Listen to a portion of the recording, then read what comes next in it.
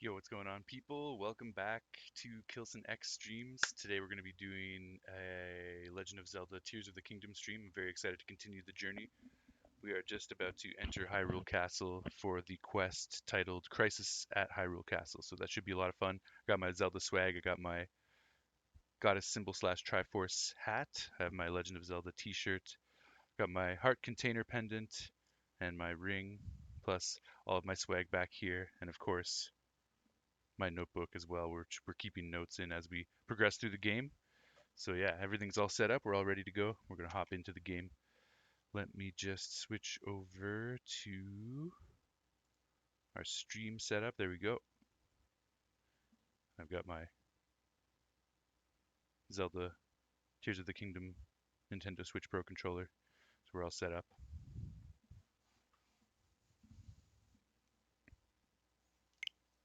We should be just waking up at.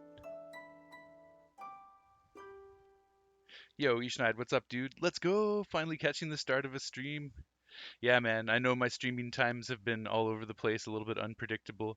I'm hoping to start to get a little bit more of a schedule, proper schedule going as time goes on. But yes, I'm happy you're here for the start of it. So we're waking up at Lookout Landing. We were down in the emergency shelter. How's your day going, Ishnaid? Are you playing Tears of the Kingdom today? Excited for the big game tonight? Don't think I have any room for any weapons. Probably not. No, I definitely don't. We'll just leave that stuff behind for now. We could take the ladder, or we could have fun using an ascension.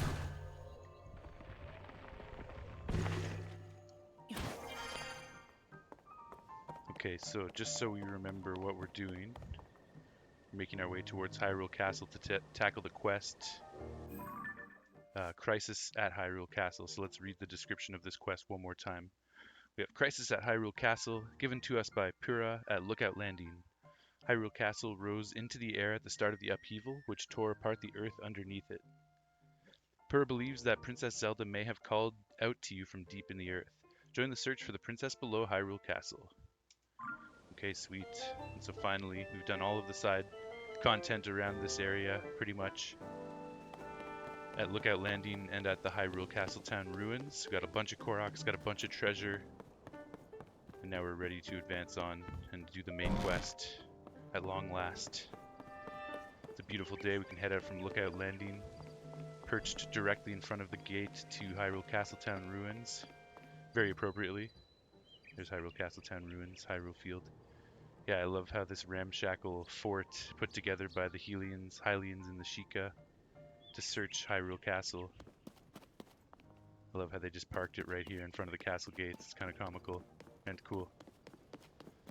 Ishnaid, all of the above. Got a blood moon when you were in an abnormal location and it was terrifying. Hope the heat make tonight interesting. Yeah, I think overall I want the Nuggets to win, but if the Heat are able to make a game of it at least and maybe even win, I think that would just make the series more exciting. And as a basketball fan, obviously you don't want the season to end, so if they win, then that extends the finals and extends the NBA season a little bit longer. I'm excited. I'm going to put the game on as well while I'm streaming. I'll just have it on mute, but I'll be watching.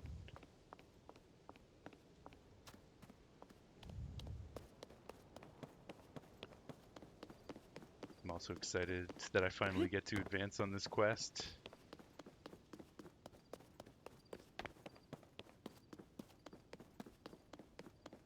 Yeah, as I was saying before, I love that Lookout Landing is parked right outside of the gate to Hyrule Castle Town. Here's Central Square. Because it just feels so, like, appropriate for the times. For this age of post-Hyrule royalty, where everyone's just trying to live and scrap together any bit of society that they can. So they're starting fresh and building one of their new establishments right outside to study this place. We already talked to this guy, but let's talk to him one more time and get a little refresher. Olif. Oh, Working hard so early in the morning? Such amazing dedication. oh, I might not match you for skill, Link, but I've been training pretty hard, and I'm pretty confident in my abilities. So never fear, I'm keeping watch, and I'll make sure no thieves sneak past me and steal any of the castle's treasure. You can count on me to keep the castle safe, Link. Cheers, thanks, Olaf. I tried to parry him the other day, but he won't attack me no matter how hard I slash at him to get him to attack. So maybe he is not programmed to retaliate to the player. Try again, but I'm pretty sure it's not possible.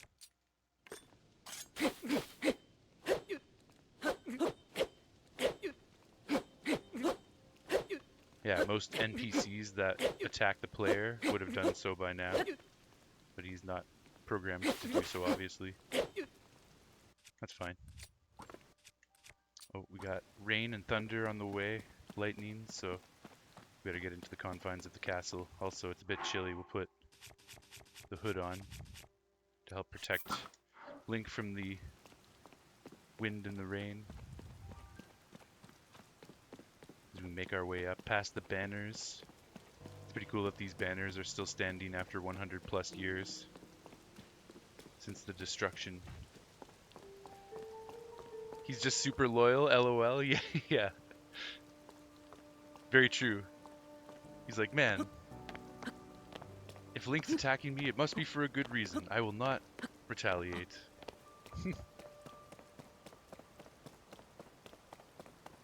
Nice, here we go to the gates. It's cool that you can actually close... Oh, can I grab that darner? Nice. You can actually close those gates with Ultra Hand down there. I decided to leave them open just because everyone at Lookout Landing is studying this area, so it'd be kind of mean to just close the gates on them.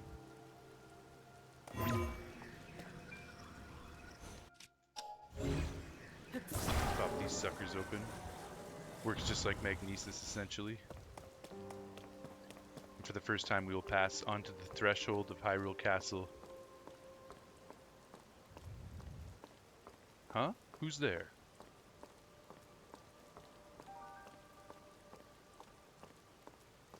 What's your name, fellow? Roseno. Hey, this area is off limits while we conduct our search for Princess Zelda and Link. Well, I got news for you, buddy. I am Link. You can't just come wandering in here like that. Link, it's you! Yeah, I know. With the hood on, you probably didn't recognize me right away. I'm sorry. I had no idea that you had returned. Wait, if you're back, then does that mean we don't need the search party anymore? Huh? You should go talk to Captain Hawes. He's leading the search efforts here from the first gatehouse up ahead. You'll find it at the very end of this road. Nice, so instead of a Lionel in the first gatehouse, we now have Captain Hawes. Good stuff. I mean, that is really you, isn't it? Can you just go talk to Captain Hawes, please?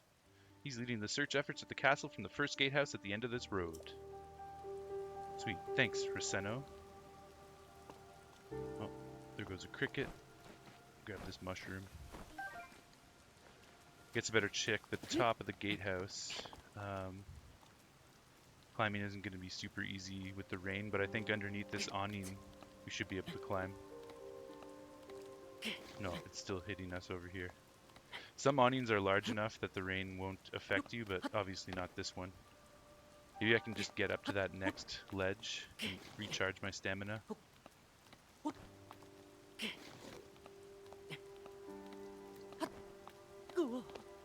Okay, nice.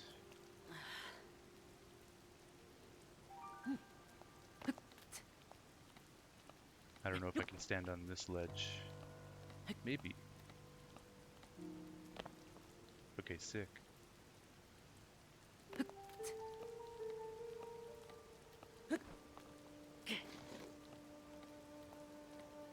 Should be able to get up here.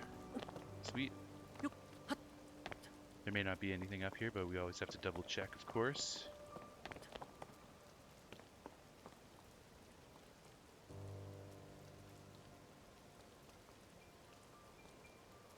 Dang, if I jump down, I'll scare the darner away.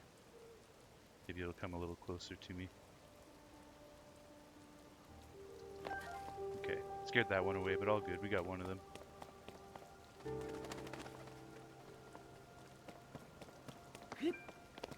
I feel like this would be an appropriate place for a Korok, but maybe not.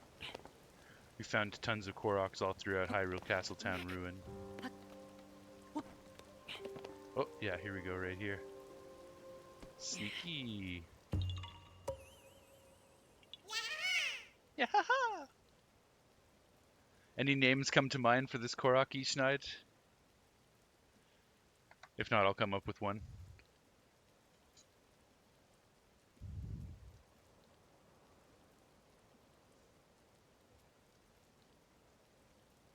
Got my journal, though.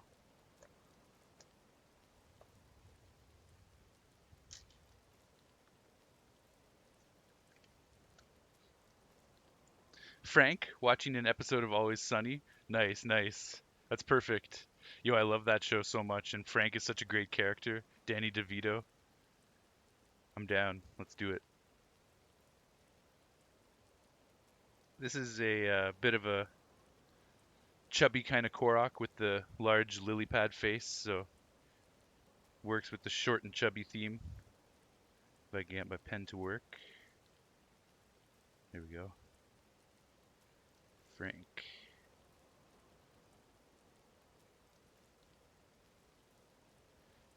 It's cool. I'm not going to go into detail about how we came to name this Korok, but this stream will be on YouTube for always, so we can always come back and look at this moment. But we have LOL, it does kind of fit him. Feel free not to use that. No, I'm happy with that. It's done. It's set in stone. He's got a pale green body. He's got a true green face. He's got a lily pad face, aka butt face. Lily pad face. He has upside down eyes. Upside down eyes. And he has a berry twig in his right hand. Berry twig, right. Okay, and then we found him Hyrule Castle Gate.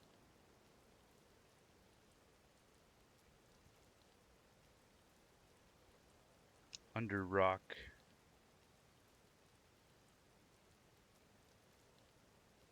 Top of tower. Okay, sweet. So Frank is in the books.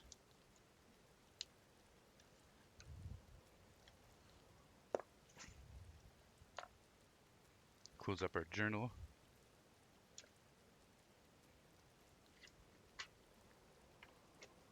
Davey, my brother. Thank you so much, sir. You are a G. I much appreciate that. Caffeination is a requirement. My roommate and good friend Davey bringing me a coffee for the start of the stream.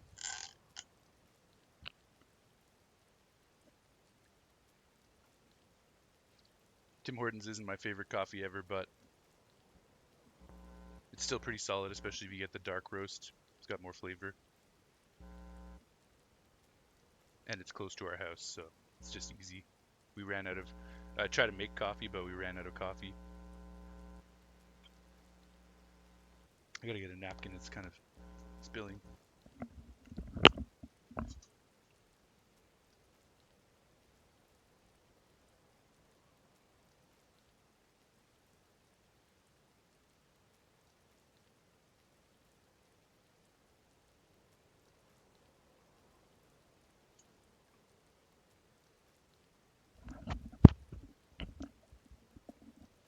Alright, sweet.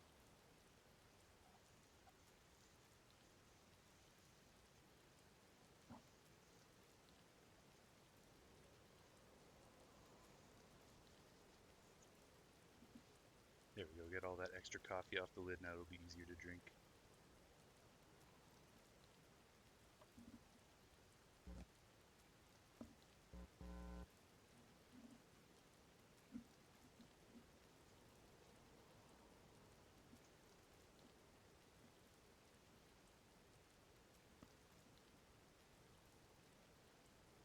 Okay, sweet. Korok seed. This small seed was given to you by the Korok named Frank. It has a distinct smell. If you gather a bunch of them, you never know what may happen. Bye-bye. Take this, Frank. Ouch. Again. Ouch. Bye-bye. I want to see if I can get the Gya and the Oof. There's the Gya. Now the Oof. Cheers. Thanks, Frank. Our work here is done. Uh-oh. He's in a... He's in a loop.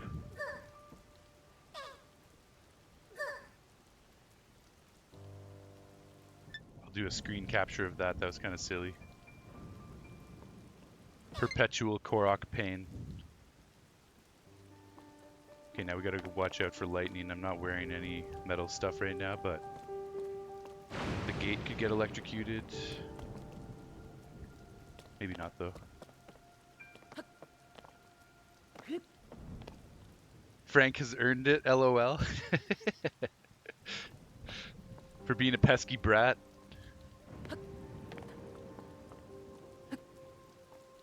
There's that Korok Lily circle down there, but I want to do an epic dive. So I don't just want to dive off the bridge, I want to dive from higher up. So, oh shit. Wow, I didn't die somehow.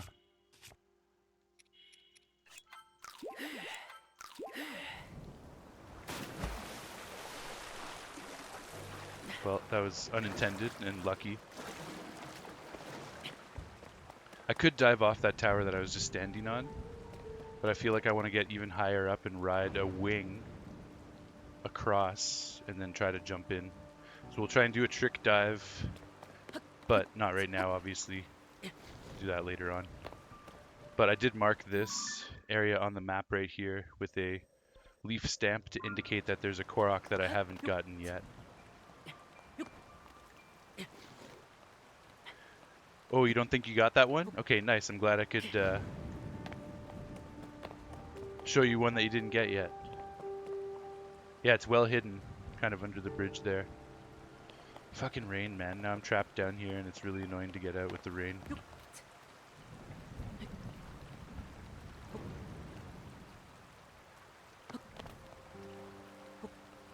I could eat this clinging food, but I find at least the level 1 slip resistance isn't that good. But it'll still help a little bit.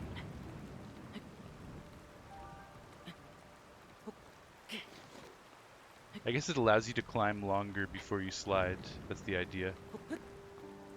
But you still slide after doing a jump like that. Let's get a little more stamina and just keep brute forcing this.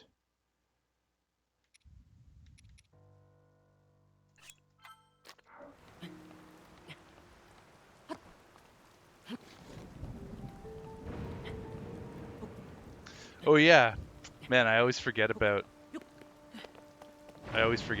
Ascend. Good call though, Ishnaid. I also have an ability, absolutely. Like I used Ascend at the beginning of this episode to get out of the emergency shelter, but I don't always think of it, so I have to just start like remembering that I have that. Okay, we talked to this dude. We went up, there's nothing in that tower, so I think we're done with the gatehouse. Stay away from the trees because the lightning can electrocute those and kill us.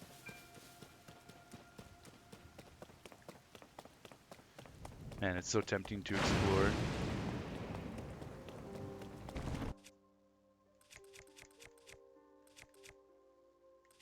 Okay, I'm not gonna fuck around with that. Although the lightning storm's almost over here.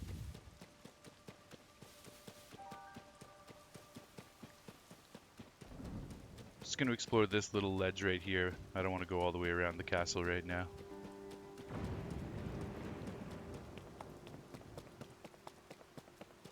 Looks like all we have is a boar.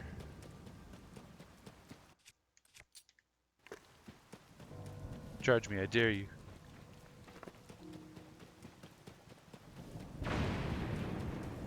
Oh cool, this would have been one of the water reservoirs in Breath of the Wild, but now it's all empty.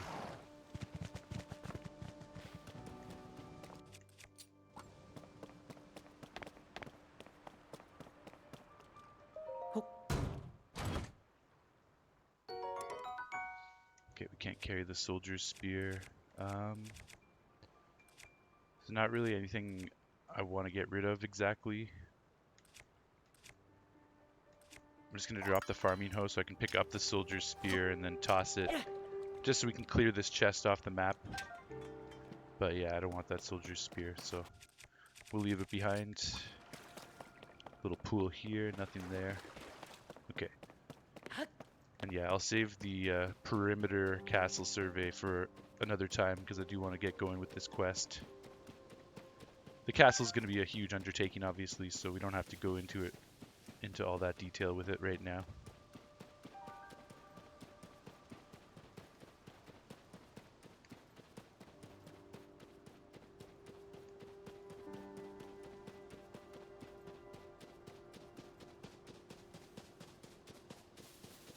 Nice, this tree's still fallen, so I might as well axe it.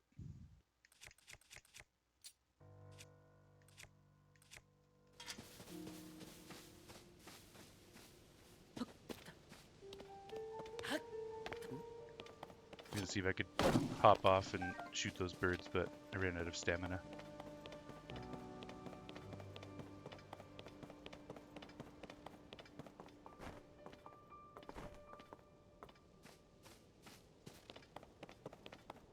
Okay. Let's try to get the camera a little bit more center there. There we go. Nice, so this looks like this is our man right here. I love the music right here. It's really beautiful and reflective. It's like there used to be, like, we know this area and we're coming back under different circumstances.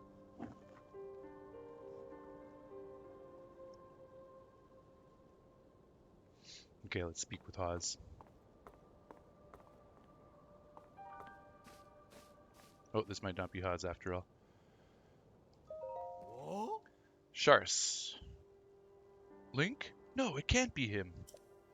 I can't allow anyone past here. This area is restricted only to those involved in the search for Princess Zelda. This is by direct order of Captain Haz. If you insist on passing, you'll need permission from the captain. He should be in the first gatehouse up at the end of this road. Oh yeah, I forgot he's in the first gatehouse, of course. So, just wanted to see what he would say. Where do you think you're going? Alright, Mido. You're not permitted in there. You're not getting past me. Captain Haz gave me strict orders about who's allowed in. If you insist on passing, you'll need permission from the captain. You should be in the first gatehouse up at the end of this road.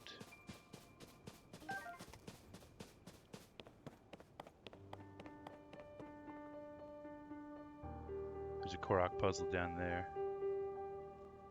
We can make another diversion.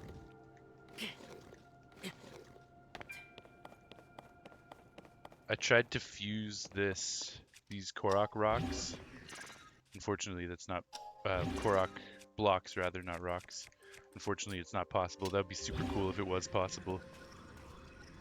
That'd be a really unique and rare weapon to have. A weapon with a fused Korok block.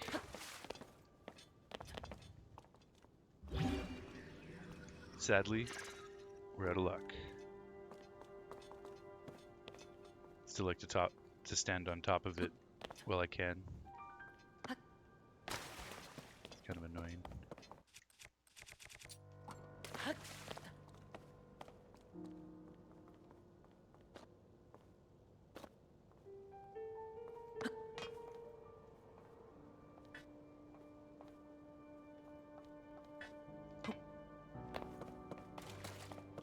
It's tricky to jump up those. You can't climb it.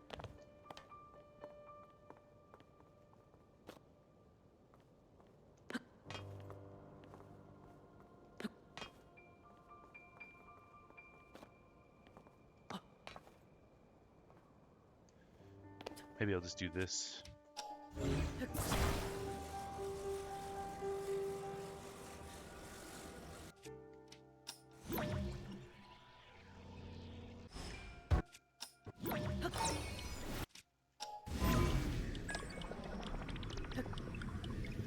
Oh, I can't go up?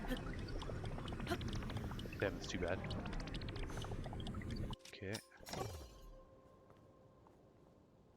Well, I'll just go like this then.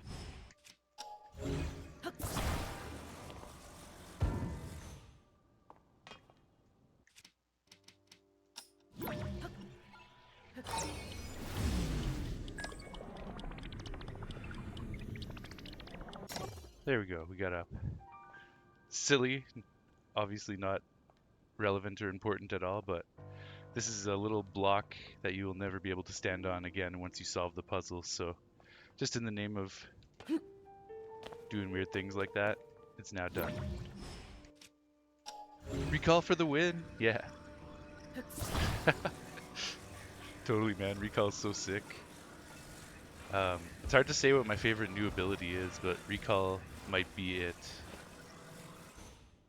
Oh, no, that's not correct. Let's see. It's hard to see.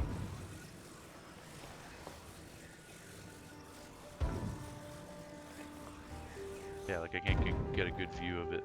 But here we go. This is what we want.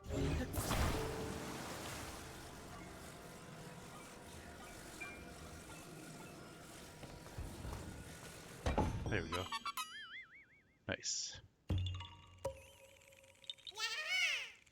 Yeah, haha! You found me! Korok Seed. I had the name Igor in my mind, so I'm gonna go with Igor for this guy.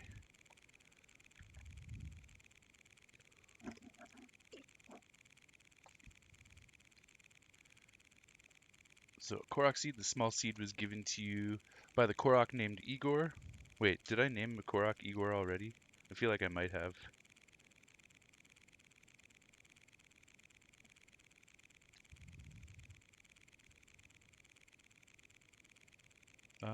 No, maybe not actually.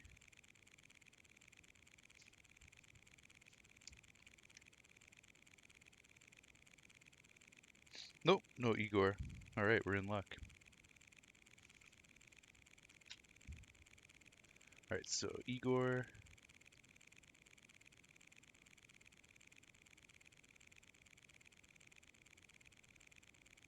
He has a banana leaf face, long eyes. He has a gray-blue body.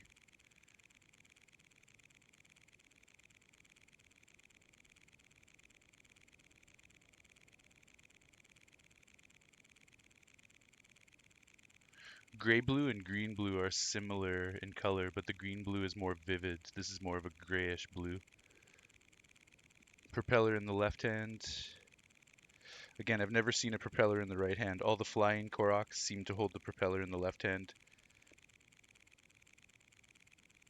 Who knows, maybe I'll find one eventually that has the propeller in the right hand, but I think they're just programmed to always have them in the left. And then he has a true green color face as well. And we'll say block puzzle,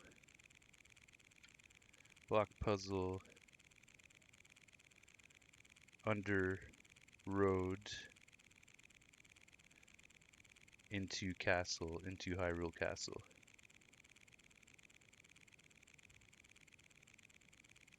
Sweet. Alright, so Igor's in the books there.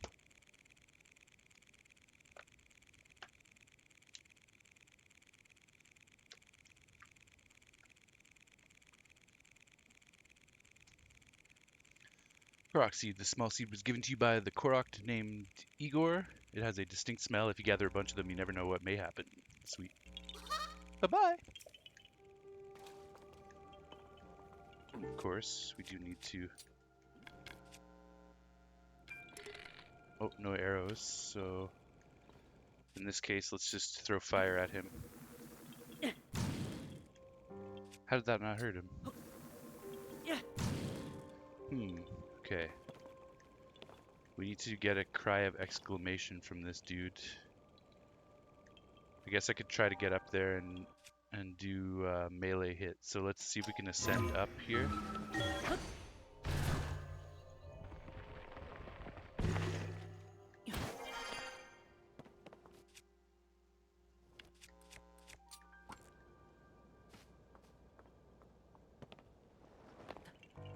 Sweet.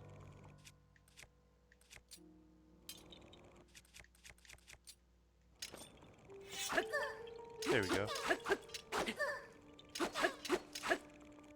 Cheers. Thanks, Igor. Could use the send again, but let's try climbing. It's gonna be close, but I think once I get into the red, I should be able to make that jump. Yeah, that shouldn't be a problem. Perfect. Alright. Continuing on.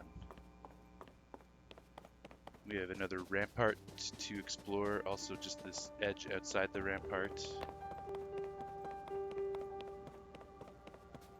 I'm not going to explore too deeply around the castle at this time, but this is a en route obvious thing to check out, so we might as well. And here we go, here's another Korok. Let me see. Okay, sweet, I was actually going to come in here anyways. Hey, some barrels that actually aren't all broken. Maybe we'll get some supplies out of this. Sweet, arrows, that's perfect, we needed arrows. Oh yeah, I actually meant to buy arrows off of the salesman out in, what do you call it? Lookout Landing. But I'm not going to go back down there now. I guess I'll drop the pot lid in exchange for the Traveler's Shield, it's better. Even though I really love the pot lid because of how terrible it is. It's kind of a fun meme item to have. But I'll go with durability this time. Probably up here, yeah.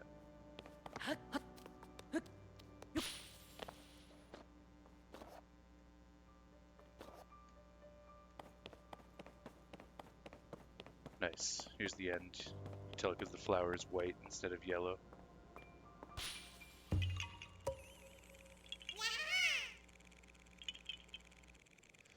Nice. What to name this guy? I'm gonna call him Gerbil. Kind of like my horse Snurble, but with a G. Gerbil. Not gerbil. Gerbil. It's pronounced Gerbil. Important distinction.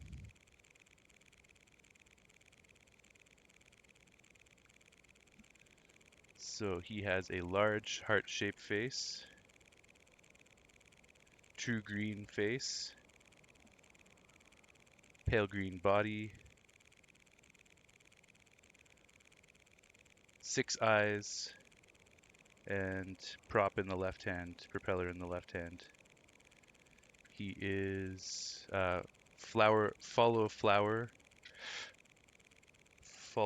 flowers. I'll put flower following puzzle. Flower following puzzle. Road up to Hyrule Castle. Nice. Gerbil's in the books. I like a little bit of variety. We get some normal names in there and some freak names in there. We also have to do some females as well, some female names. Some of them look more feminine than others, so try to look out for those ones. Yeah, haha, you found me! Korok seed. This small seed was given to you by the Korok named Gerbil. It has a distinct smell. If you gather a bunch of them, you never know what may happen. Nice. Bye-bye! Oh yes, and of course, you're not getting off scot-free without taking some hits. Yeah, oof, and where's the ouch? There we go.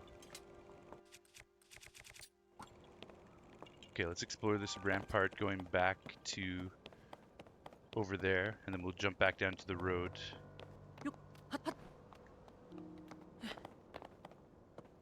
Nothing on top.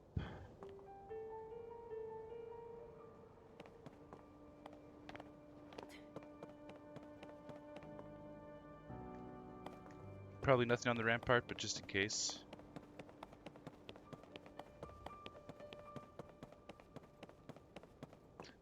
Haha, a hightail lizard. Our efforts were rewarded.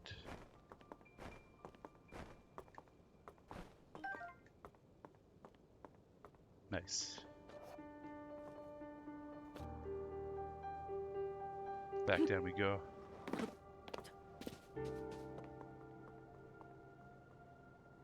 Yeah, we'll explore that stuff down there later. Now we'll walk up the road properly and talk to these NPCs. Have a look down here.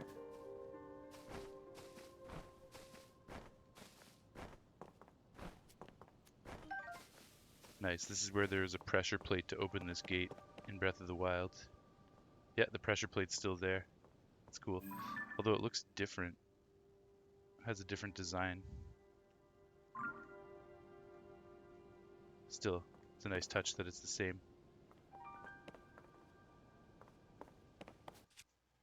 Let me just chop this tree down just because I feel like it. Nothing like some charred wood to take on your journey.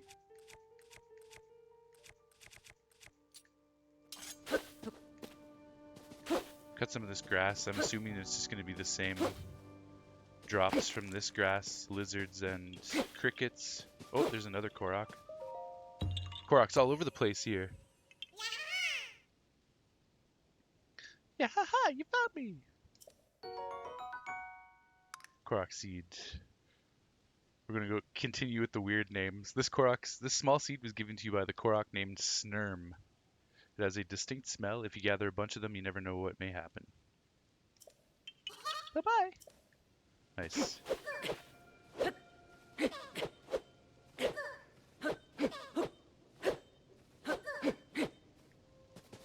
See, that's more of a... Actually, it's... I guess I was calling that green-blue, this body color. It looks more like blue in this lighting. But I'm pretty sure that's like the green-blue, like the turquoise-ish kind of color.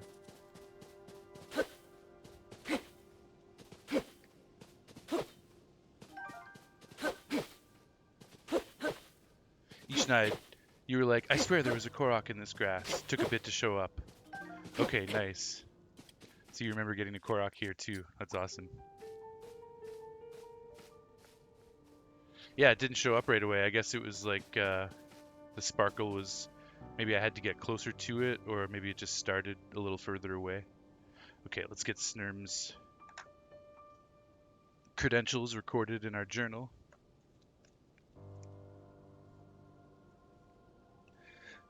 Does the game start at 8 tonight? Or 8:30?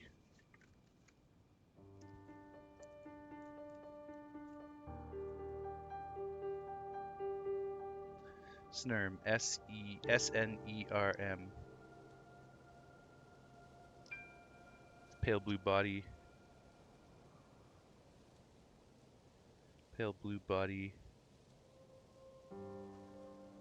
Light green. Or no, I was calling that like a yellowy green. Yellow-green face. Yellow-green face. This is large arrow head face. And double berry twigs. This is very close to the Korok description that Scooch wanted to be named after. He said he wanted double berry twigs and one of these mustache faces. But I think he wanted a different body color, so it's very close, but not the exact one. We'll keep looking for Scooch, the Korok. This guy's got derp eyes. And double berry twig.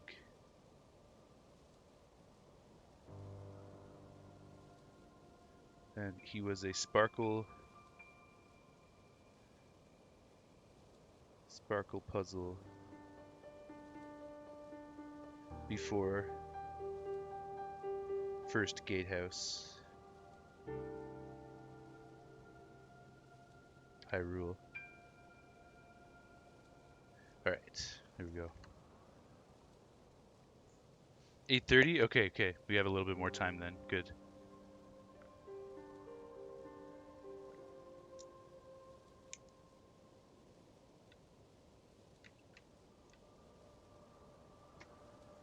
I'm excited though. This is going to be a crazy basketball game. I'm hoping Jokic and Murray have another big tandem night tonight. But, like I said, if the Heat win and extend the series, then that's cool too.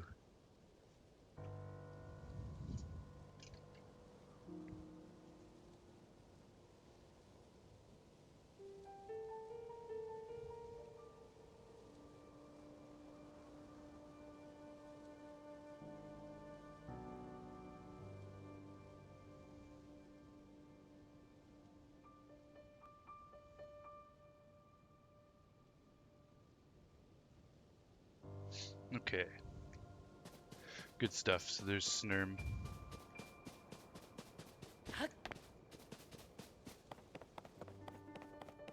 Got some NPCs to talk to. I think there's 3 of them. Probably more, but I saw 3 so far. It's a sunny afternoon. We'll take the hood off.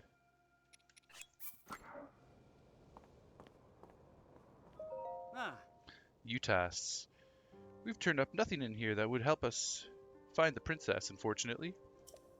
Huh? You're the spitting image of Link. I bet if Captain Hawes saw you, he'd be so startled he might even fall off the gatehouse over there. Oh. I keep looking at you, and you keep looking like Link. Okay, that's the same. Right on, right on.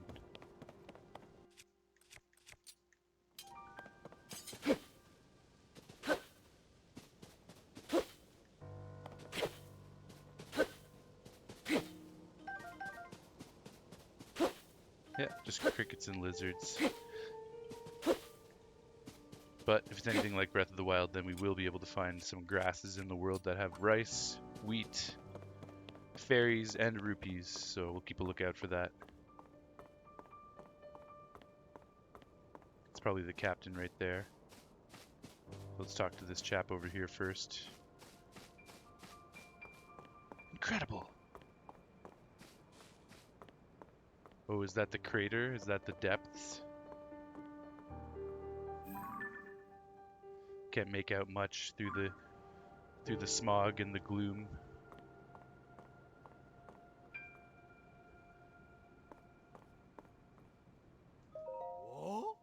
Flavor.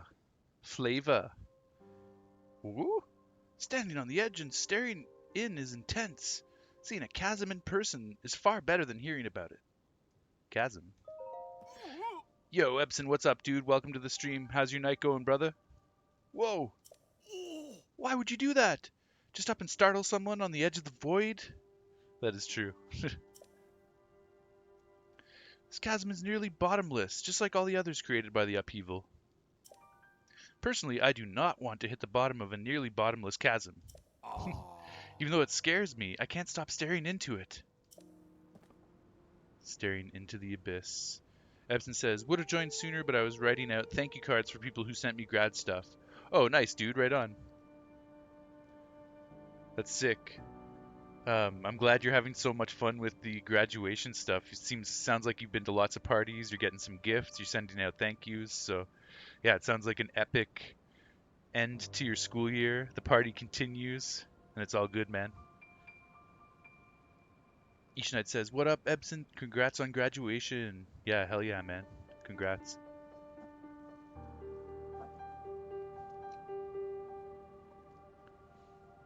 I'm still down to try and fight that dungeon boss a little bit later, maybe after my stream, if you're still awake later, Ebson.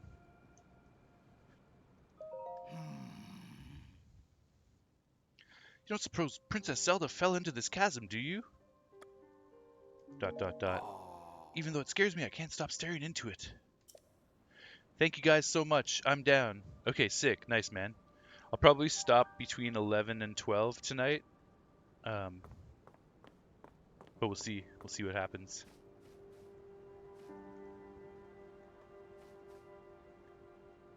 I'm on the precipice of doing some story-related stuff here, so it might be a pretty exciting stream, and I might go a little bit longer.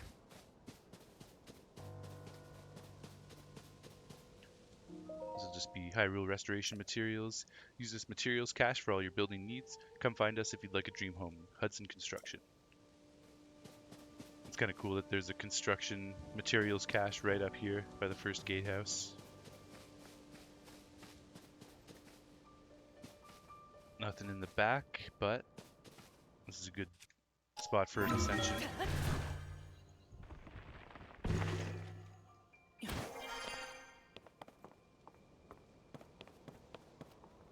How's your Tears of the Kingdom journey going, Ebson? Still blowing through shrines and whatnot? First gatehouse, Hyrule Field. Okay, sweet. So this used to be a Lionel battle arena, and now there's a little encampment set up here. It's pretty neat. Let's go down and enter properly.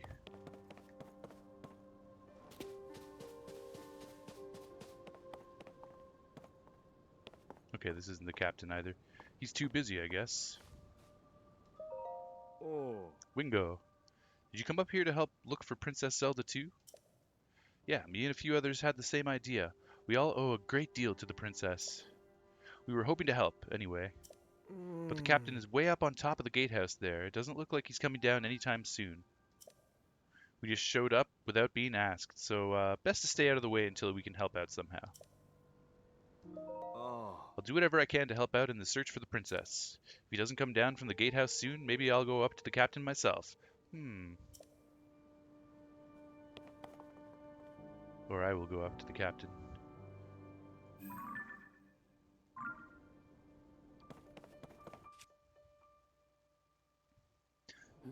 It's going amazing. You've gotten back into Pokemon Violet too? Nice, nice.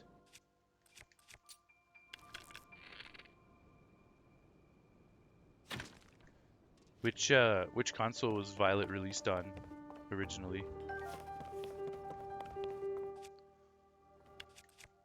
Some of these shields in Breath of the Wild had Koroks in them when you shot them, so anytime I see one, I just shoot it. Okay, let's just check the perimeter of the gatehouse, then we'll go inside, and then we'll go up to the top and talk to Haas.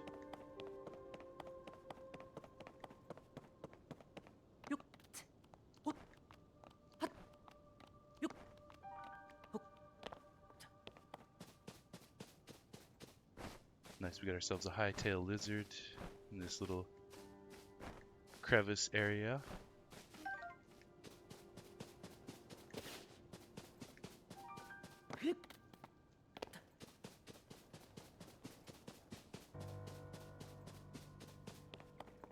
Oh, it's the newest game released on Switch. Nice, nice. That's awesome, man. I probably told you my Pokemon cards got stolen and I kind of lost my love for Pokemon when I was a teenager. So I haven't played too many Pokemon games. But I'm glad you're enjoying it, and I'm glad it's a sick new Pokemon game.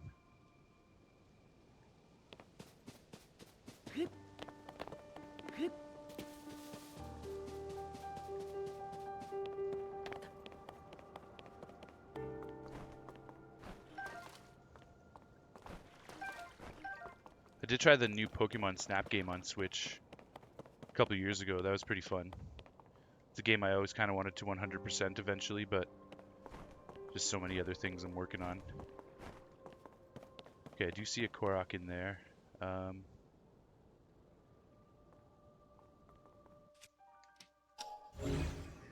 Could probably get him like this, or even with Fuse. But if I get him with Fuse, then I won't be able to hit him with the rock. So let's do Ultra Hand instead.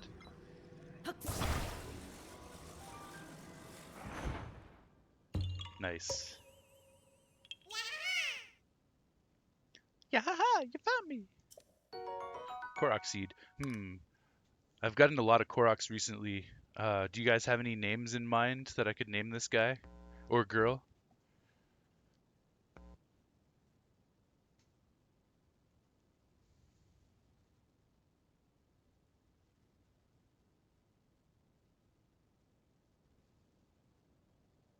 Chester, I love it. Let's do it.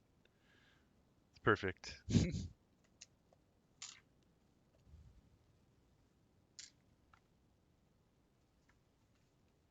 And this should be Korok number 64. Perfect. So I'm in line in my journal.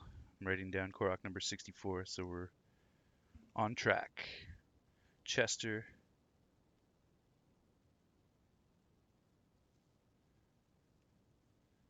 He has pale green body.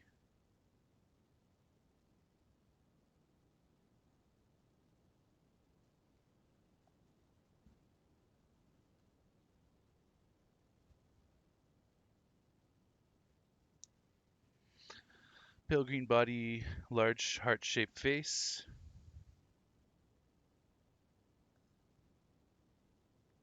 Dark green face, dark green.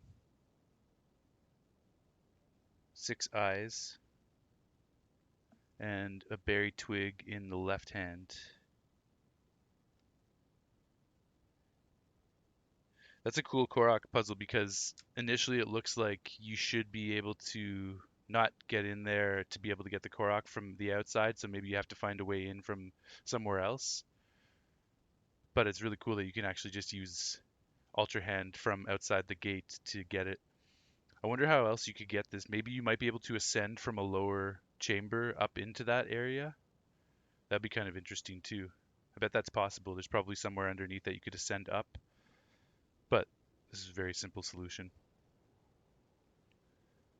Korok seed. This small seed was given to you by the Korok named Chester. It has a distinct smell. If you gather a bunch of them, you never know what may happen. Nice. By the way, did I name a Korok Ebsen yet? I don't think I did I?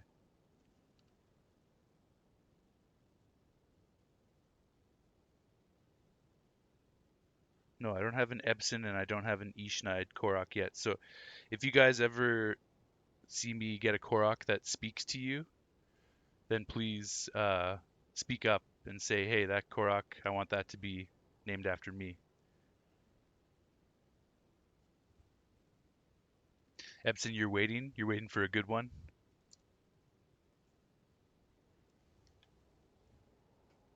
Okay. Bye-bye.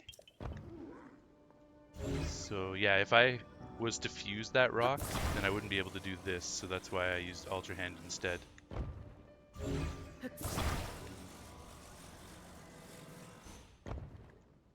I wonder if I can shoot arrows through there as an alternative way to get a cry of exclamation from this dude. Let's try. Just curious. No, I don't think you can. Nope. Yeah, so it's a good thing I didn't fuse that rock and remove it. Although, how would fuse even work through here? I don't know if you can fuse. Let's try now. Because there's a gate in the way, right? So we might not even be able to use fuse.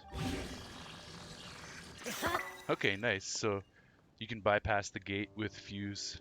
That's cool.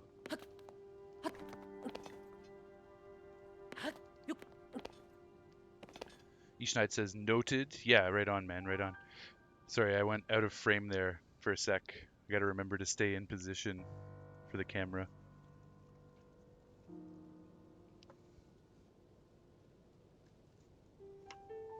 Oh yeah, and we also have to record how we got Chester. So Chester was under a rock, under rock, in aqueduct, I guess. An aqueduct near first gatehouse.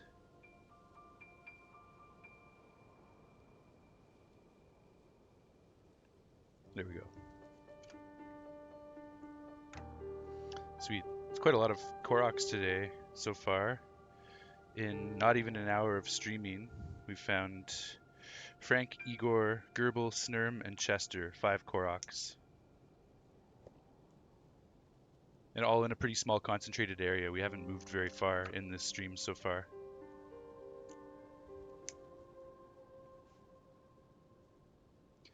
Based on the fact that I haven't even left Central Hyrule and I already have 64 Koroks, I'm assuming there are at least 900 Koroks in this game, if not more. If you guys know the count, please don't tell me. But yeah, there's got to be at least 900.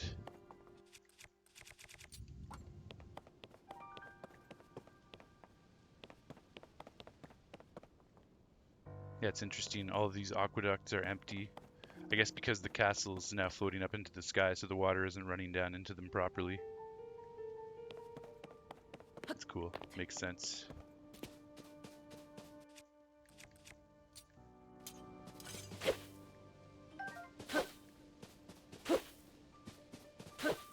Okay. Let's go talk to the people inside the gatehouse before we go up and talk to Captain Hawes.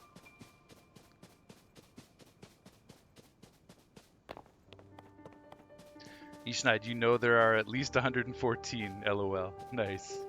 That's how many you've collected so far. Good stuff.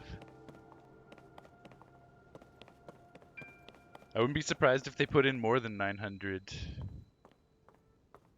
But we'll see. First gatehouse, Hyrule Field. Nice. So let's check this out. We have a cooking pot. Got some more official, highly intense royal tents with the goddess symbol. Nice, we have a soup ladle.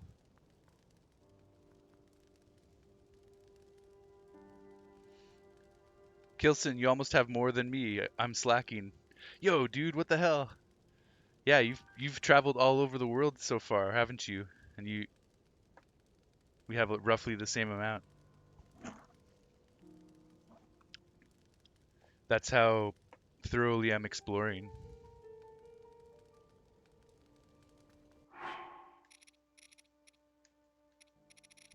I kind of want the soup ladle. Silly, I know, but it's fun. Meh, I'll leave it behind for now. I just like the immersion of cooking with a soup ladle in my hand. Let's just do that, and then I'll pick it up again. You have more shrines than Koroks? Wow, that's crazy, man. I mean, shrines are more fun to find and do than Koroks are, so I don't blame you for that. You'll get him. I'm assuming you'll probably 100% your file eventually, so you'll get all the Koroks eventually. Okay, let's mark this on the map. Cooking pot icon, very good. That wasn't exactly centered over the pot. Let's try that again.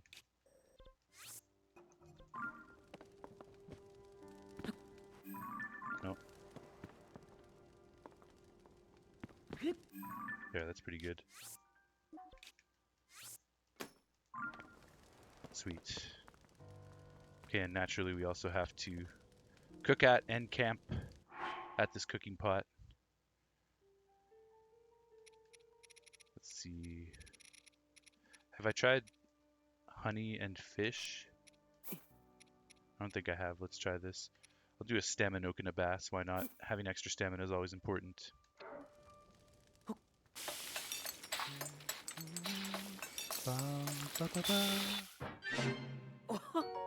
Nice, there we go. A new recipe. Energizing glazed seafood. So that'll give us 6 hearts of recovery and 1 full stamina wheel plus 3/5 of a second stamina wheel. Instantly refills some of your stamina wheel, a seafood dish that you can actually wolf down whole. Nice. I was thinking about doing a cooking segment on my YouTube channel at some point and cooking recipes from Breath of the Wild in real life using the cookbook that I have on my bookshelf as well, just as a prop and a little fun thing to add to the video. So I like to check out some of these recipes and see which ones would be viable for me, ones that I would actually want to eat. Like the veggie rice balls, I would eat that. Energizing glazed seafood, I would eat that. I'm not huge into mushrooms, so I don't know if I would have that fruit and mushroom mix. Simmered tomato, could make something good out of that. Monster rice balls, We probably just mix like purple food coloring. That'd be interesting. Some of the more fishy ones I'm not so into, like the seafood skewer. It has like squid and lobster, or like squid and crab rather. I'm not a huge seafood guy. I do like fish, but I don't like the more exotic seafood stuff. So I'll probably steer clear of those recipes personally. I could do a fish skewer. Obviously, a seared steak would be easy. Yeah, there's some different recipes that we could play around with. Do it! Yeah, it's something I've long wanted to do, so I probably will do it at some point, Epson. Yo, making a monster cake would be pretty sick. Um, because you could just make a purple cake that looks like a monster cake and it would be delicious. But it would also be really hard because I'm not a baker or a cake decorator.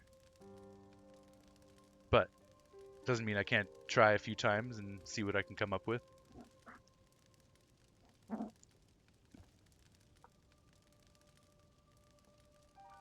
Okay, we made that recipe. Now let's sit at the fire until morning. Sit by the fire until morning.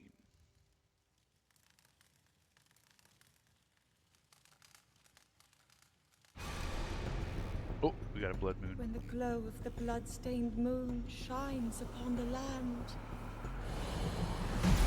the aimless spirits of slain monsters return to flesh. The world is threatened once again.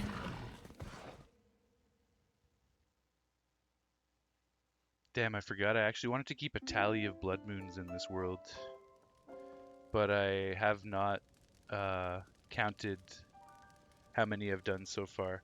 So here's what we're going to do. We're going to start a count right now. I'm going to open up my journal. We're going to start a count right now. I'm just going to do like a tally type count. Let's go straight to the back page and start blood moon tally. I can always go back and watch my previous streams to tally those blood moons.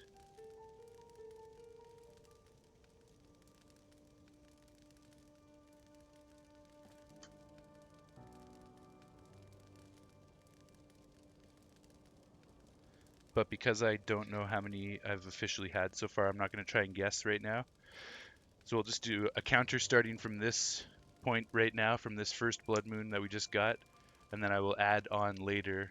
I'll go back and watch those previous streams later on down the road and add those number of blood moons on to my total. So we'll just start right here with number 1 being this one.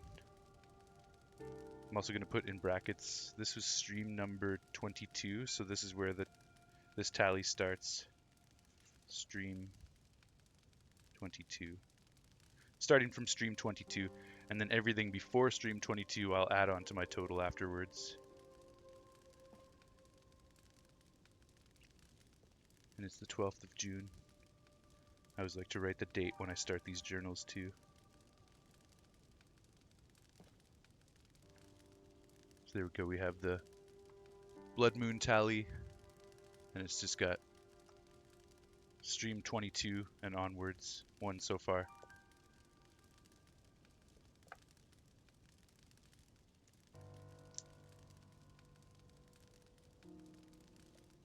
All right.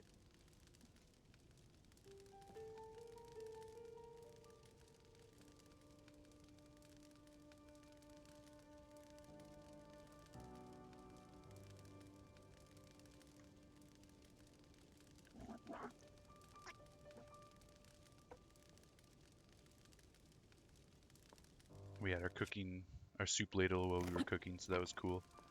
Toss that out the window and pick up our Zonite sword now.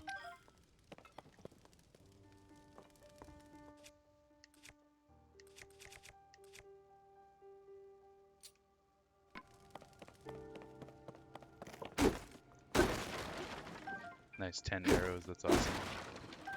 Another arrow, beauty.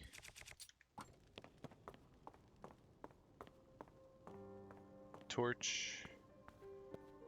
Nice little tent. Be kind of fun to camp out here. Fearsome Lionel used to roam these halls, and now we can camp casually. Guess I did technically camp right here by the fire. Just have suitcases, rope, some sleeping bags, some satchels, a knapsack, a crate. Good stuff. More supplies, and this chap. Perpin. Just like I thought. The weapons here have all decayed too. Wonder if there are any intact weapons left anywhere in the world. What about the weapons? Hey, it's a new face. During the upheaval, all the weapons, swords, spears, claymores, you name it, suddenly decayed. I've explored many regions in search of weapons that might still be intact. I found none. At this point, I'd be surprised if there were any intact weapons left in Hyrule. They're also a real pain to repair, so the best thing to do is strengthen them.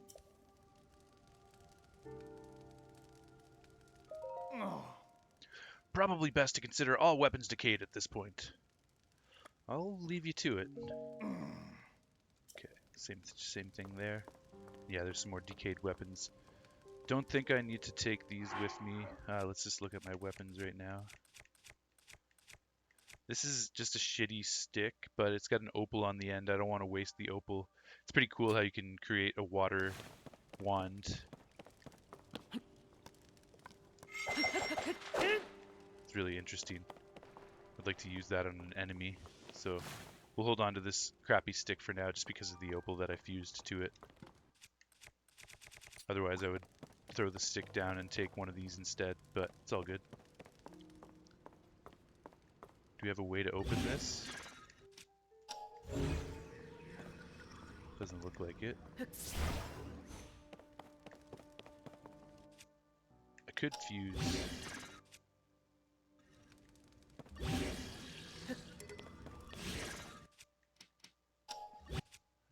I think everything's already fused already.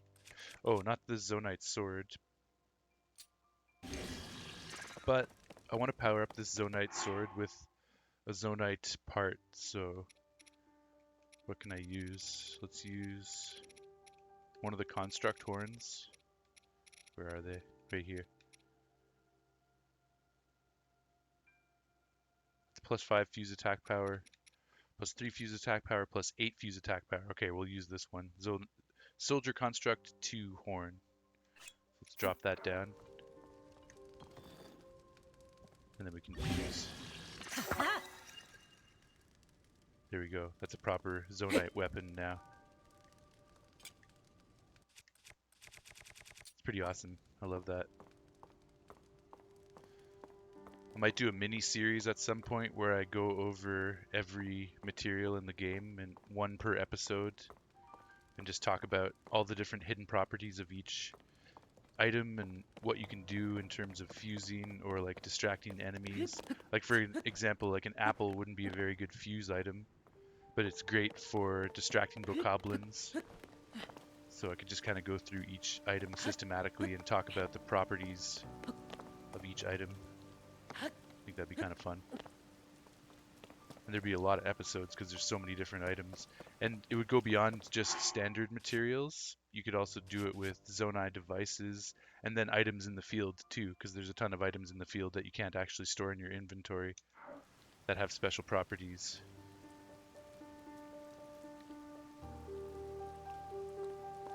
Epson, you made a stream layout for yourself? Nice, nice. You're gonna put it in the Discord. Sick, dude. Is it like an overlay for how you want your stream to look? I have one of my buddies that's been checking out the stream. He wants to practice doing some of this stuff, and he said he was going to make like an overlay for me and an animation as well. He's going to do an animation for me, which is really cool.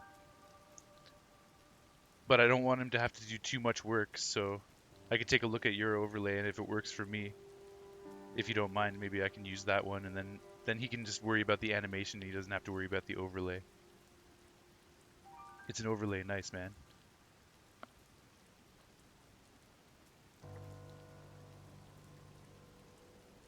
But also, I don't want to steal your overlay, so... Okay, let's talk to all these people. Wait, I just want to see something. Okay, good. I did mark both these cooking pots. I remember these two were close together, and I just wanted to make sure I marked both of them. You're down to share it. Okay, cool. Nice, man. That's very kind of you. Yeah, I'll definitely take a look at it. Sawtoo. I finished up the search around here, and I'm ready for my next instructions. But Captain Hawes is kind of on edge. I don't want to bother him. Ah. Oh, did you need to report something to Captain Hawes? Feel free to go on ahead. I can wait my turn. Oh. Okay. It's getting a little bit rainy. Let's put our hood on.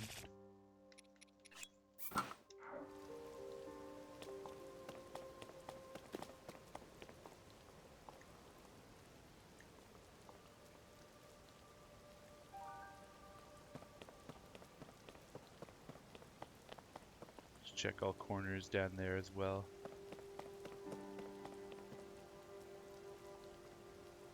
Make sure there's no hidden Koroks.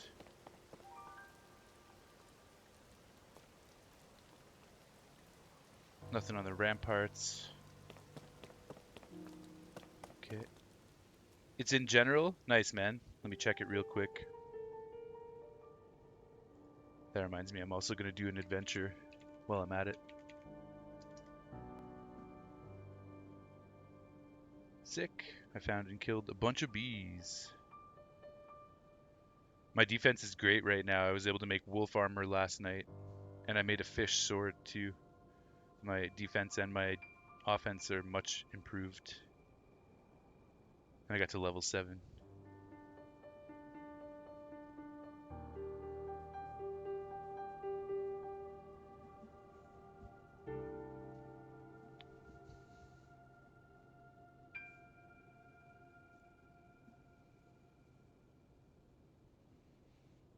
Oh, nice, Ebson. This is a stream overlay you've been working on just to start, though. That looks really great, man. I like it. I like the circular things in the Triforce. The circular shapes kind of remind me of like the Zonai circles on the Pro Controller and that you see around the world of Hyrule. I'm assuming that's what you were going for there. It's good stuff.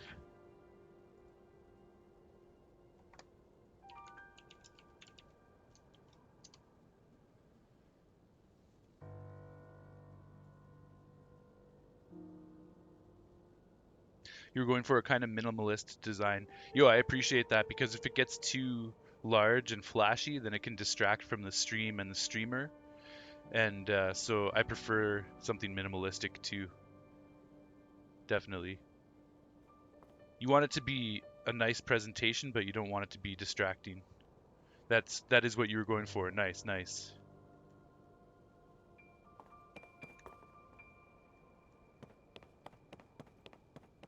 Were you using like a paint or draw software, or what were you using to make that? Check out these towers real quick. Probably nothing on any of them though.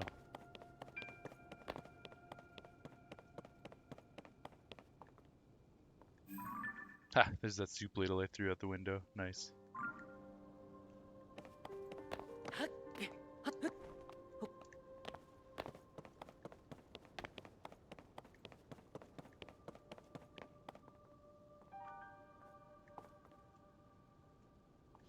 Make sure there's nothing on those ledges either.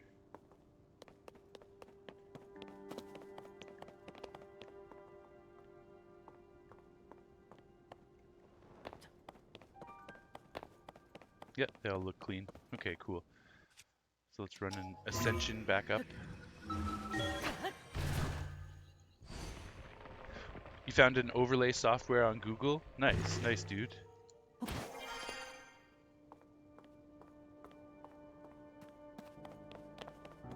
Okay, before we talk to the captain, let's just go right up to the top of the gatehouse. Might as well.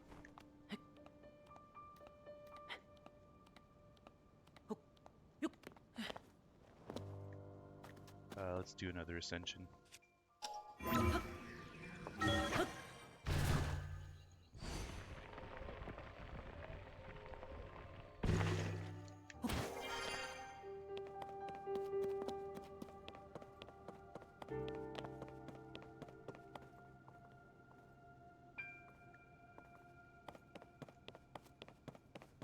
looks clean. I don't think there's anything up here. But of course, we do have to climb, just in case. Oh, there we go. There is a hidden little dude.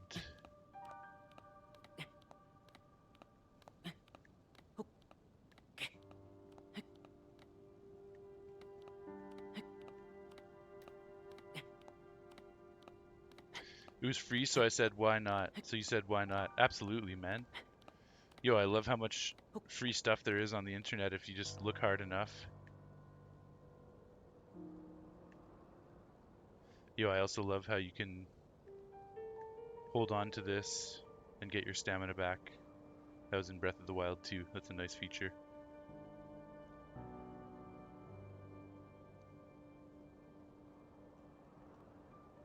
It's a great view of Hyrule. I haven't been this high up since I was on the Great Sky Island. Well, I guess some of those little islands, actually, like that island back there. But yeah, other than floating islands, I haven't been this high up in the world, so that's kind of nice to just look around a little bit. Got Necluda, Kakariko over that way. Hateno beyond that. I really want to get back to Hateno and see what's going on over there. See if my house is still intact.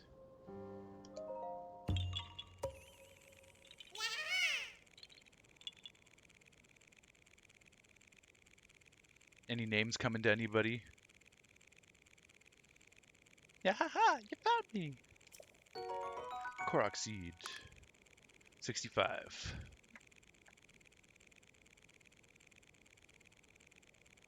Okay.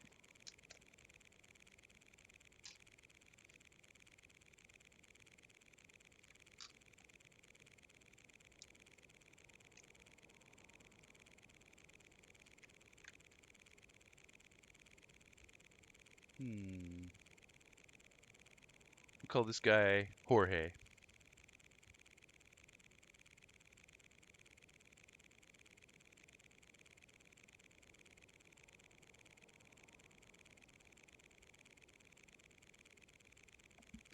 So he has... So Korok Seed, the small seed was given to you by the Korok named Jorge. It has a distinct smell. If you gather a bunch of them, you never know what may happen. Nice. Bye-bye! Let's say he has a tan body. It was a little bit hard to tell in the light, but I think that's like the tan body, yeah. Tan body. True green face. Small heart-shaped face. Prop in the left hand. And his facial features are the sly grin. Yeah, the sly grin. That's like my little Kilson the Korok dude has that same type of face. Different color, but same sly grin. I don't know if I'm going to be able to find Kilson in the world because his body is all one color, monotone, and all of the Koroks in Breath of the Wild and Tears of the Kingdom seem to have like a dual color. But if I had to associate the closest color possible to this, I'd say it's this body color right here, the tan body color. However, this is a green face instead of a red face, so this can't be Kilson the Korok. So we're going to keep searching. We're not going to get an exact copy, but we'll get something close.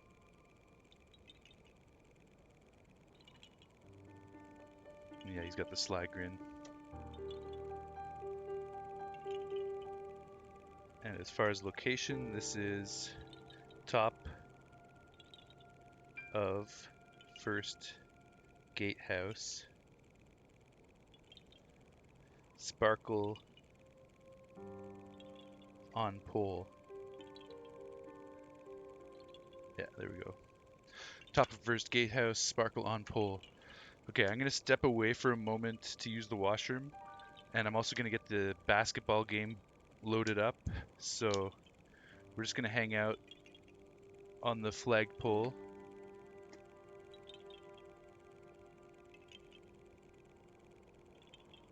with our new Korok friend. I forget his name already. Jorge, of course. So yeah, we're just gonna hang up here with Jorge. I'll be back. I just gotta use the washroom. Get the NBA finals booted up as well.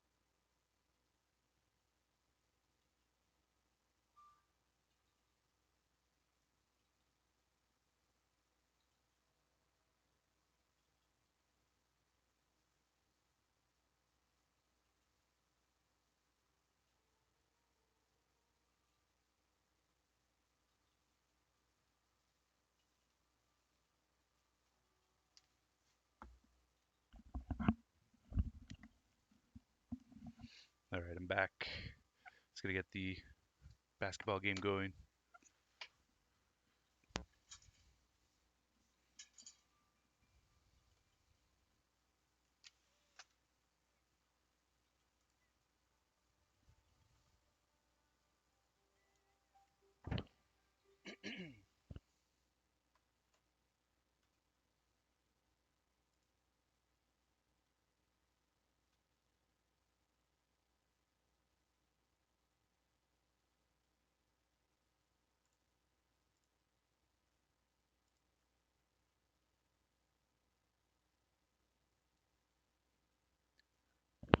Epson, you put the finished product in general. Nice, man.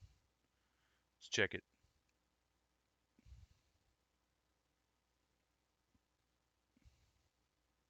Oh, a nice catch. Raining coins. You caught it, and everyone gets 1,394 coins. Nice, dude. Thank you for that.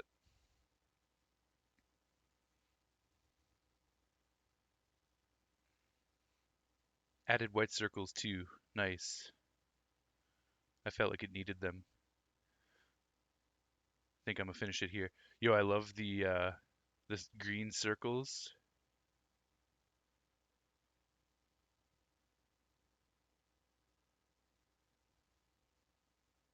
like on the logo.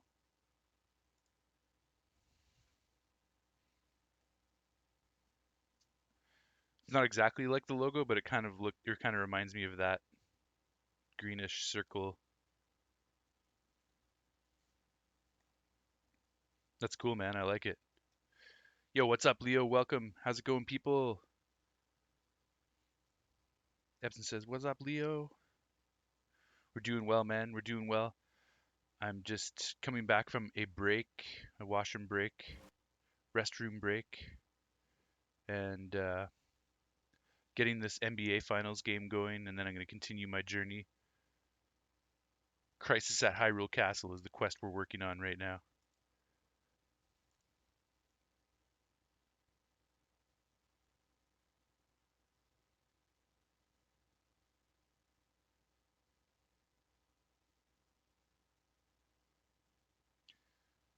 At Kilson, get Breath of the Wild and Tears of the Kingdom games together and see the magic. Are you talking about like the game cases?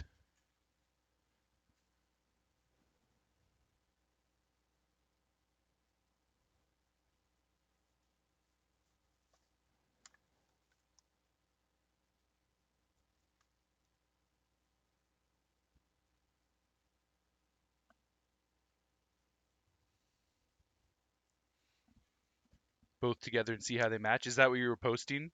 I didn't want to look at your post just in case there was spoilers, but I saw you made a post.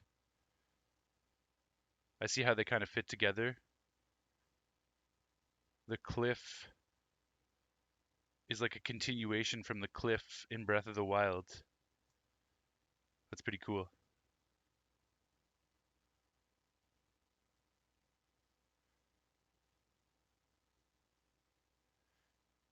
Yeah, they do. It's the same cliff. Totally, man. I can see that. That's awesome. That's really cool. I like that. That's a really interesting detail. That's cool that someone found that. Obviously, the backsides don't do anything like that, but love it. Yeah, totally. Each Knight says, nice find. Yeah, that is a nice find. One more time on the front. There we go. Sick. Nice. Thanks for that, Leo. Thanks for pointing that out, dude.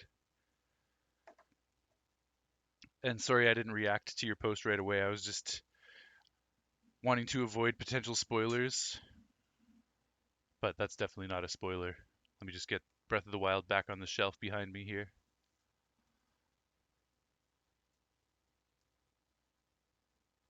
There we go. All right.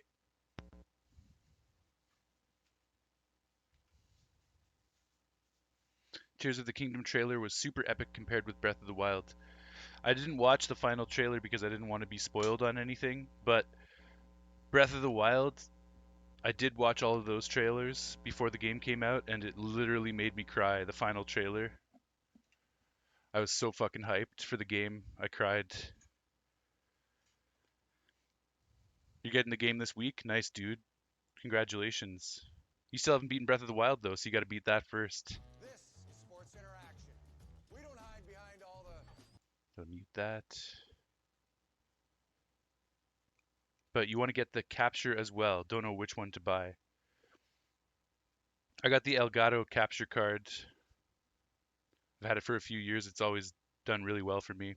And I know they're cheaper now too.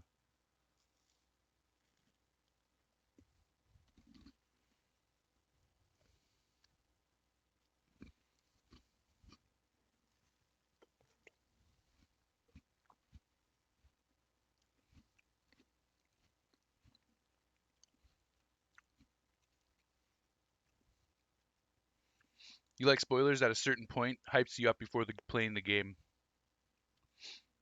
That's how I used to feel all the way up until the Final Fantasy VII Remake came out a few years ago. I made the decision with that game that I wasn't going to watch any previews for it. And I've adopted that philosophy for every important release ever since. And that's, on one hand, I am missing out on some hype and like the community hype because I was a part of that for Breath of the Wild and it was really fun. But on the other hand, I have a more organic experience going into it blind and not knowing what to expect. And I really value that experience. So I've decided just to roll forward with that philosophy, and I'm not going to be looking at previews for big games that I'm excited about anymore. But I understand wanting to be a part of that hype, so I totally get where you're coming from, Leo. Ebson, the Tears of the Kingdom OLED is the best purchase I've ever made. Dude, man, it's so beautiful. I don't blame you for feeling that way. I love my Tears of the Kingdom OLED. It's amazing. I'm really happy too. I was on the fence. I wasn't sure if I was going to buy it or not, but I got a nice tax return, and in the end I was like, fuck it. I want to stream this game. I want to make YouTube videos about it, TikToks about it. I want to be an authority on the game eventually, so I feel like I should just have all the swag. Yo, you're doing the Resident Evil Survivors path. Nice, man. RE 0 to 8. I want to do that as well. I own every Resident Evil game, either physically or digitally. I'm also interested in doing that because I love the Resident Evil series. Are you going to play the remakes or are you going to play the originals? Leo says, better graphic quality. Epson, the OLED is just such a nice console too. Yeah, it's beautiful. It feels great. The lighting for playing on the go is really awesome. I want to go have a barbecue with my friends in the park and play Mario Kart on the go on the new screen. I think that'd be really fun. Leo asks, better graphic quality or just new screen?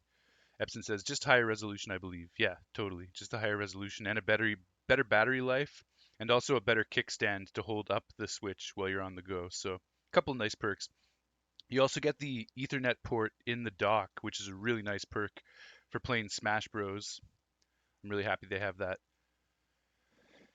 With some better physical features like the kickstand. Yeah, exactly.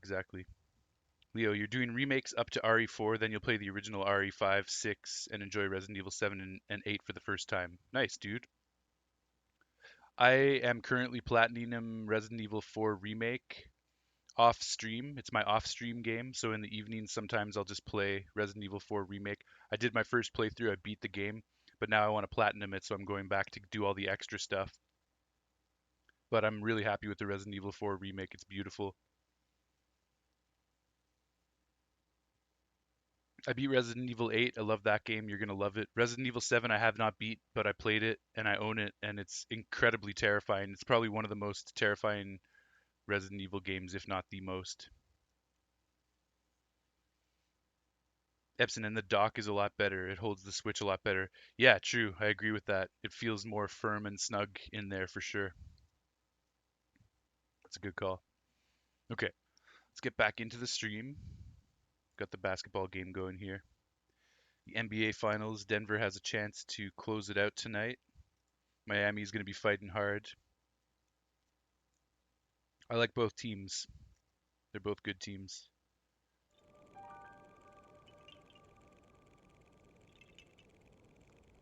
Kind of crazy how the NHL Finals and the NBA Finals both have a Florida team. And 2 nights ago, or 3 nights ago, over the weekend basically, both finals were taking place in Florida. So Florida was the hot spot for sports over the weekend.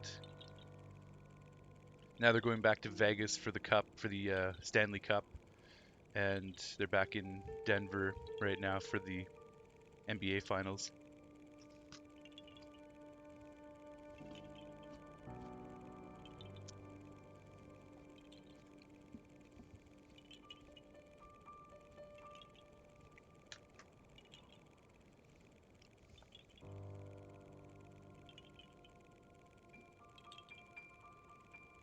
Leo, you like to watch Carcinogen? That man grinds the game real hard. Full speed runs, Inferno plus no damage runs, etc.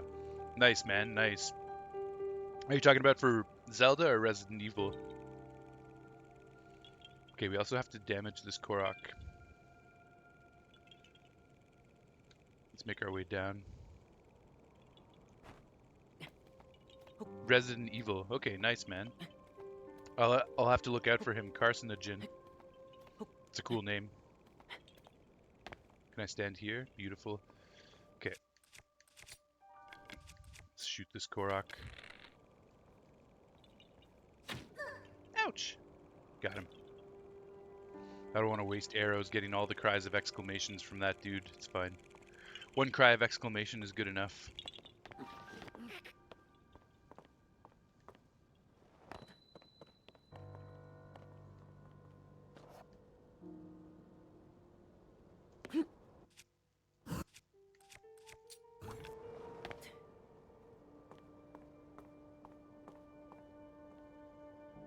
So this must be Captain Hawes, and this is another dude, so let's talk to this dude first. Take our hood off as well. Don't want to scare anyone. Oh, okay, so it just makes the whole conversation happen. Hawes, sorry, but I didn't get to read that. Huh? Why did it skip the first message, but it's not skipping this message? That's super annoying. Link, is that you? You're alive. And all in one piece, it looks like. Does that mean Princess Zelda is safe too? Yeah, it's kind of annoying that I didn't get to read out that first message, but it's on stream, so I can always go back and watch it if I want.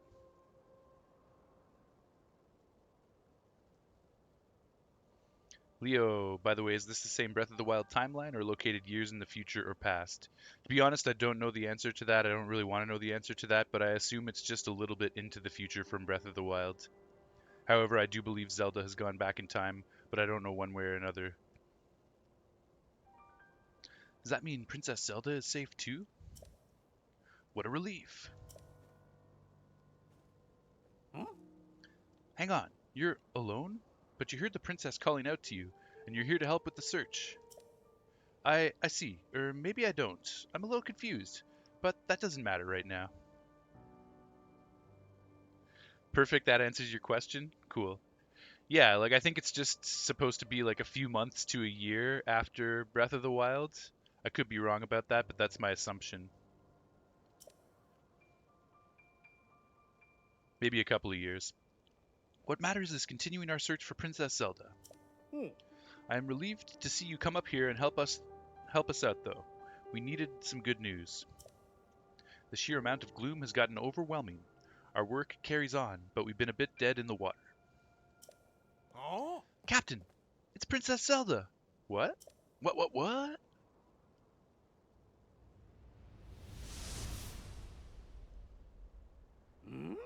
Princess Zelda, she's safe.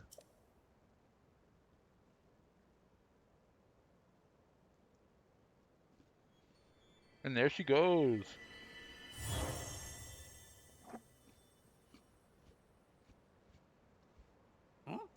Wait, what? You saw that too, Link? You saw Princess Zelda turn into light and fly off, right? How strange. This is an emergency situation. Why would she leave without saying a word to us? We need to let Purah know about this as soon as possible. Considering what we just witnessed, I think it makes sense for us to withdraw, but it will take a bit. Please, you must tell Pura about what happened here as soon as possible. Crisis at Hyrule Castle updated. Open the adventure log. So updated quest, Crisis at Hyrule Castle, given to us by Pura at Lookout Landing. When you joined the search party, you found Princess Zelda, but she transformed into light and disappeared. Return to Lookout Landing and report this to Pura and the others. Cool. Oops. Torin. Let's talk to this dude as well. Oh. Princess Zelda dissipated into light. I don't understand. Oh.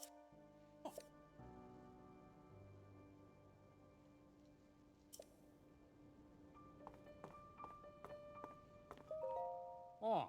That was most certainly Princess Zelda. We must inform Pura about this as soon as possible. Link, I apologize for the burden, but can you be the messenger and let her know? There's a lot of us up here, so it will take some time to withdraw. Thank you for the help.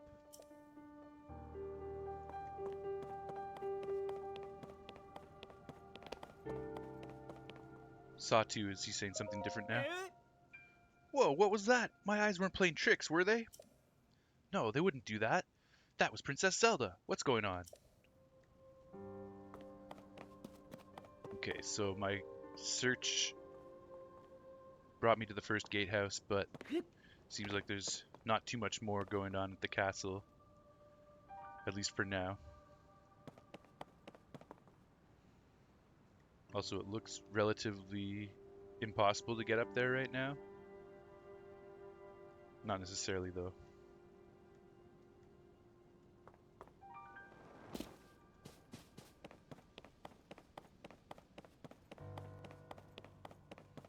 Let's just talk to everyone after speaking with Hawes, see if they have new stuff to say. Perpin. There was some commotion up above just now. I wonder what that was about. Maybe they found a weapon that was still intact.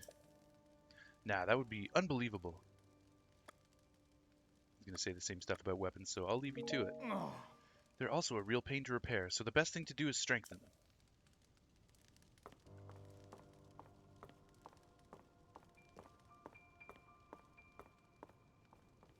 Leo, if there's a game where grappling hooks are actually needed, it's this. Yes and no. I feel like with all of the Zonai devices and contraptions that you can build, that you can kind of... Like, I could probably create a flying machine and get up there. Come to think of it. I said it was impossible, but I don't think it is. I think it's quite possible to get up there.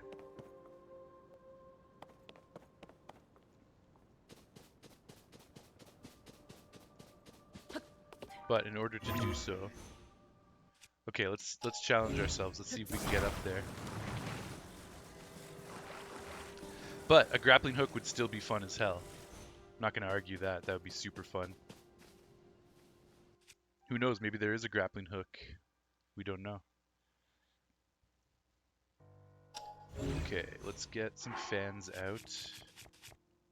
I'm going to save, just so that if I fuck this up, I'm not going to lose my fans.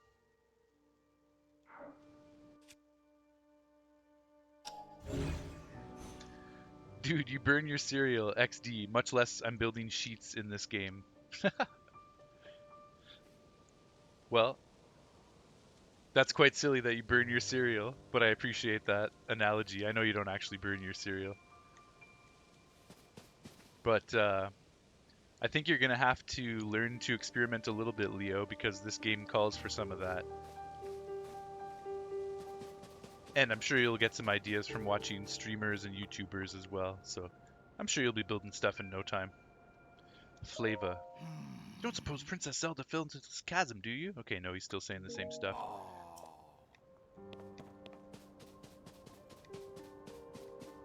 He's too busy, I guess. Wingo. A few of us came to pitch in with finding Princess Zelda. We all owe her in some way or another. No, he's still saying the same stuff, so that's it for the NPCs. Now let's see if we can build a flying machine to get up to the castle.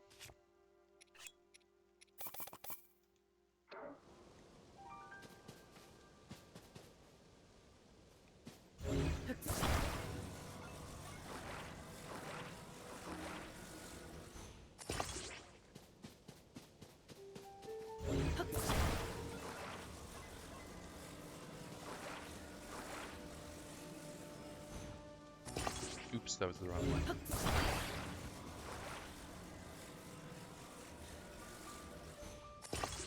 Here we go. Okay, let's switch this around and do the same thing on the other side. Leo, you have ideas, but you don't get the controls. They're super hard to follow for you, for any reason. Okay. That sounds like something you'll be able to overcome, though. Just with a bit of practice. The controls are a little bit unintuitive, but once you start getting the hang of it, I've actually found that I don't mind it. You've gotten a lot better with it. Nice, nice. Yeah, you'll get it, man. They are a little bit strange at first, the Breath of the Wild controls, and by extension, the Tears of the Kingdom controls. But I got faith in you, man. Okay.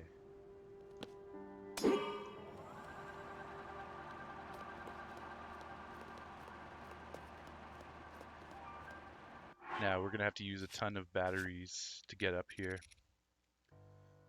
Let's just use a large Zonai charge.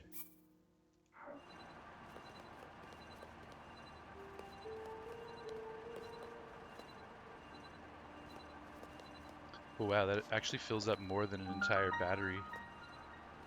That's pretty sweet. I need to try and get it closer.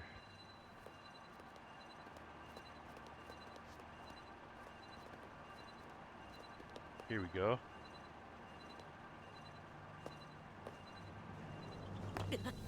Beautiful. Hyrule Castle, B1, Hyrule Field. So there we go. It is possible to get up to Hyrule Castle. You're struggling with Breath of the Wild because of the controls. Damn, man. Epson says, hell yeah! Yeah, that was fun. I think it's possible to redo your key bindings on the Switch now, so you might want to look into that. Leo, if you're having a lot of trouble with the controls, see if you can do some rebinds. Ishnight says, hooray! Yeah, that was fun. I just realized after I said it might be impossible to get up here that how wrong I was in that statement, and I had to prove myself wrong immediately. So that's what that was all about. You can do anything you want to do in this game, essentially.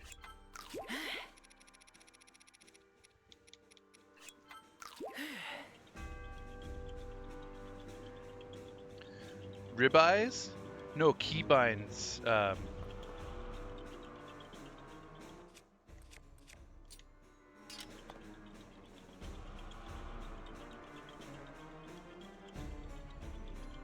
You like ribeyes, but you don't think it will help with being an idiot in the game.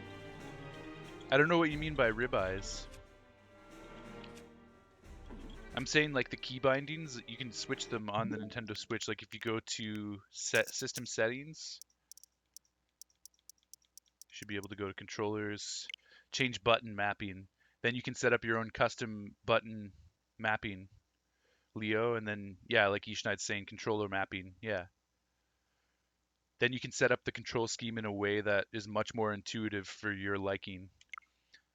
That's a new feature. You heard ribeyes.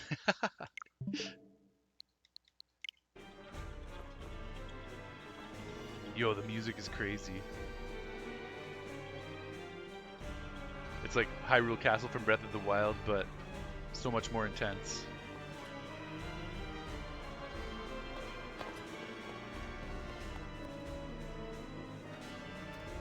Now, obviously I could plunder the castle right now, but that's going to be a huge undertaking.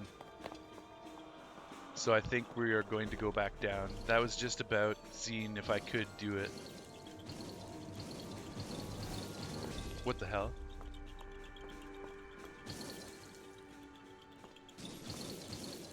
Oh, I see. That's what that sound was. That freaked me the hell out.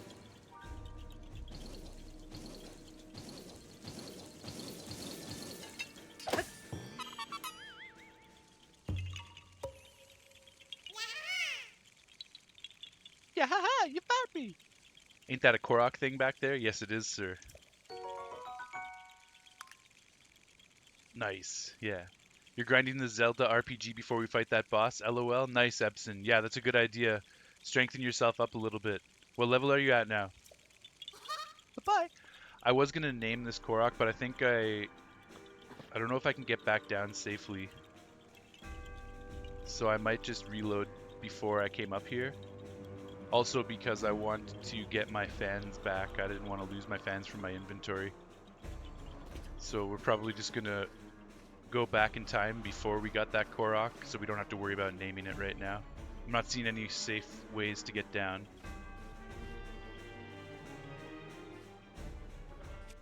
I'm curious though if I could ride this thing down. I doubt it. I doubt it'll go back in time far enough. No, it's gonna stop right there. And then I will plummet.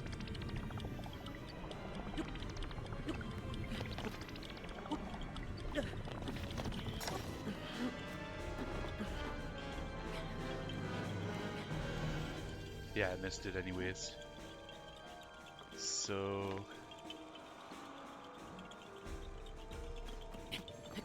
as tempting as it is, that's awesome. A fire like. Ishnaid, am I still avoiding fast travel? Yes, I am. Yes, I am. So I won't be using fast travel to get back down. But obviously that's a great idea. Epson, you're level 4. Nice. Gonna lurk for a bit. BRB. Cool, man. Cool, man. Right on.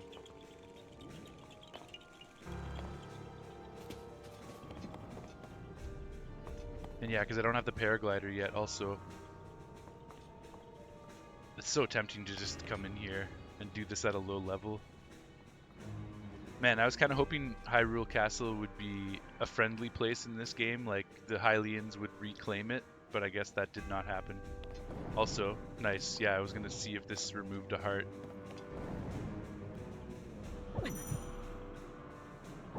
That's cool. If you take damage from Gloom, your maximum number of hearts will decrease. But if... oh, it goes back up? No. Wait. Can I heal that now? Yes, I can.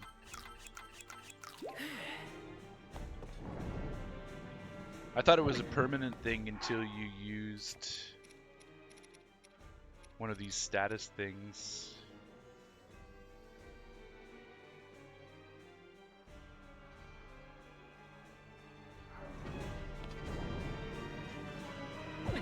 Or I guess this does it even if you're in the gloom. Okay. Interesting.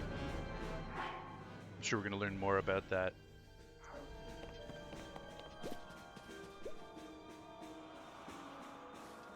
In the meantime, though, let's just reload. I just wanted to have a climactic dive.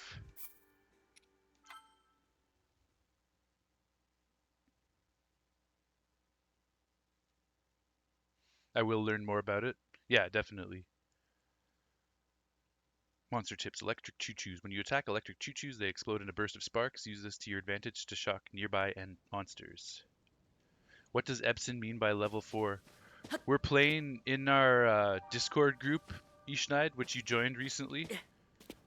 Epson set up like a text-based RPG game where you input commands to do certain actions.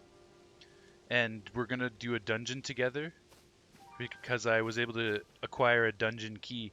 And then I tried to enter the dungeon and it won't let me do it by myself. I have to do it cooperatively. So Epson and I are going to work on doing the dungeon together in this text-based RPG game in the group, which you should totally join if you want to.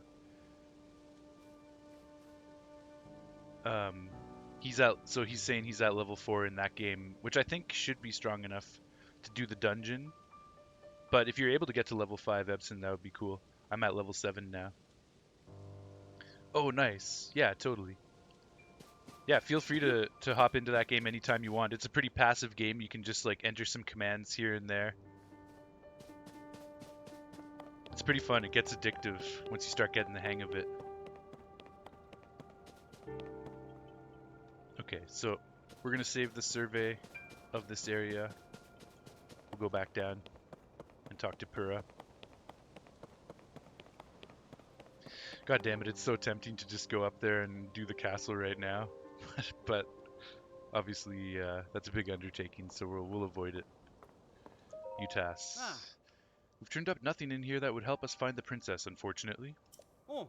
I keep looking at you, and you keep looking like Link. Okay, he's saying the same thing. I figured if I talked to Haz... Oh, okay, he just explained it. Princess Zelda? Well, even if that's true, we'll wait for Captain Haz's instructions.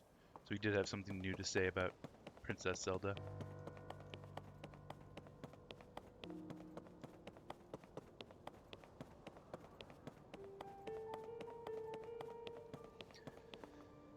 Yeah, on one hand, I'm definitely torn about entering the castle right now because on one hand, it would be super badass to go in there early. It's a very Kilson X thing to do. But it conflicts with another very Kilson X thing to do, which is to take the game in more of an intended structure and go through it thoroughly and save this for later.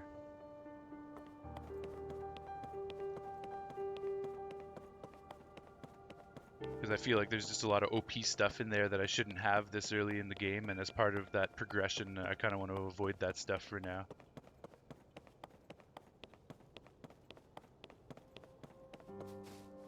Shars. This area is restricted only to those involved in the search for Princess Zelda. This is by direct order of Captain Haz. If you insist on passing, you'll need permission from the captain. You should be in the first gatehouse up at the end of this road. Link explains. Ah, you've got to be kidding me! Princess Zelda flew off, did she? You're a funny one. But no matter how funny you think you are, you're not getting through. Alright, Mido, keep guarding the door for now.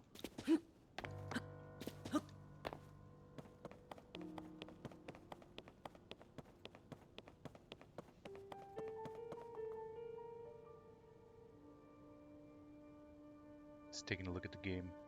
Miami's up by 6, wow. 28-22. They're fighting hard. Good to see.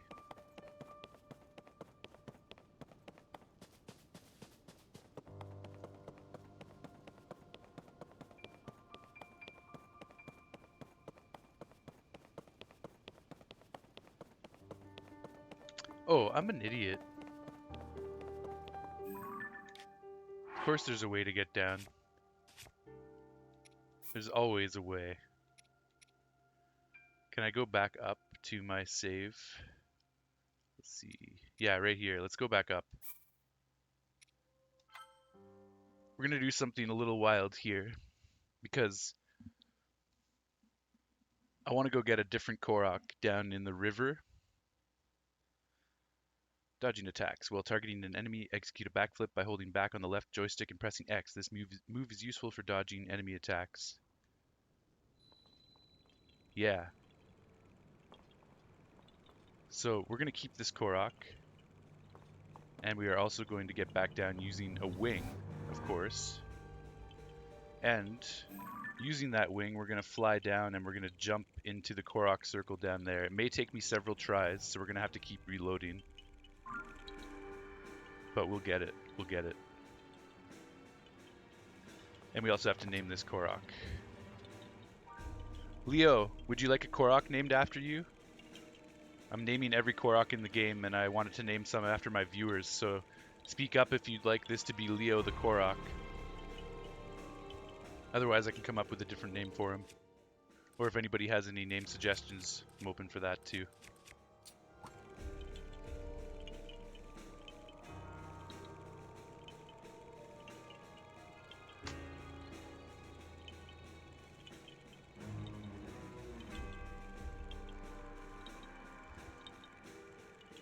Or each night I could also call this one, name this one after you as well.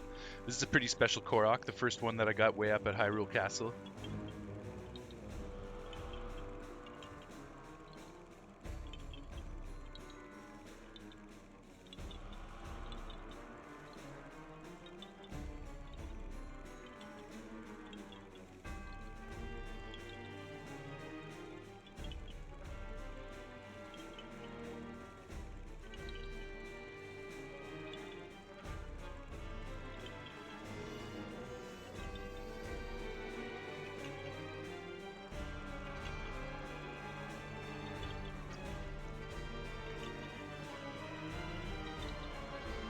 Ishnai, you'll take the dive one since you're a fan of the dive video? Right on, man. That sounds good to me. So when I dive into that lily pad ring, we'll name that one Ishnai. So what do we want to name this one? Oh, there's a star fragment. I will be missing that because I'm not going to go over there right now. Tempting as it is to go after that star fragment.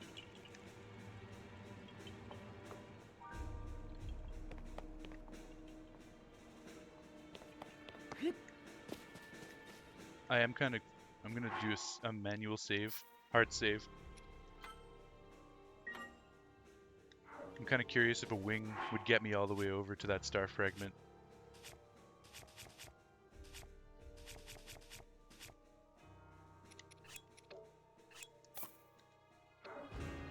Oops.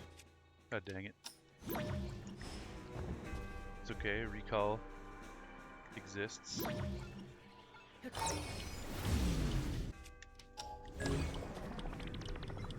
Okay, so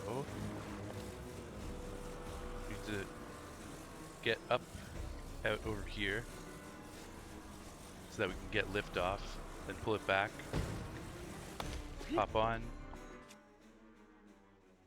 recall.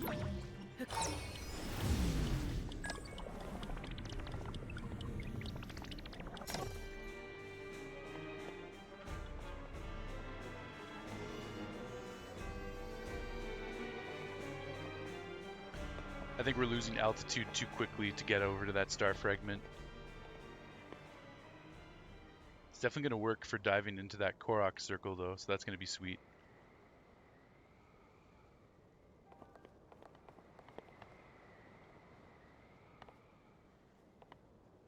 Now if I were to attach fans, I could get more altitude as we go, which would help me get to the star fragment. It's actually not bad, we're getting pretty far. We're at least going to make it out of Hyrule Castletown ruins.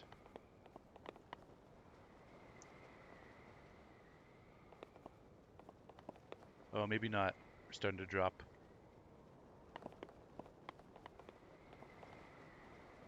Made it right to the edge of Hyrule Castletown ruins.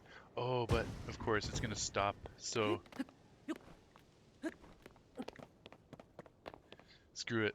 I'm going to get that star fragment. We're so close.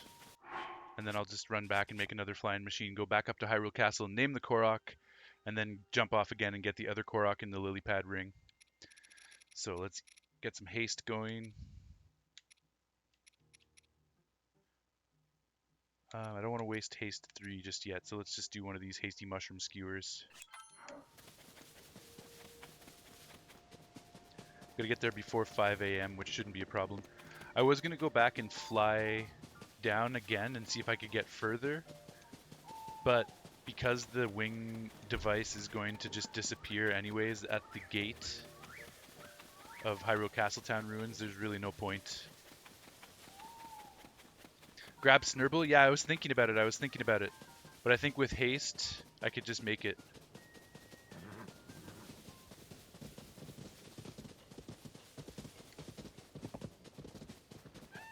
Could also take this wild horse.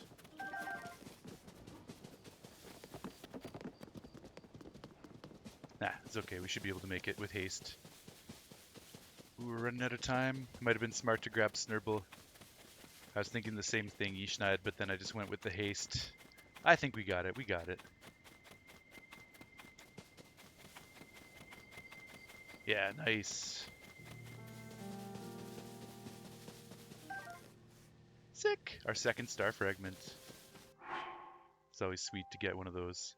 That's going to be pretty hard to get 999 of those if I'm going to intend to get 999 of every item eventually.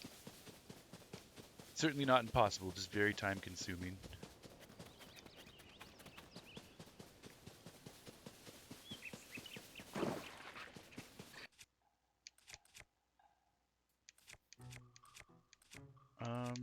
Let's have some fun with these bees.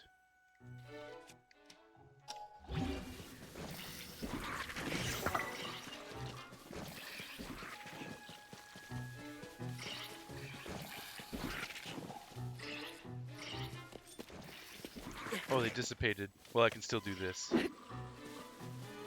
Get him, bees!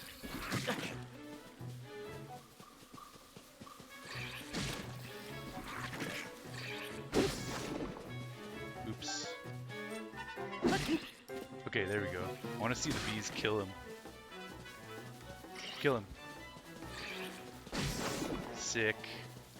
That's too much fun. Gotta save that.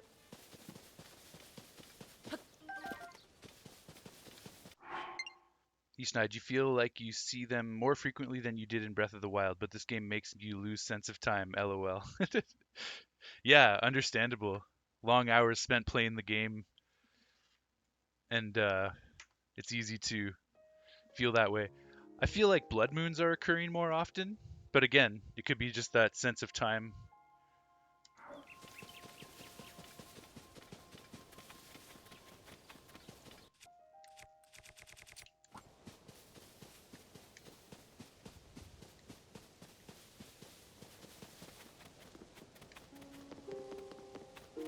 Okay, so we'll just make a beeline back to the castle. We're going to fly up again using another flying machine. I will have to waste more fans, unfortunately. I still have 6, so I'll have 2 left. And another large Zonai charge. Or I could use smaller Zonai charges. How many do I have? We've got 11. I think it's worth it just to use the large Zonai charge because otherwise I'm gonna probably use like 6 or 7 of these things. We'll just use the large Zonai charge.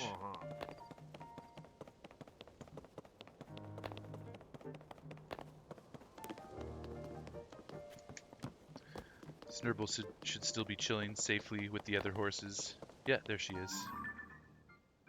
Good stuff. I think it's cool that they're going to build a stable in here. I'm excited for that.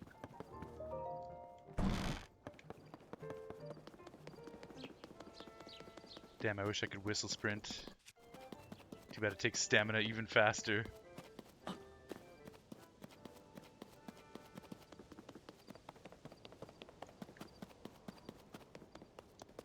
At least we got the haste up.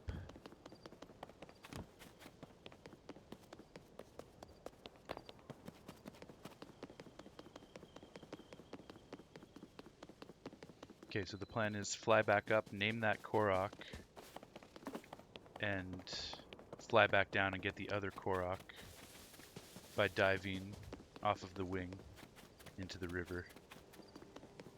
What's Olaf saying now that I've found Zelda? Oh. Same thing, it looks like. Oh, okay. Captain Hawes is going to be returning to his original duties with the monster control crew. I'm on guard duty here, though, making sure no thieves sneak into the castle and steal any of the treasures there. You can count on me to keep the castle safe, Link. Okay, no, he did say the same thing. Let's get our health topped up with a nut.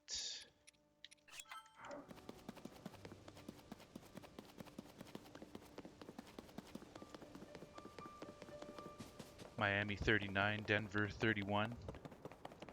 Keeping it close, keeping it close.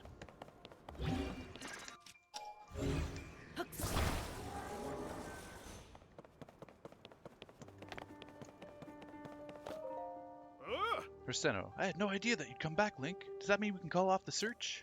Well, please talk to Captain Hawes. He's at the first gatehouse at the end of this road.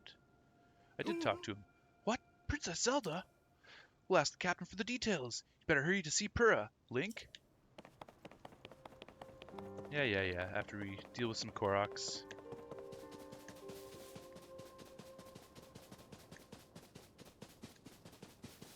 Bit of a digression to go grab that star fragment, but I don't regret it.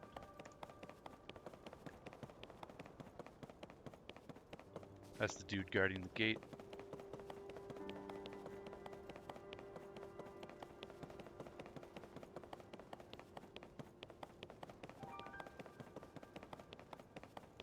Nice, that speed up buff got us there and back again. A hobbit's tale. Okay, here we go.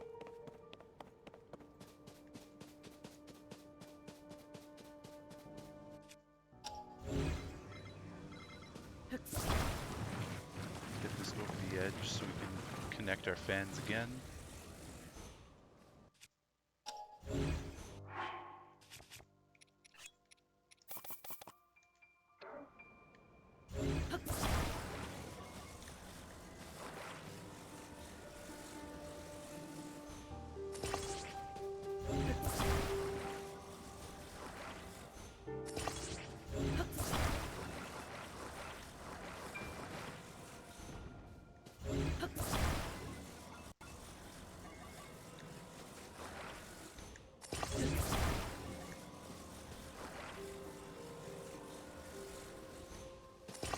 Yup.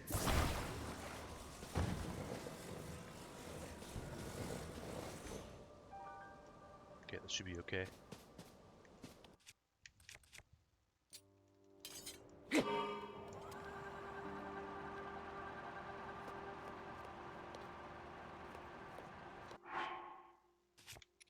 Of course, we will need our large Zonai charge.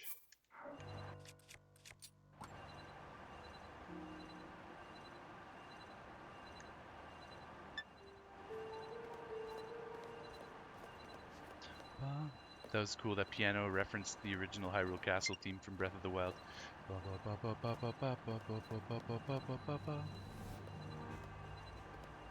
Okay, I messed this one up. We're not going to get close enough, it looks like. Maybe not, maybe not. Okay, sweet.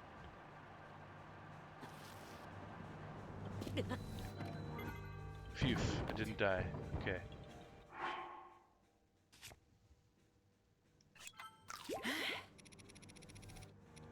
Alright, so we're in position. We're back up. I'm going to run another hard save. Because it's going to take a few tries to get this Korok dive accurate. But first we want to name this dude.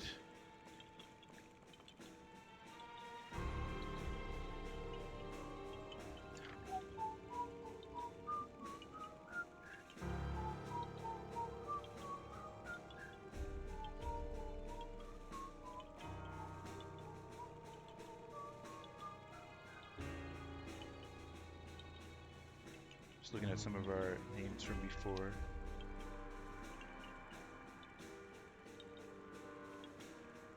Okay, nice. It looks like the name that I had in mind I didn't use yet. He's got the long eyes and the long face, the banana leaf face, so I'm going to name this guy DeLongo.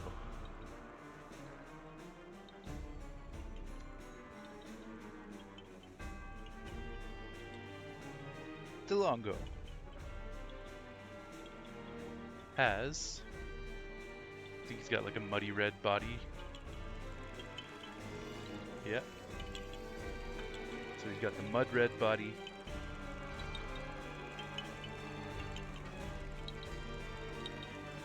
He has true green face. He has prop in the left hand. Wow, this music is crazy. It's like Hyrule Castle from Breath of the Wild on steroids. He has the long eye, of course.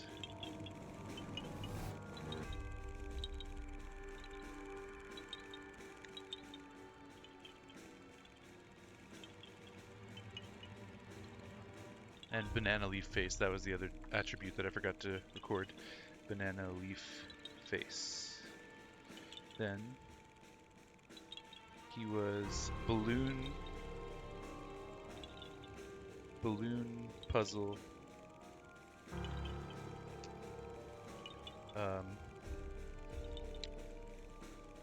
edge, we'll just say broken stairwell, flying castle.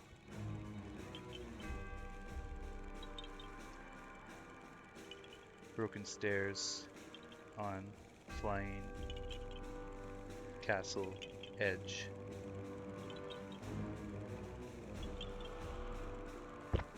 Alright, so that's DeLongo.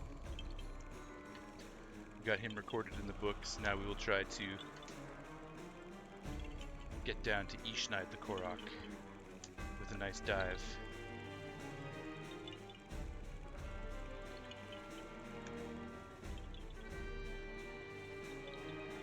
Also, of course, we do have to strike Delongo.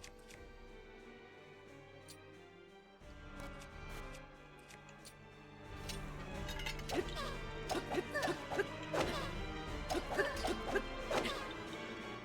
we'll save after that too.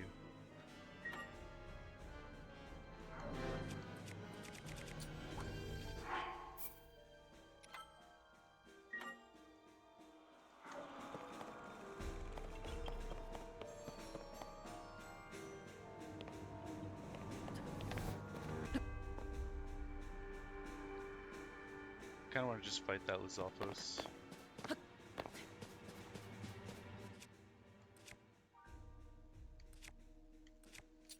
With my mace. This guy might be able to one-shot me, so we gotta be careful.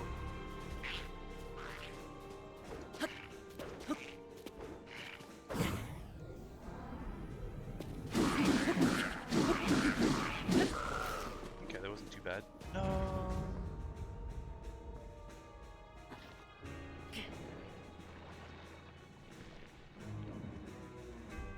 Okay, I guess we're gonna fight this guy too. Blue Lizalfos horn, plus 16 fuse attack power. A very long sword-like horn. Attach it to a weapon to moderately increase its attack power, or cook it with a critter to brew an elixir. Beautiful.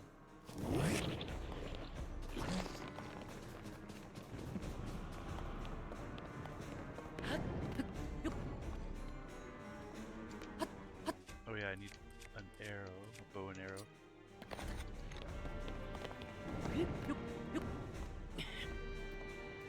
That's crazy how those fire orbs just kind of hang there for a while.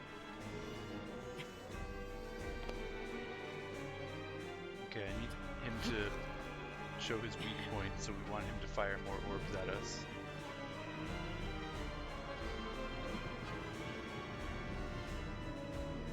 We'll pop off. Oh, he's not showing it. There it is. Okay, it's awkward to fight him over top of the gloom. So it's going to be a bit tricky. Might just have to keep shooting him until he dies. There's a soldier's bow, that'll help.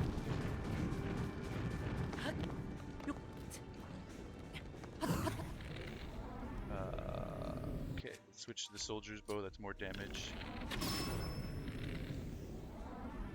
Don't want to get hit by the fire. That would not be good.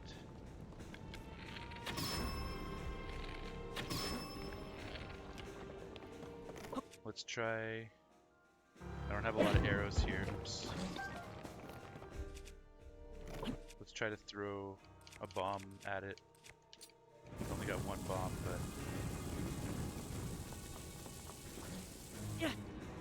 Damn, I missed. I wanted to throw the bomb quickly. I'm not sure if they explode in your hand if you hold them too long. They probably do. So I was worried about that. Let's try a fire fruit, see if that does anything. This guy has fire, so it might not do anything. Okay, I think that worked.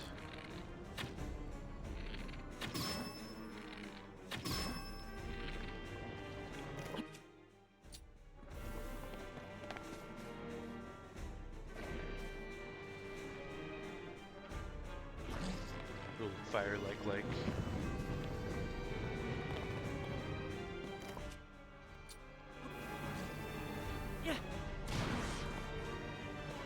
Not sure if that works or not.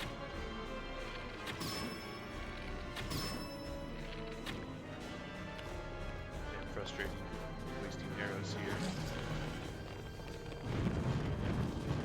Nice, I can go pick them up though. Good stuff.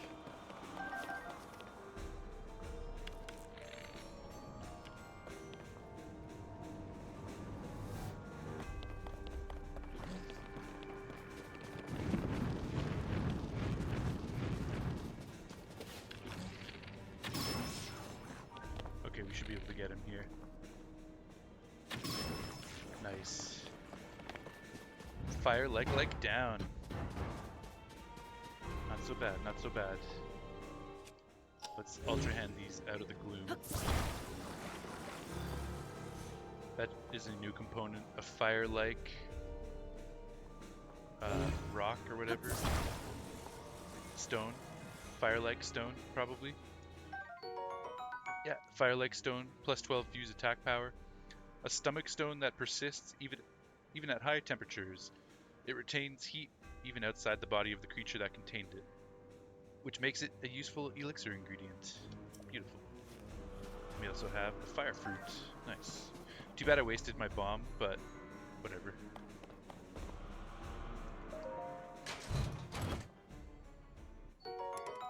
Knight's bow, sweet, with an attack value of 26, so let's definitely drop this Boko bow. Peace out. The sturdy metal construction of this bow offers superior durability, while its lack of firing quirks make it quite reliable. Once favored by the knights at Hyrule Castle. Sweet. Well, Miami's pulling ahead here, 9 points up, almost the end of the first half.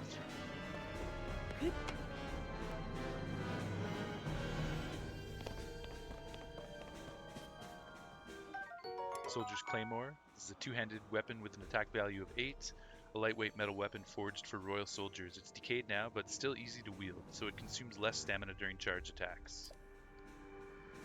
Let's see.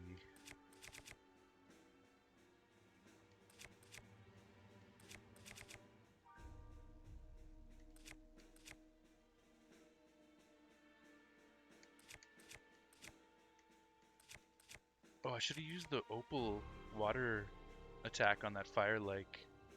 That was dumb. I think I'll toss this spear.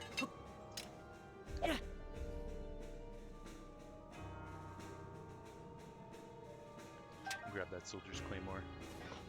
Okay, sweet. I can't resist exploring a little bit. Just a little bit. Got another like up here.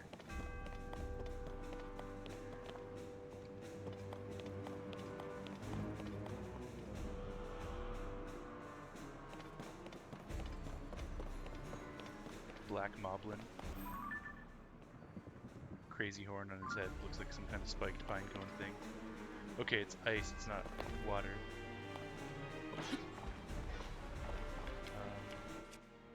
I may not try and fight this thing right now. I just want to see if the opal stick does anything.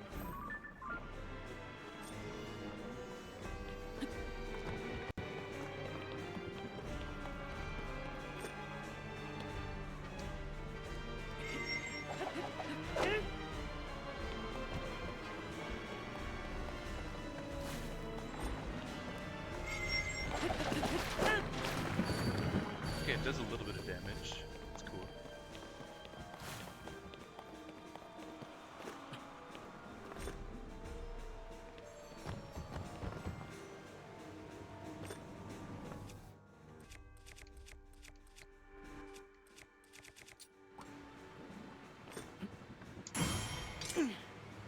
Nice.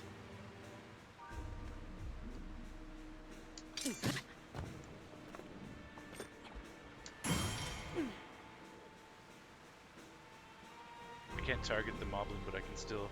It's hard to see the rock. There we go.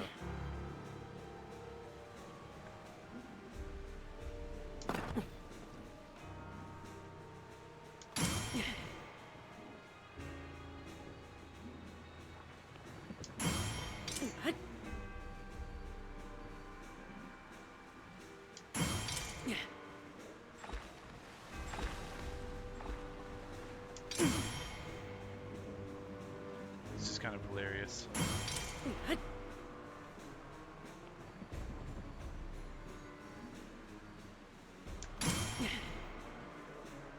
gonna take a long time to kill him, so maybe I won't bother, but obviously it's possible. Just gotta be patient enough.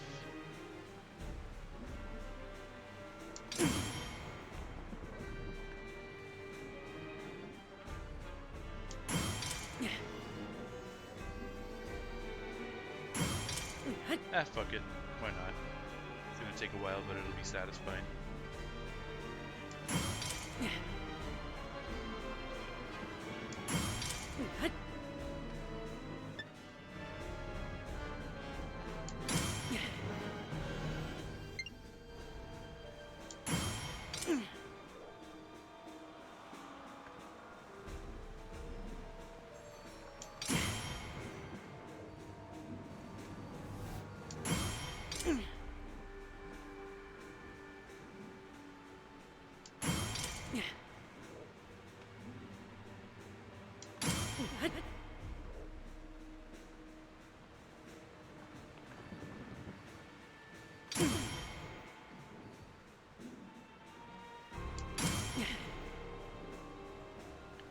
So we got him down to like 85% health, maybe.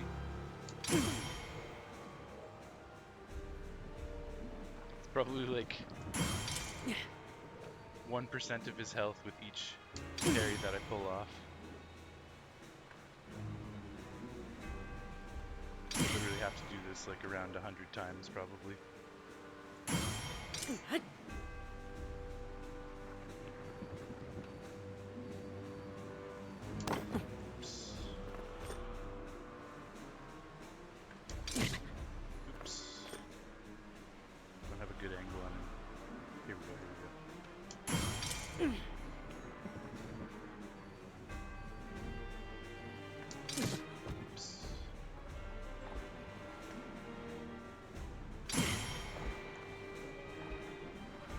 My buddy Alex is playing some Legend of Zelda Tears of the Kingdom.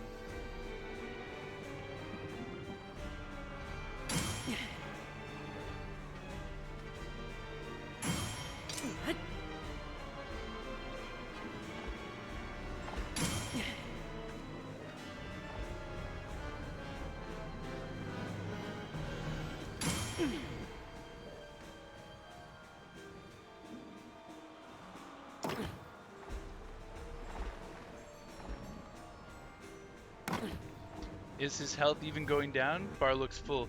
Yes, it is going down. It's hard to tell, but it is. It is. You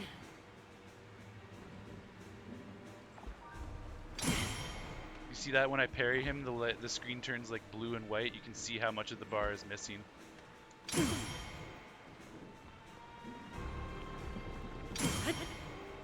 Could be the lighting in the area. Yeah, man, it is tough to see. But I can tell it's going down. It's like 80% now. I'd have to do it more than 100 times. You see it? Okay, cool. Yeah. I know it's silly, but we're gonna do it. Oh, another star fragment. We'll forget about that star fragment. No, I'm going after that one right now. I've already got a dedicated mission that I'm into right now. Killing this guy with rocks.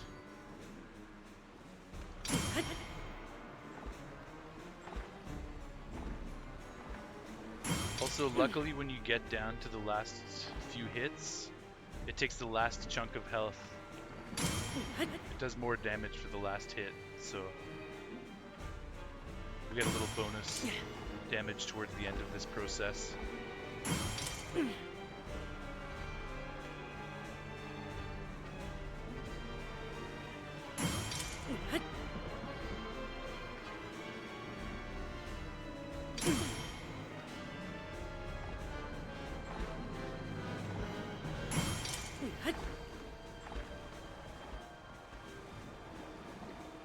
Missed the score at halftime. See Stephen A. and company for the halftime report, but I don't see the score on screen. Probably Miami up by like 10 or something.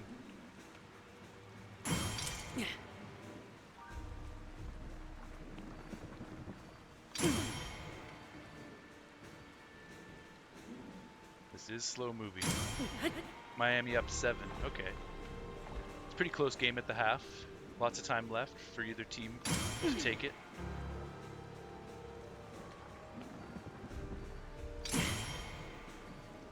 I definitely need to watch the highlights later because I haven't been paying full attention. But how's Jimmy Butler doing in the game so far? Is he having a good game?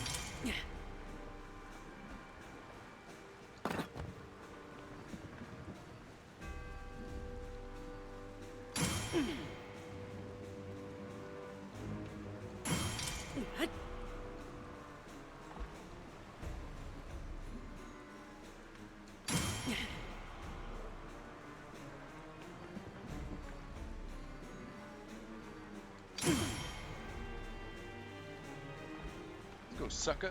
Keep throwing those rocks.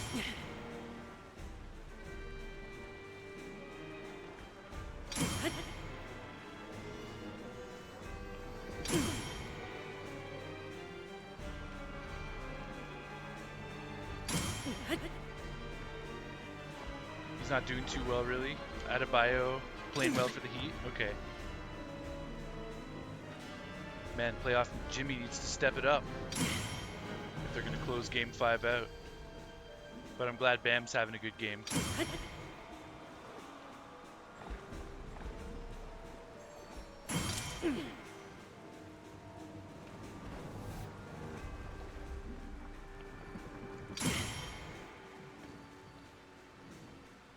Hopefully Gabe Vincent, Kyle Lowry are pitching in a little bit as well.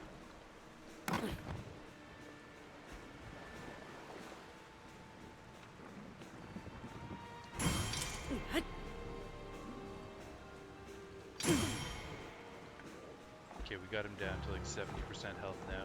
It's gonna take more than 100 shots. Had to have hit him more than 30 times at this point.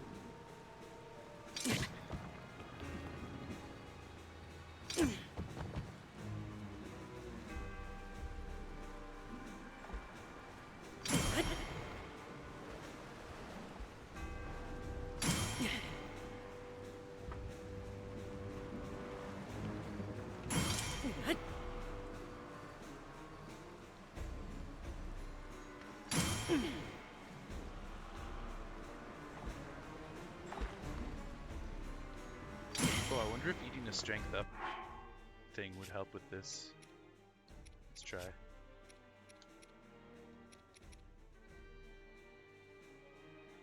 It's only 50 seconds, but I get a heart back, so might as well use that. And I'll take this baked apple for the other 3/4. We'll be able to see if this does any more damage. It's hard to tell. If I had the Champion's Tunic and I could see its health bar, or its health points rather, it would be easier to tell. Hopefully it's making a difference though. I assume it's probably making a difference.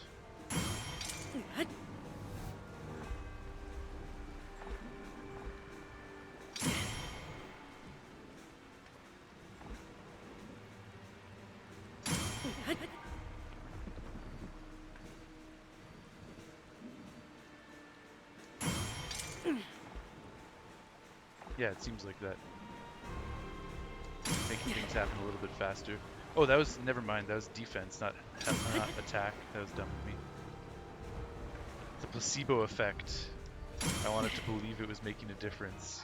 Okay, let's try attack up now, properly. We'll just do these. Mighty simmered fruit, 50 seconds, get rid of these dishes.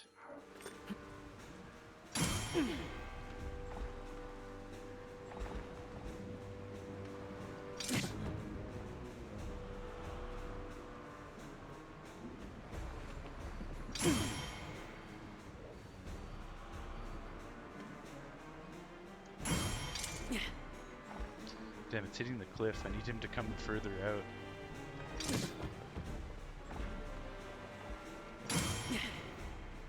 There we go.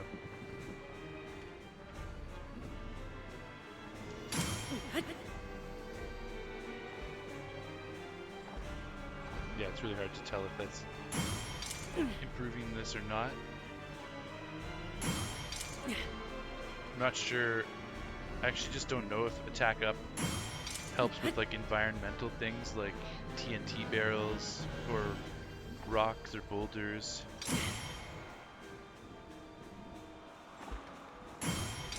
It obviously helps with melee attacks and bow attacks.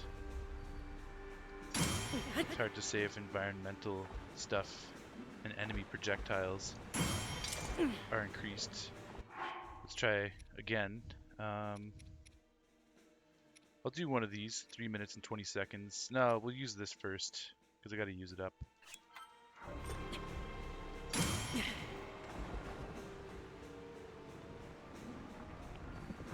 Oops.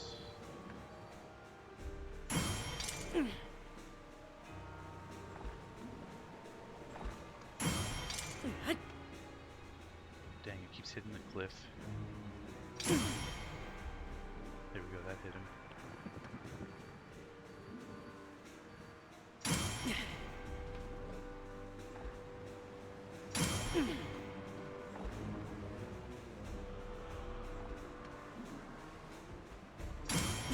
We're getting there, we're getting there.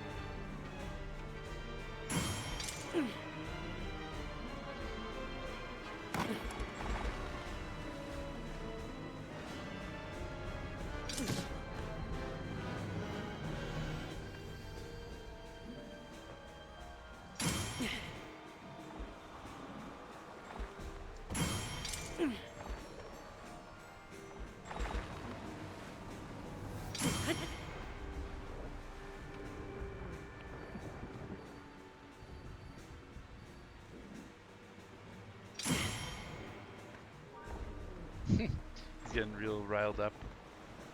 Okay, he doesn't want to play? Okay, yeah, he's back, he's back.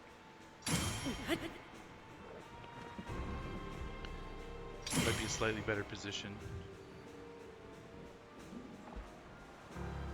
I'm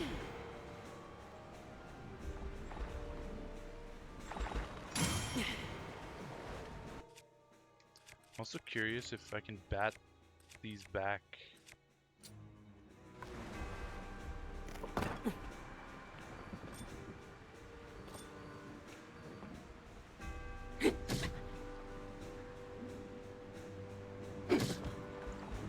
You can kind of bat it, but no, maybe that just hit off of Link.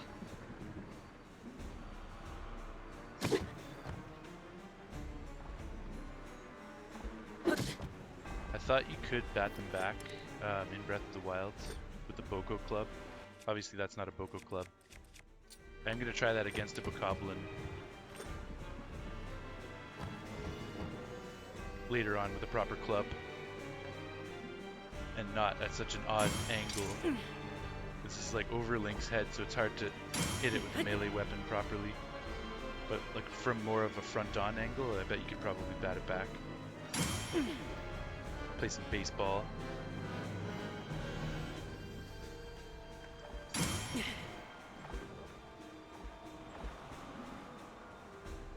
Oh, I just noticed the map looks cool. In the bottom right. How does it look on screen? Oh, nice. That's sick. You can change to the world map from the dungeon map with X. Nice, that's handy. That wasn't possible in Breath of the Wild, so that's awesome. And this is a lot easier to navigate than the Breath of the Wild castle map. That's pretty sick. I like that. I like the green color too.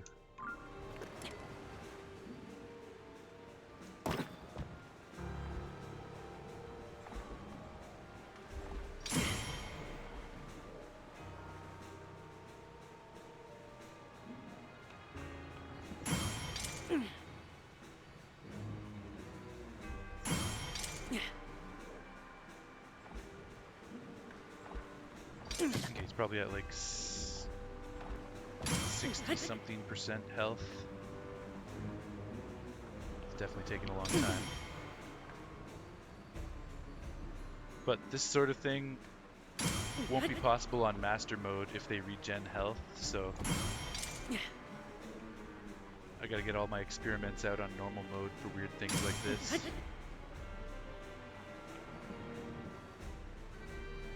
I'm assuming there will be a Master Mode for this game and it will operate similarly to Breath of the Wild.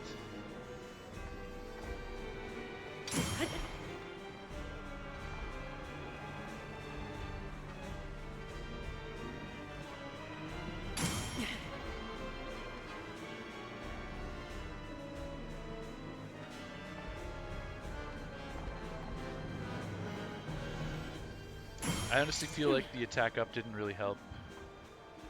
After having 3.5 minutes of attack up there, it doesn't feel like it went down significantly faster than before. So I'm not going to waste my last attack up meal.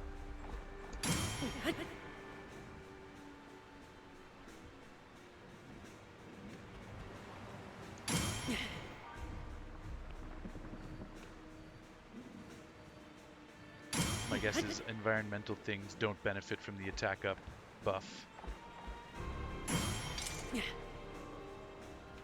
I would classify this as an environmental.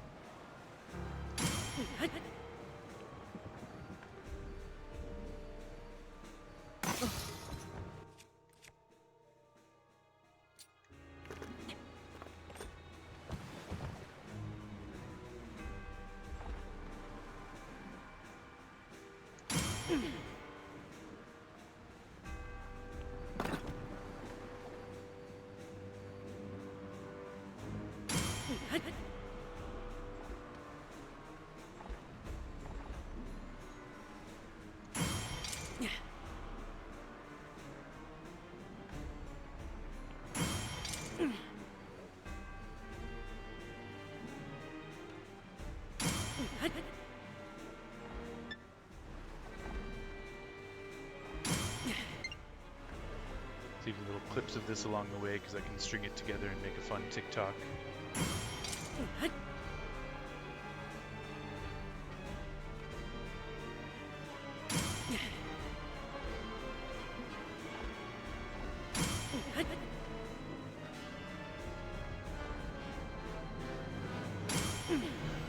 Well, this has been painfully slow, but we're approaching the halfway mark.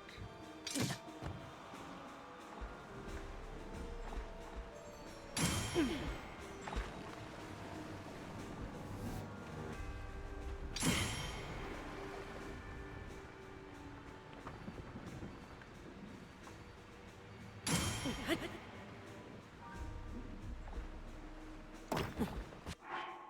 me just heal up a bit.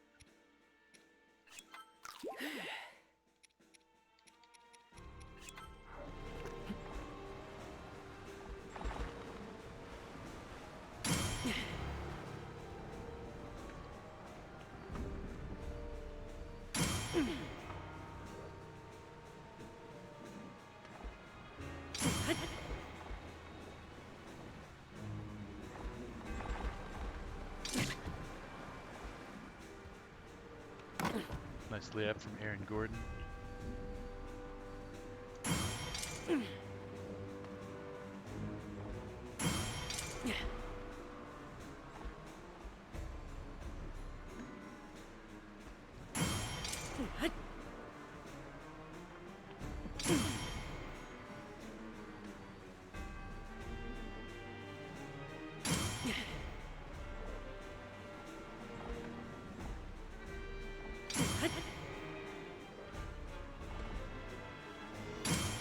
It's both cool that I can deflect the rock back at this guy without actually targeting him. Both cool and slightly annoying because it would be kind of cool if I could deflect it at the like instead. That's too bad that's not a thing. Deflect it from one enemy at another one that you are targeting. That'd be interesting. Also, I love these double stacked shields for extra durability. It's very handy.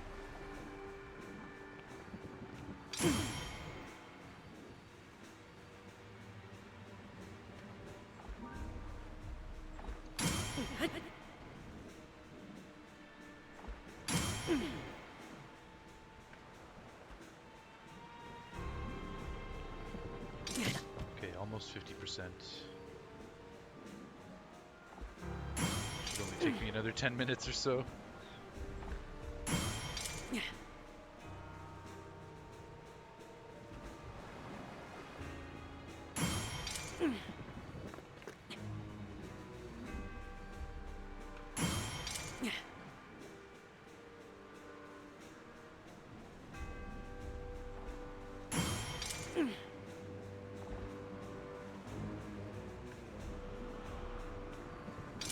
way too early.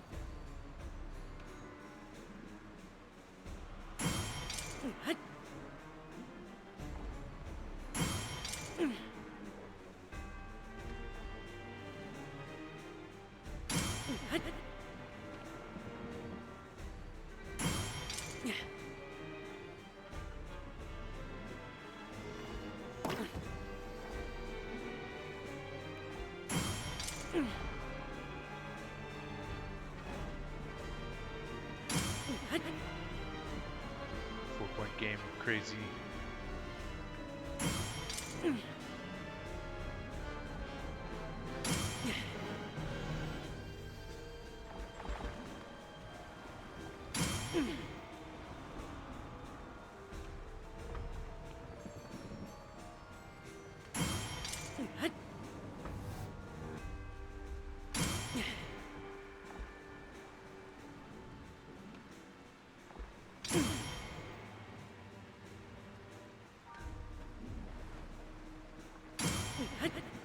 It's literally going to take me longer than a period of basketball to kill this guy like this. I started this at the end of the second period, so it's lasted all of halftime. And 5 minutes into the third period so far. And he's still, yeah, just about halfway. But we've come so far at this point, we can't stop now.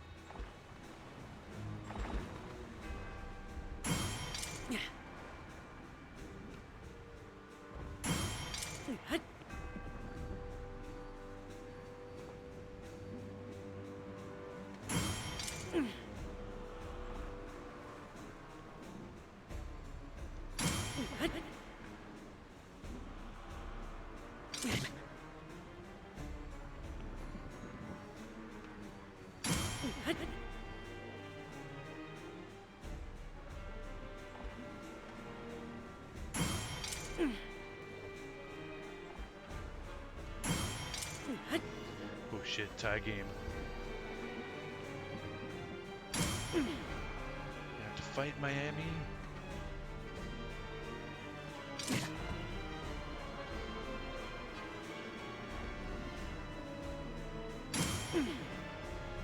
You started a timer when the second half started, so I'll add 15 to that when I'm done.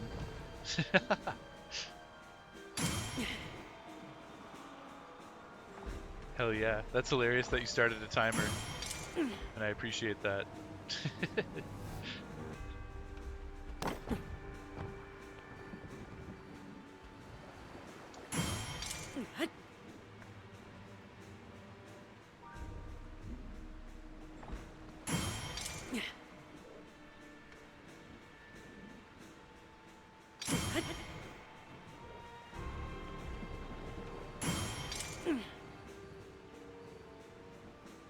Definitely past halfway at this point.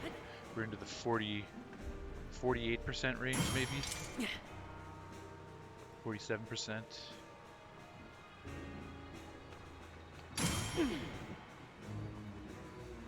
And the last hit, as I was saying, you can do more damage for the last hit, so we're well over halfway at this point. Stay on top of the health recovery.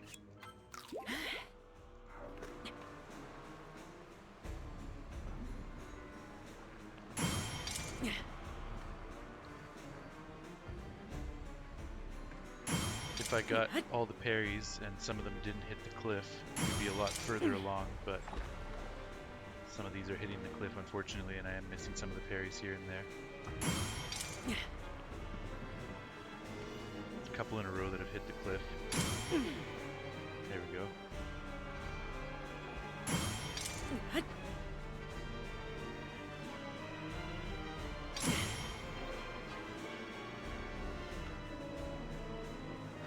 Calm down, bud.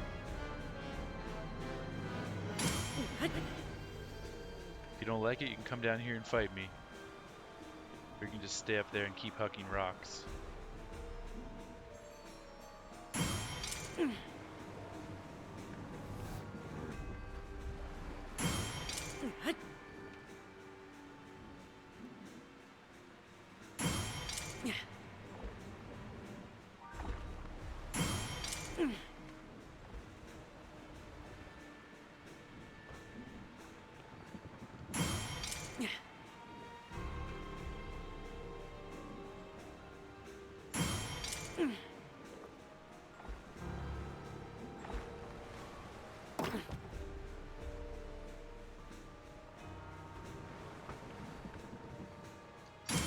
I could literally start a fresh file in Breath of the Wild and beat the Lionel on the Great Plateau faster than it takes to kill this guy.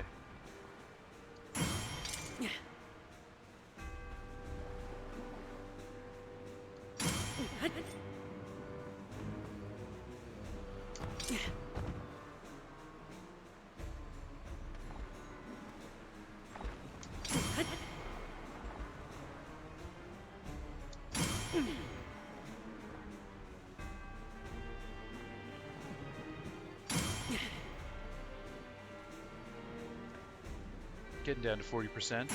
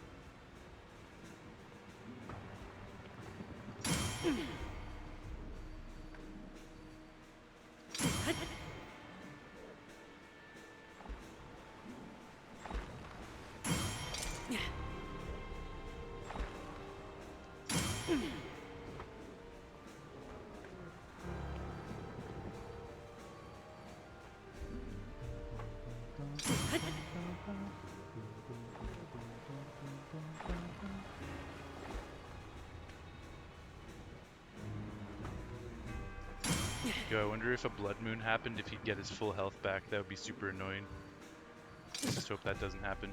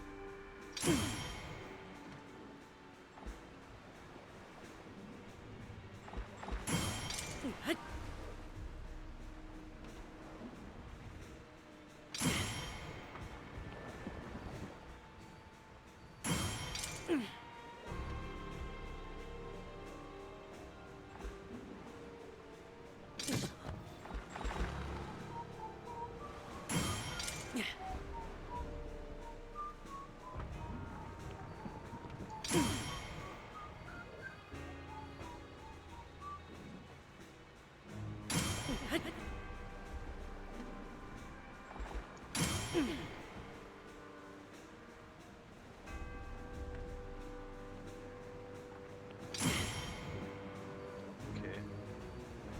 It's about 40%, maybe a little less. 39%. Getting down to a third, close.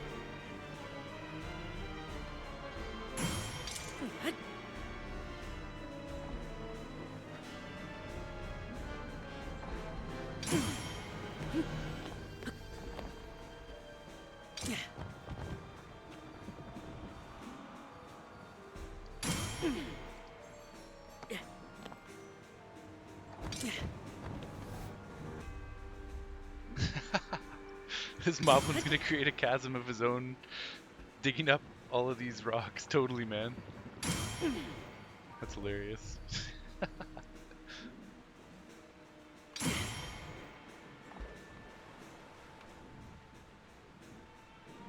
Also, you'd think after he got bludgeoned enough and realized that this was not going to be a successful endeavor for him, that he would hide or at least stop throwing rocks.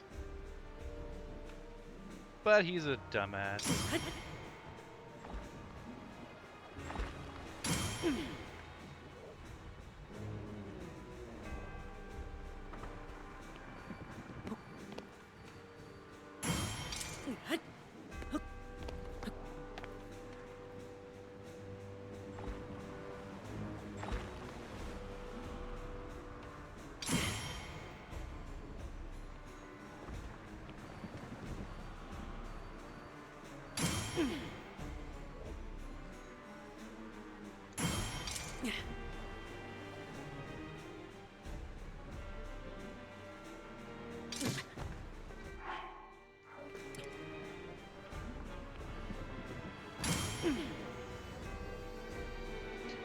The Lizalfos up there has no idea what's going on.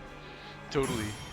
You see the question mark and the exclamation mark emerging. He's just like, what? What? What's happening? I'm angry. But I don't know why. And I don't know what to do.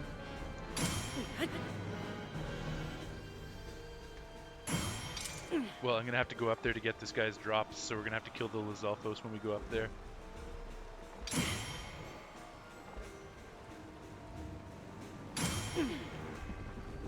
And that like, I'm going to try throwing a fire flower, fire fruit at that like. Hopefully that'll do some nice damage to it since it's ice. I don't know if it'll one-shot it, like the elemental creatures in Breath of the Wild. You can one-shot them with the opposite element. So we can find out what the deal is with the likes. Alright, he's about third health now. We're on the home stretch. Maybe even a little less than third.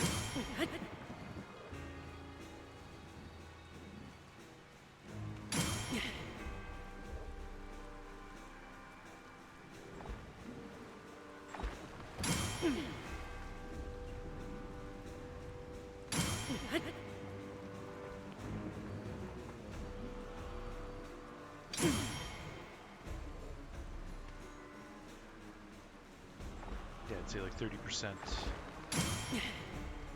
And I'm hoping I can get the last 3, 4, 5% in the last in one shot. Once his health gets low enough.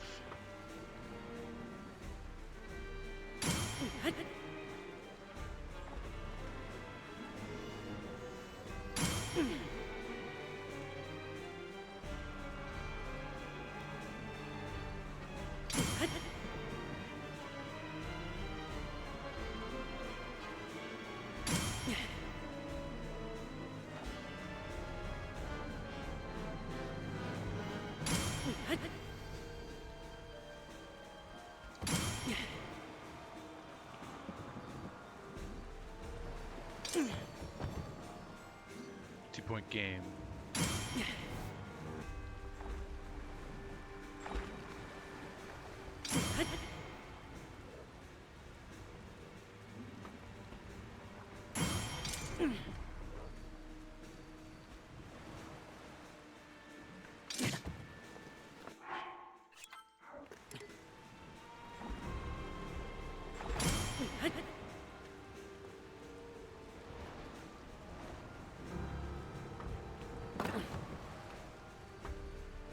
Another star fragment. I've been here so long that 2 star fragments have fallen.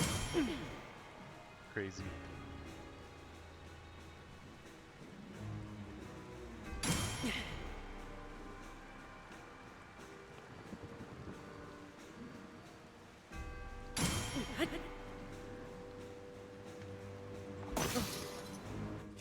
Maybe they are more frequent. Yeah, I could see that.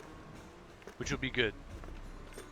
Which will be very good because we're going to need a lot of them to upgrade all of the amiibo equipment, I imagine. It probably works the same.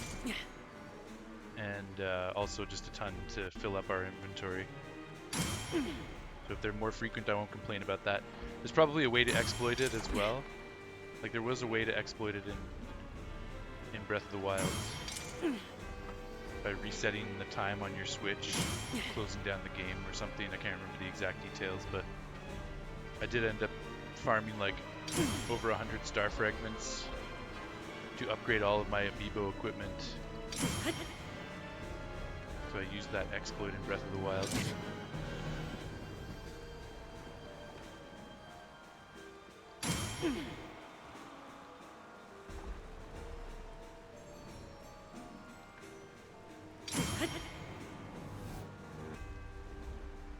Remember going up to Dueling Peaks, to the top of Dueling Peaks in Breath of the Wild, and that was the best spot to look for star fragments falling.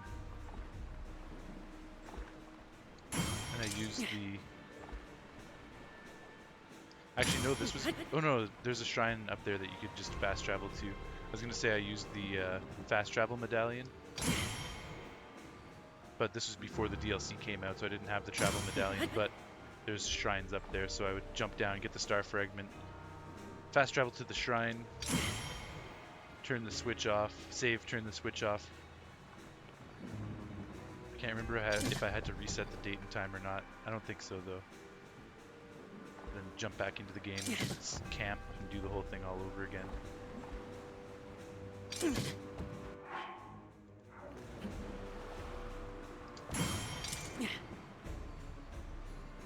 Okay, 20%.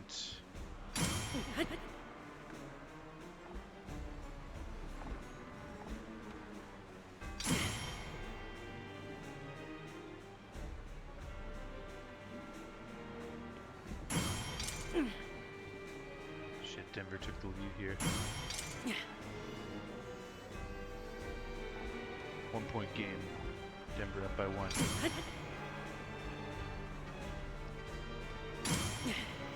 It's a close game. Both teams are fighting hard. You used a few different spots. Think Central Hyrule Tower was also a good spot. You would fast travel to the shrine near where Star Fragment landed, pick it up, and repeat. Nice. Okay.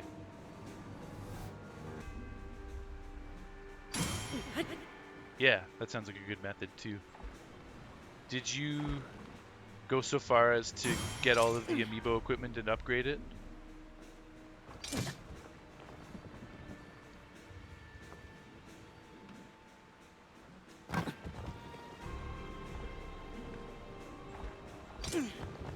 But even without the amiibo equipment, there's still tons of other stuff that you needed star fragments for. You did? You fully upgraded all our armor. Nice, man. That's good to hear. Very happy to hear that. It was disappointing that you couldn't fit 7 pieces of armor in the slot in your armor slots. I remember I returned the Bokoblin, Moblin, and Lizalfos masks because Majora's Mask made them redundant. Might have even returned the Lionel mask, come to think of it. And you could go get them from Kilton anytime you wanted, so I justified it. I prioritized things that needed upgrades, would definitely stay in the inventory. And none of those masks required upgrades, and you can get them again really easily, and they were redundant with Majora's Mask. So that's why I ended up getting rid of those 4 masks. I can't remember what the other 3 pieces that I got rid of were.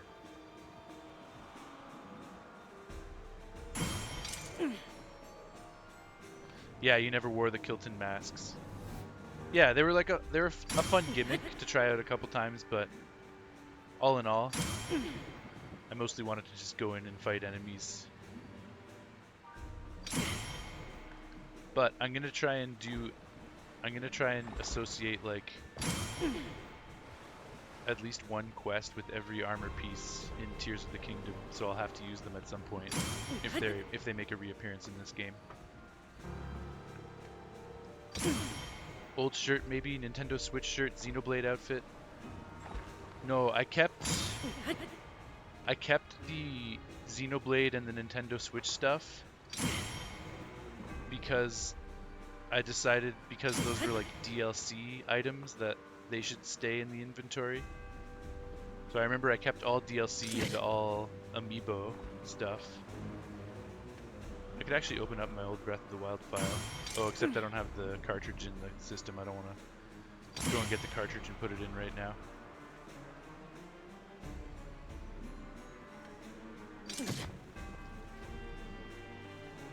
Possibly the old shirt, although I remember I dyed the old shirt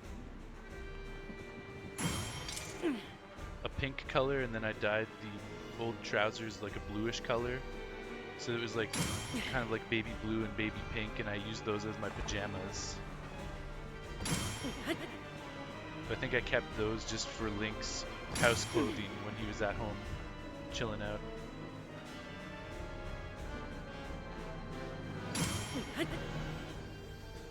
I can't remember the other articles that I didn't keep. How about you, Ishnai? Do you remember what articles you didn't keep? I'm assuming the Kilton masks were 4 of them.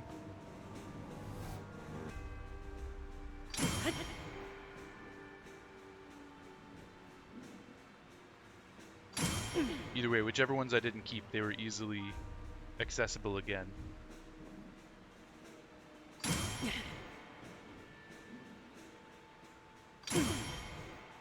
Oh, I might have gotten rid of the cold outfit that you get.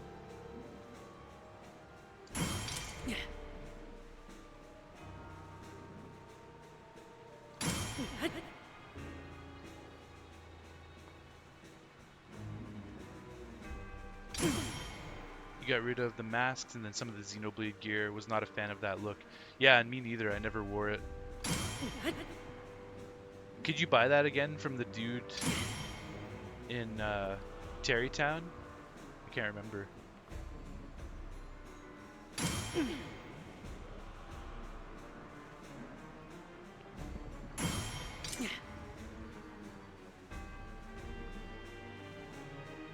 Oh, I think I got rid of the Vi leggings and headwear. As long as you did the quest, you could buy them again? Okay, okay. I might have gotten rid of the Vi leggings and headwear because you can get into Gerudo Town with the desert boots and the thunder helm. So I kept the Vi chest piece, but I got rid of the leggings and I just wore the desert boots, and I got rid of the headpiece and I just wore the thunder helm. That might have been what I did. And then also the cold shirt that you get from the old man. I can't remember what it's called right now. I'm drawing a blank.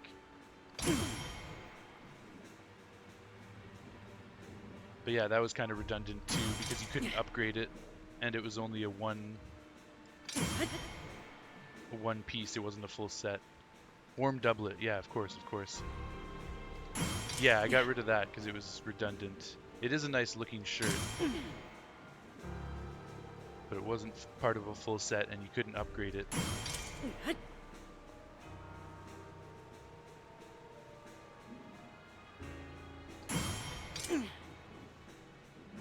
And I made sure that you could buy it again from Buddy in Terrytown as well.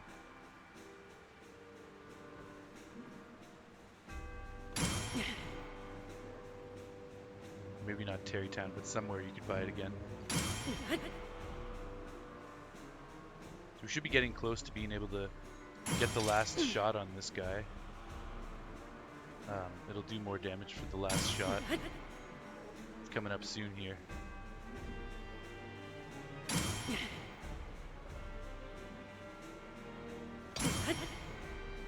Yeah! Sick. Well, I'm not going to be able to go get his spoils, obviously, but that was still very satisfying after all that time. That's crazy. This moblin's just like, what? Did I just see my friend fall from the sky? No, the loot! Yeah, man. Yeah, I'm not gonna go down now. Oh, what? That's sick! This guy's breath created an ice block. I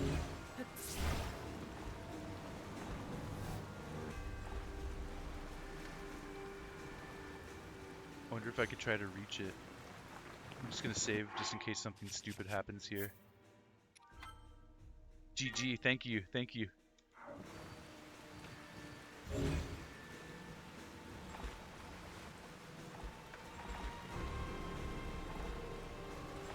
It's not quite. The range isn't quite far enough to reach. It's so annoying.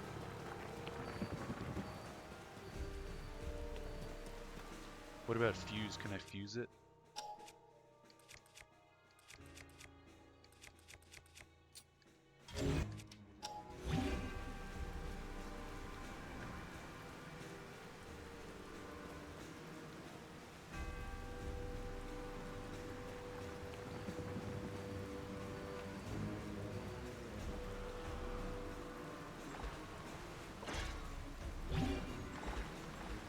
No, it doesn't want to let me fuse it either.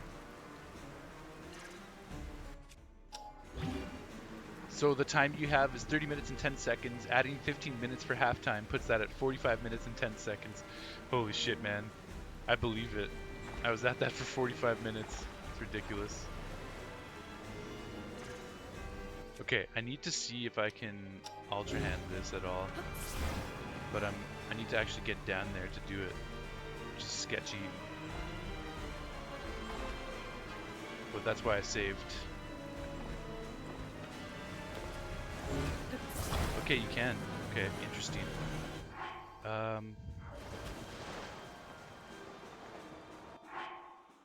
Okay, I'm gonna reload because I don't want to go down, and I'm probably gonna die here, so let's just reload.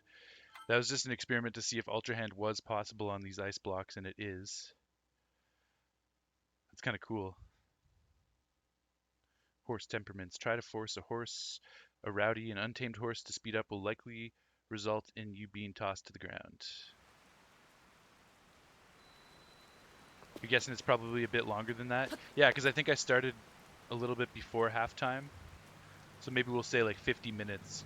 I could always go back and look at the stream later and do an exact time. I'm not going to worry about that now, but later on I might do that. I lost the loot, dang it, because I reloaded. Oh well. I wasn't going to go down to get it anyways.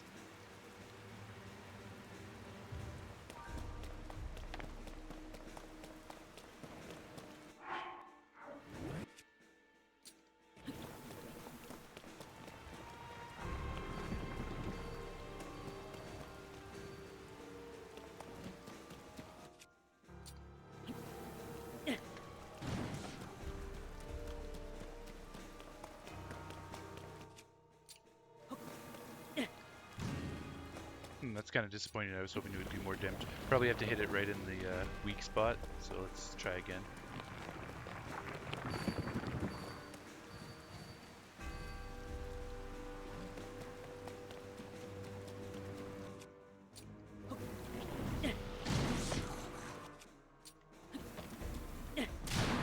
Okay, no, so it doesn't work the same way as the Ice Lizalfos, where you can just one-shot it. That's okay though. Have some bees. The fire fruit does make it vulnerable right away, so that's actually very handy.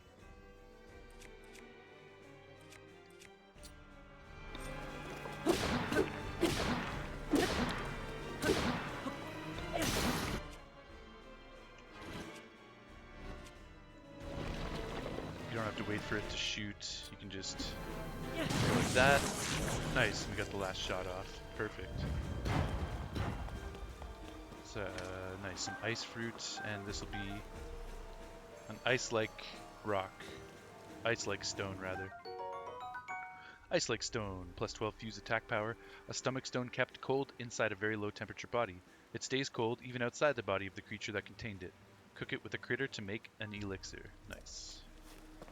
Another melee weapon I can't store. Okay, sweet, a shield. Actually, I did just break a melee weapon, so I had room for it, even if it was.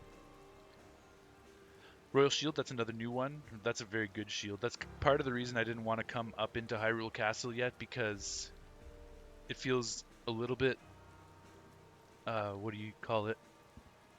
I don't want to say OP, but just out of progression, I guess you could say. Like, not the type of progression that I want to go for right now.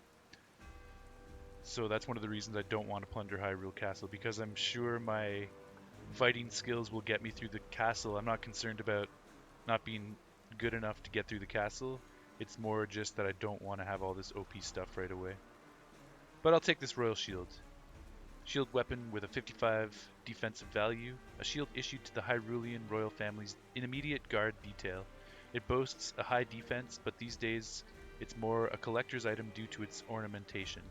Nice. That is some nice ornamentation.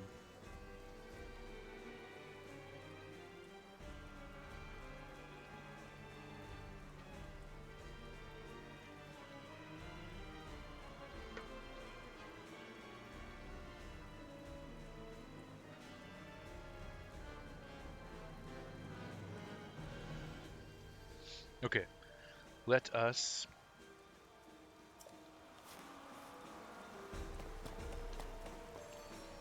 fight that Lizalfos up here. Pretty surprising.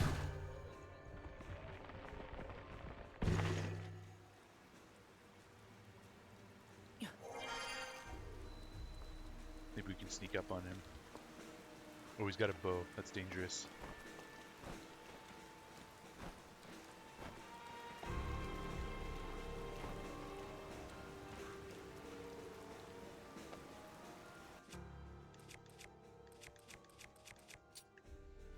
Hopefully we can one-shot him with a crazy mace sneak strike. I think it should be doable. Just wait for him to turn around the other way again.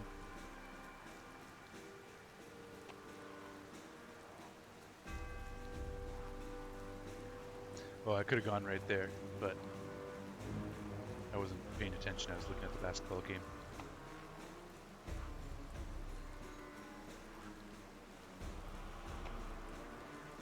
Ugh, his eyes are sideways. I don't want to risk that. There we go. Beauty! Is there another one? Okay. Just gotta watch my back.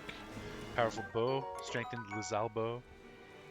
A bow weapon with an attack value of 25. A Lizalbo with a grip reinforced by metal. The body is made from the branches of a flexible tree that grows near water, which offers some serious destructive power. Very nice. Get rid of this traveler's bow.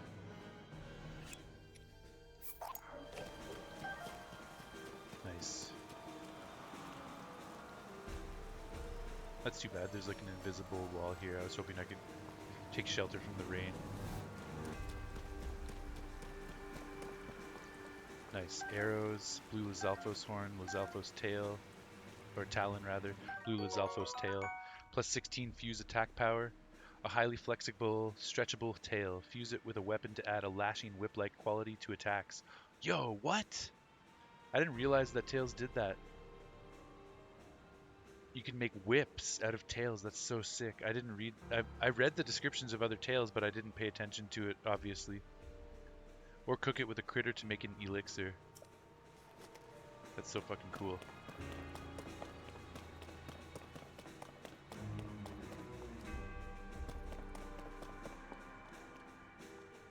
Weird. Part of that music kind of reminded me of Twilight Princess. Or was it... It's either Zant or Girahim from Skyward Sword. But I think it was more like Twilight Princess. Just a little bit of a hidden sort of quality that reminded me of that in the back. Not during this part, but during that one quieter part.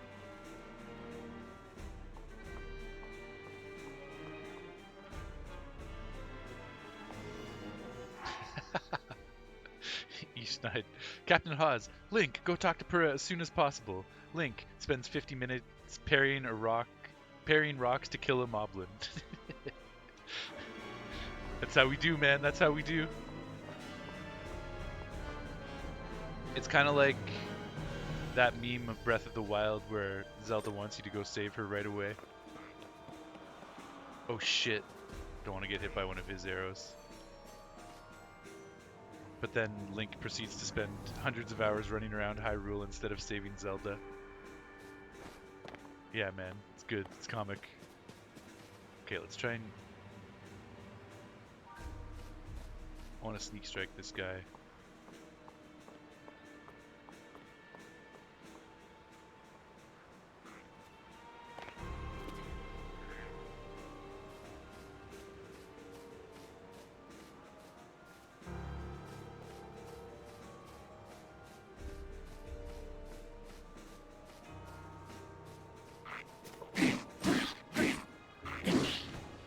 He didn't want to cooperate, so...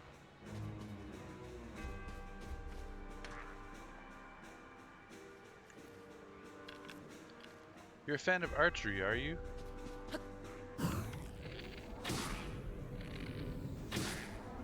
How are those not headshots? There you go. Nice. Lizalfo's tail, Lizalfo's horn, Lizalfo's talon. And I need to get rid of another crappy bow, so we'll get rid of the wooden bow. Pick up strengthened Lizal bow. I thought there was another moblin here. Where did he go? There he is, there he is. I didn't get a black moblin horn yet, so let's try and take this guy down. Except I don't want his goods to fall off the edge, so let's lure him up here and fight him up here. And also, I've got to be careful because he'll probably one-shot me, but I'm going to have top up my health just in case. Yo, Tifa, what's up? Welcome to the stream. Now, what am I going to do with all these thousands of channel points? Hey. I'll do something with them eventually, but I've got a lot on my plate. I've got a lot to do, so I'm sorry I haven't gotten around to that yet. Sounds like you're in the castle. Yes, I am in the castle. I'm not going to go directly into the castle and explore deeply. I'm just on the outskirts of the castle. I'm going to be jumping back down and going to Lookout Landing pretty soon, which is what I meant to do, but I got digressed by killing a moblin. I'll actually show you the end result. I just spent 50 minutes parrying rocks at this moblin to kill it. 50 minutes. It took that many rocks parried back at this thing to kill it. Ishnaid was with me every step of the way. Parrying rocks, yes. I think this is the killing blow. Yeah, there it is. I wanted to see if it was possible. I knew it was possible, but I just wanted to do it anyways.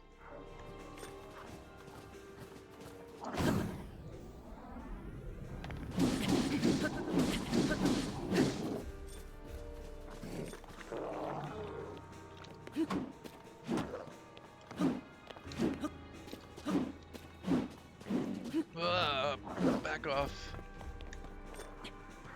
Don't want to get hit by this guy.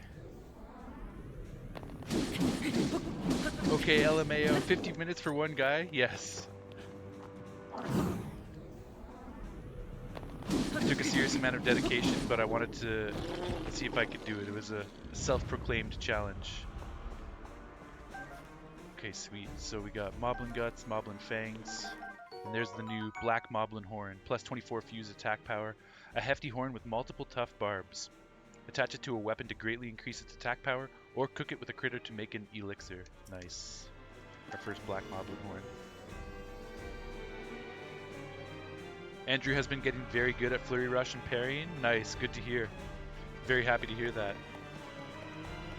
Also, I want to give a shout out to Andrew for checking out all of my TikToks. I really appreciate that. So Andrew, if you're listening or watching, thank you very much for that. I appreciate that.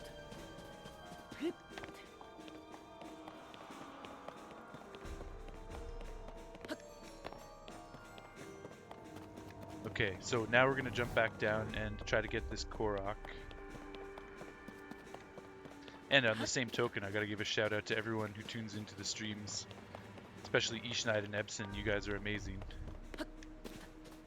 And Honks as well. Honks isn't around tonight, but he's a regular viewer as well. I appreciate the love from all of you guys. Whether it's TikToks, streams, YouTube videos, the support is greatly appreciated. Soldier's shield, traveler's sword, can't carry that. He's not there, but you'll tell him? Awesome, thank you, thank you. Sister is not amazing? Well, of course, of course. You're definitely amazing, sis. I just started off by shouting out Andrew because of the TikToks. And I know you tune into the stream whenever you can, and I appreciate that as well. Okay, so, yeah, and Ishnight says, Black Moblin Horn, thumbs up. Totally, man. Feels good to get a powerful thing like that. So, now the next thing we have to do, we're going to jump off of the Hyrule Castle precipice here. Because we want to go back out to Lookout Landing where we're going to continue the quest way down there. However, there is a Korok located in the river down there, and we're going to try and do a fancy dive from the sky to go get that Korok. And to do that, we're going to employ the use of a wing.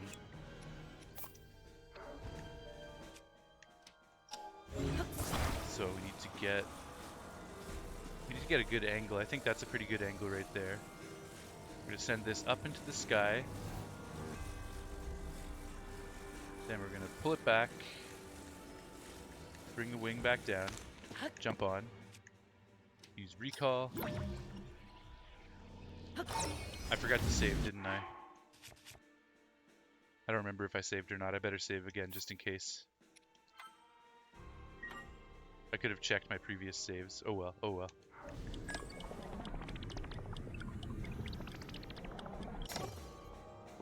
Okay, now.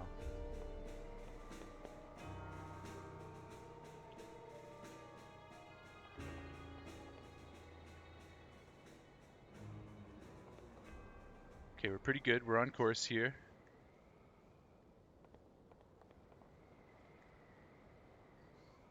We're gonna jump off the back.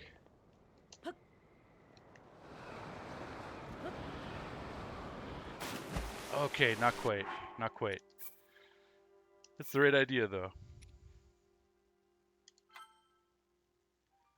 I need to jump a little bit later, and I want to try and do a straight dive without having to maneuver sideways in the air like that. We want to try and do a bullseye dive if we can.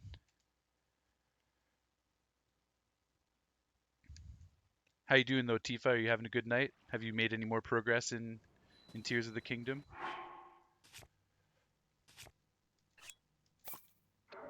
Okay, let's try this again. On the right track here.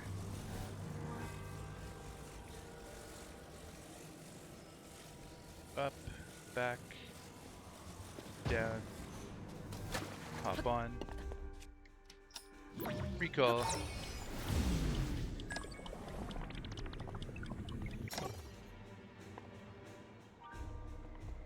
And down we go.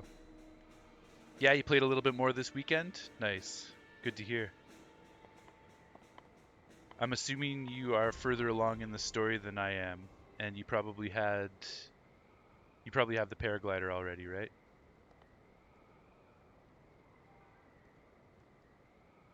I'm gonna save right here because I want to try and capture this whole process. Oh, a little bit too late. A little bit too late. It's okay, we're gonna get it. I wish the weather wasn't raining. I would like to get, like, I might wait till daytime or camp out so that we can get rid of the rain and get a bit of a better video footage of it. Tonight you saw Colin and Joe for board games. Good times. Nice, nice. That's awesome. So they're in Toronto. They're just visiting, I'm guessing, because I remember they're globetrotters that are all over the place, teaching English in different countries. Okay, let's set up a camp.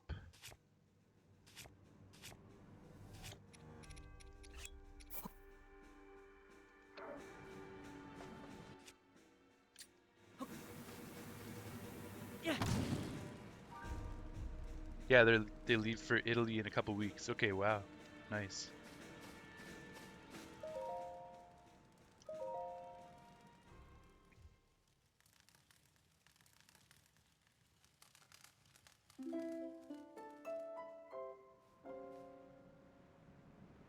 Okay, nice. We have some sunny weather to do this dive. Also, since we're diving, we should probably take our clothing off. No one's here to see us get changed, so we don't have to worry about hiding. There we go. Okay, let's run another final save. Now that it's daytime and now that we're more appropriately dressed for diving. And you are further than me, you got the paraglider and stuff. Nice. I probably will be getting the paraglider soon. I don't know for sure, but I imagine. Once I go and talk to Pura, she might help me with that. She's at least going to teach me how to get into the towers.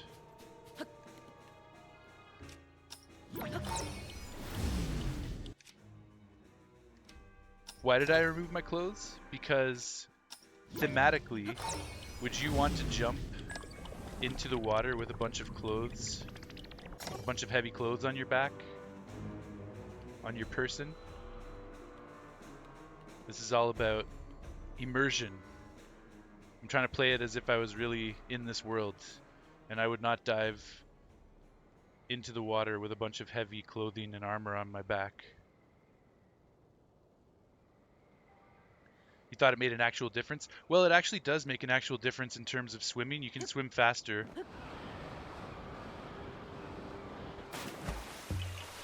Ah, I'm not satisfied.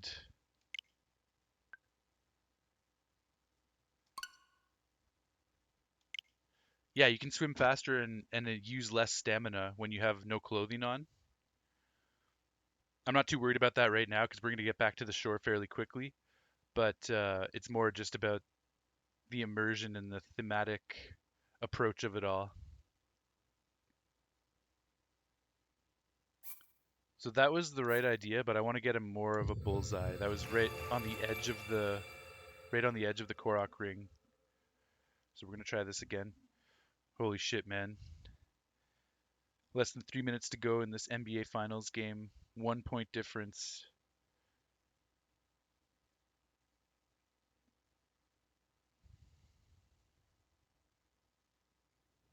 But yeah, there you go. Now you know you get more stamina out of swimming naked. Also, I'm sure once you get some water clothing, whether it's the Zora clothing, I don't know what it is in this game, but once we get some of that clothing, I'm sure that'll make a difference with the swimming as well.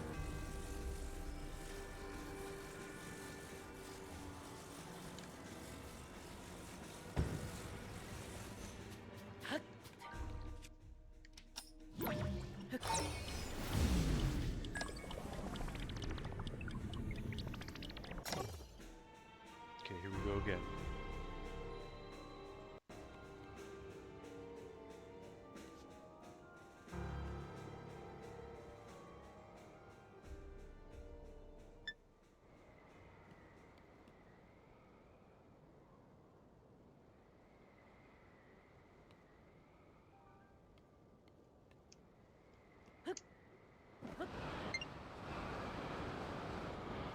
Ah, not quite, not quite.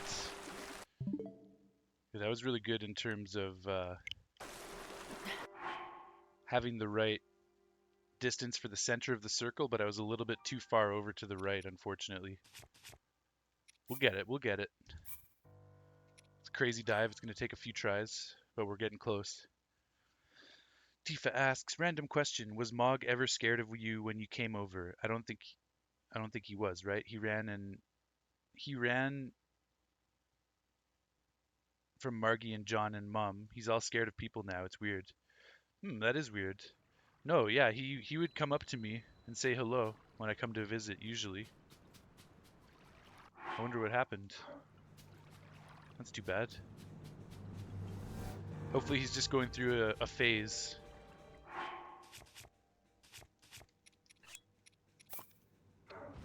I'll have to come for another visit soon and we'll test it out. Okay, I was a little bit over to the right, so that should be a little bit better, I think.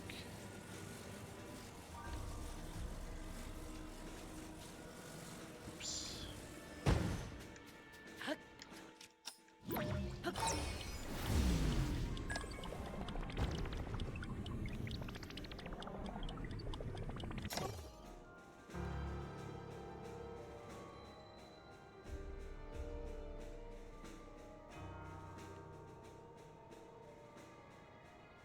This might be a little too far to the left now.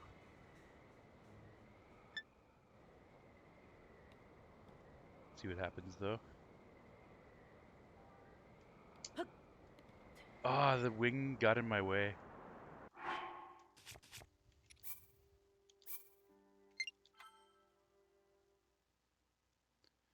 Also, let's get rid of these 3 miss dives because we don't need that cluttering up our storage. Yeah, see if he acts like that when I come visit next time. Yeah, hopefully it's just a phase. Or maybe it's just people that he's not as familiar with. But I guess he should be familiar with Mom.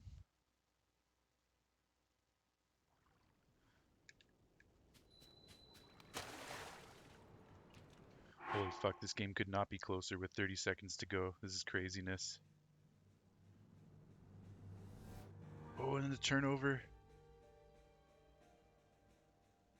And a timeout.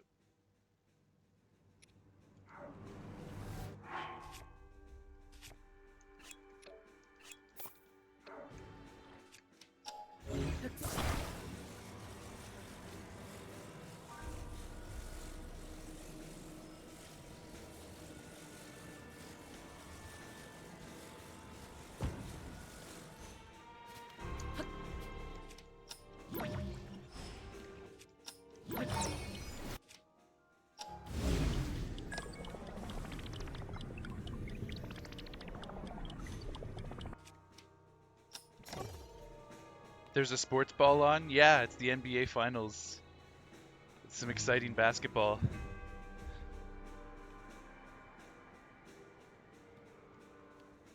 I haven't been this excited about an NBA Finals since the Raptors won 4 years ago.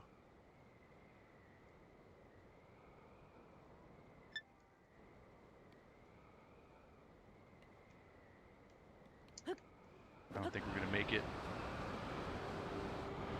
No, too far over.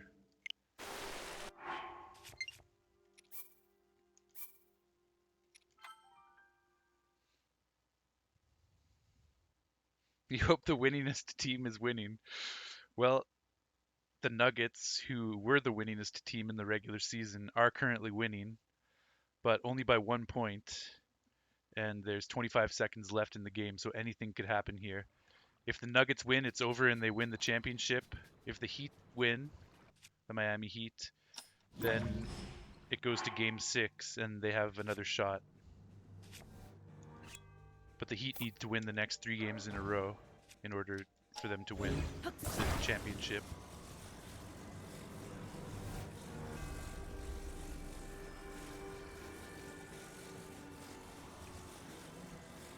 Okay, that's actually quite exciting. Yeah, totally. That's actually quiet exciting. I know you mean quite. Also, the Nuggets are pretty interesting because they've got this superstar from Serbia, and he's just like such an unusual basketball player. So it's kind of fun to cheer for him. And they also have a really good Canadian player in Jamal Murray. Quite, yes, yes. Sorry, I'm the spelling cop. The spell police. Okay, this looks like a good trajectory here.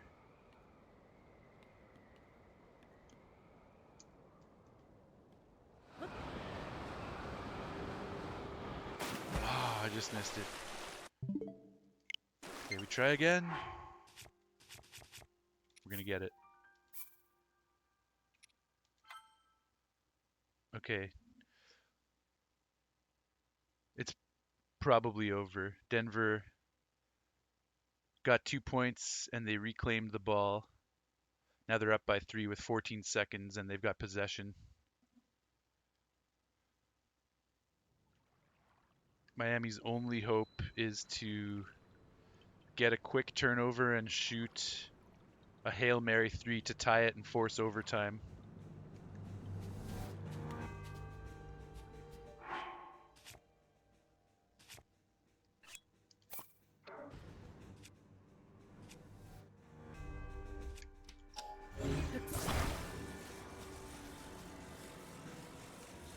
Crazy exciting game though. Miami fought hard. It's not over yet, but okay, yeah, they fouled. The first one goes in, that's probably it.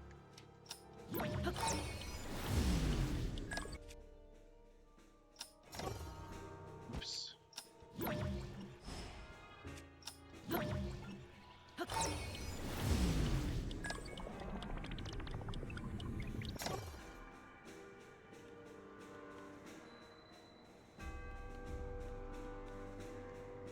Sounds like football with all the stopping. When there's a really close basketball game, the end of the game always has lots of starts and stops. With timeouts and fouls and just all kinds of random stuff to try and squeeze out additional opportunities to score. Ah, damn it, I fell. Okay, that's a fail.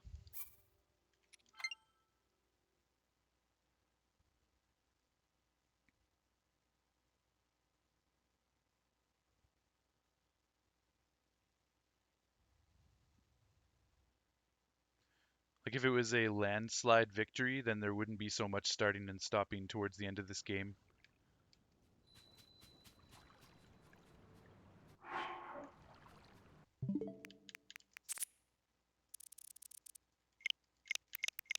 Those are all false jumps.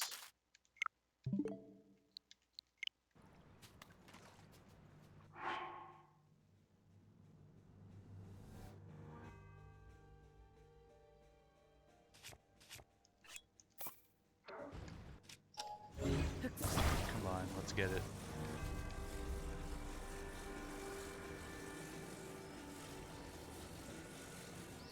That's it. Denver wins the championship. Madness, craziness.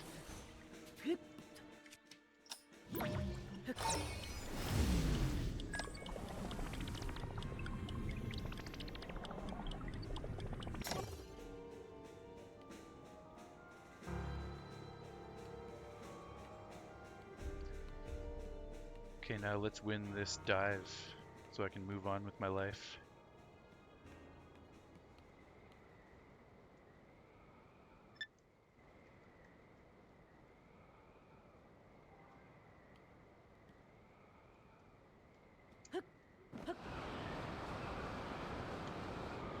Nice, I'll accept that. Yeah, haha, you found me! Korok seed. The small seed was given to you by the Korok named Ishnaid. It has a distinct smell. If you gather a bunch of them, you never know what may happen. Nice. Okay, let me review this footage. Ishnaid, GG! Yeah, man, that was a sick dive. And it happened right at the end of the NBA game. Perfect timing. Let me just review this dive to make sure we got the footage that we want for the TikTok that I will make from this. I missed a little bit of the ultra hand at the beginning, but that's not a big deal.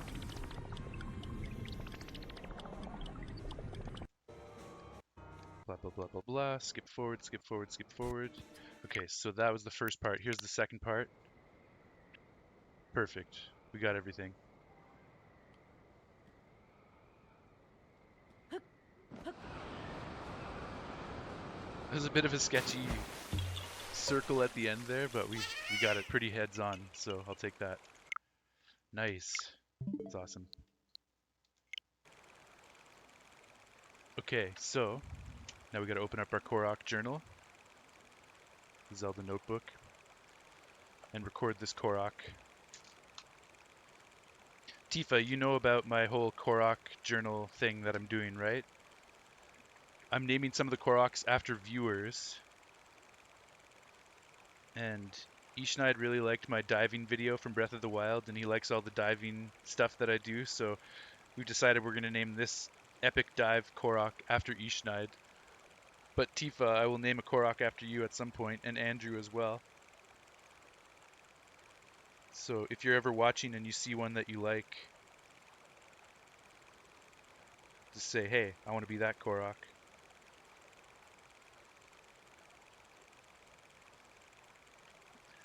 So we have a lily pad face, true green color face, propeller in the left hand,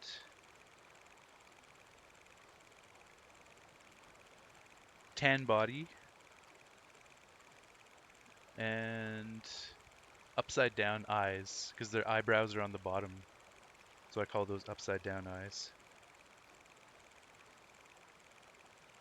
And this was lily pad dive, lily pad ring diving, lily pad ring dive, bridge to Hyrule Castle.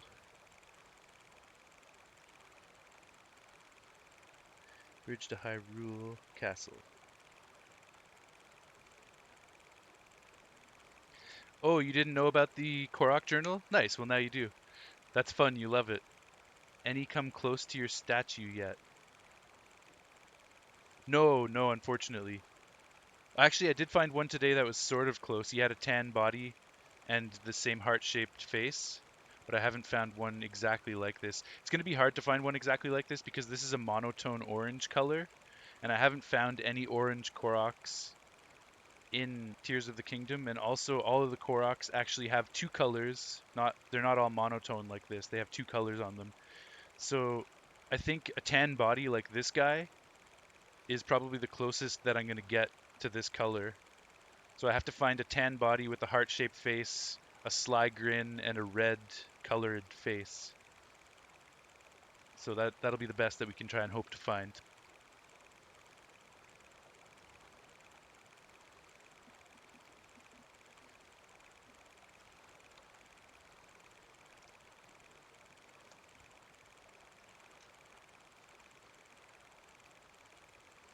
Alright, sweet. So that's Ishnaid the Korok recorded in the book.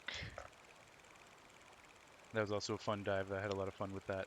So that's going to do it for Hyrule Castle this time around. Obviously, there's much more to explore in Hyrule Castle. We've only scratched the surface. However, that's all I want to do for now because I don't want to go in there and get a bunch of OP gear and weapons and then just have the rest of the romp through Hyrule feel more trivial.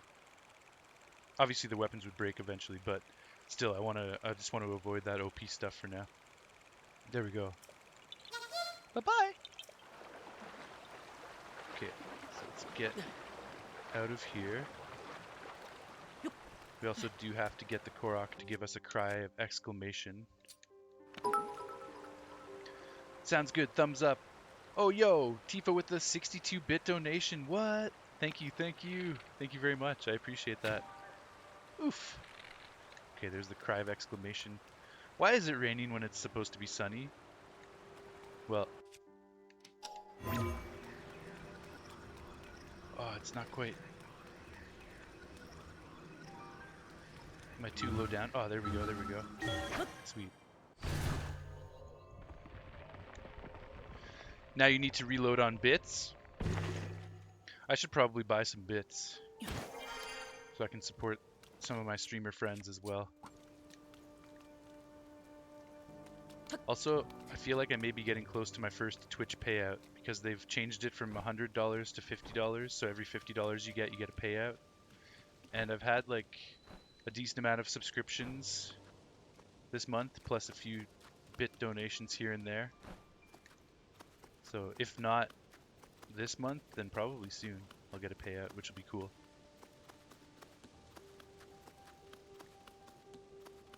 That'd just be a nice feeling to get my first Twitch payout.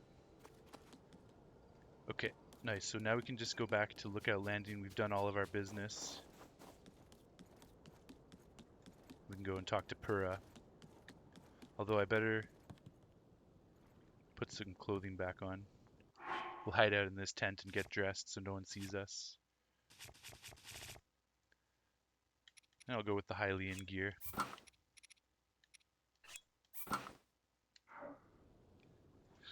That's a cute face. Is that like a raccoon with a heart or a kitty with a heart? Nice. I like it. Yeah, I want to add some emotes for subscribers to give you guys some perks for subscribing. It's definitely something I got to do, up my Twitch game a little bit. I'll get there. Right now I'm just focused on streaming consistently, doing my TikToks daily, editing some YouTube videos that I've been working on, but I know I've got to get things firing on all cylinders and I'll get there. You think it's a cat? Yeah, totally. It's from a hype train. Nice, nice.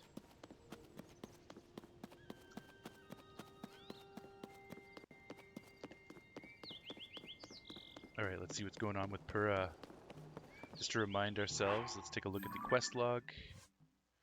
Crisis at Hyrule Castle, given to us by Pura from Lookout Landing.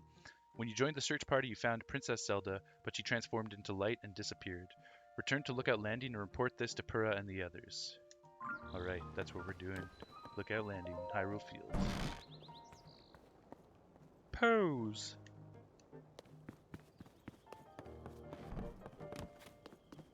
So Pura should just be up here.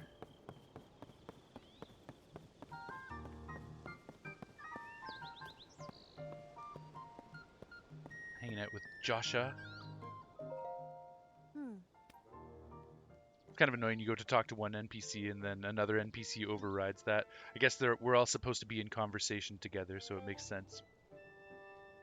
Pura says, Link, well, did you find anything? Link explains. What? You're telling me Princess Zelda was at the castle? And then she transformed into light and flew off? Oh nice, I just noticed Pura's badass high heels. Very nice.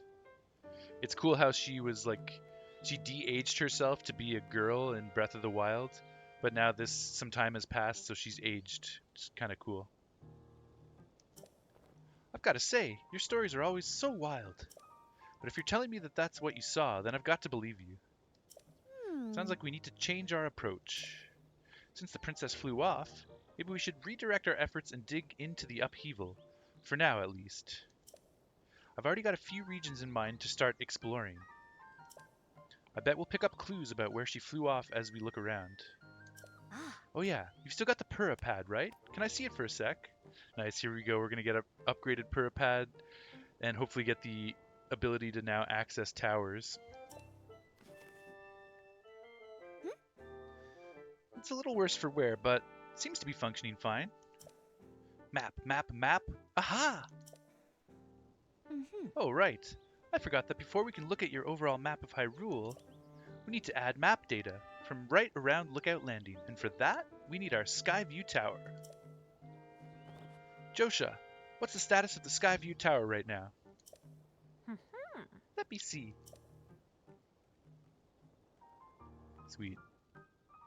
Outwardly, the structure looks to be complete.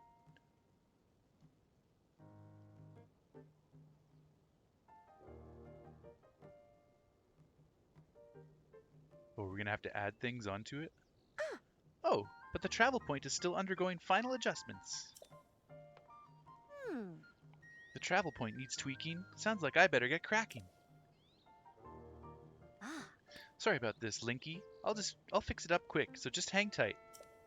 In the meantime, why don't you rest up? You must be pretty tired. The emergency shelter is just the spot for you. It has free beds and a kitchen, so it's well stocked for getting some rest and rejuvenating yourself. If you want more info,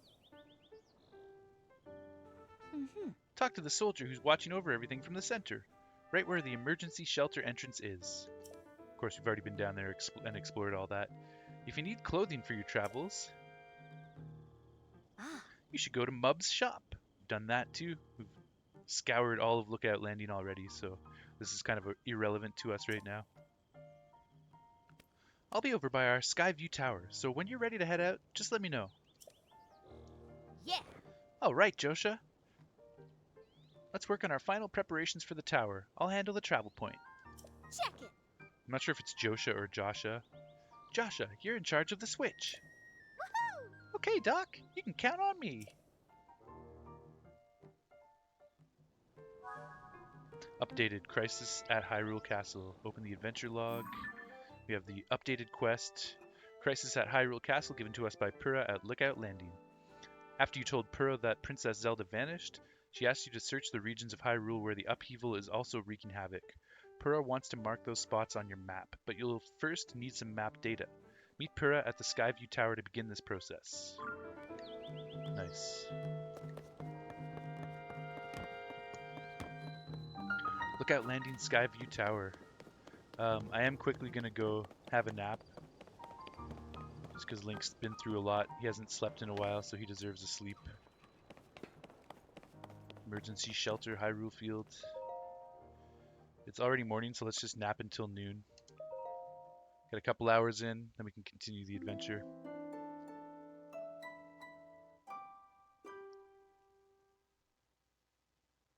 I'm really trying to treat it like a role-playing game, you know, like I'm getting into the role of playing Link and making sure he gets enough rest, making sure no one sees him get changed, making sure he's wearing the right attire for the right situations. And obviously when I'm in a settlement, I don't want to have any weapons on my back because I don't want to threaten any of the inhabitants, so just things like that. Getting super nerdy with that. I want to go on a survey. Very interesting. Let's see, what's in this issue of Lucky Clover Gazette? Okay. Just seeing if anybody had anything new to say around here, but it seems like it's all the same.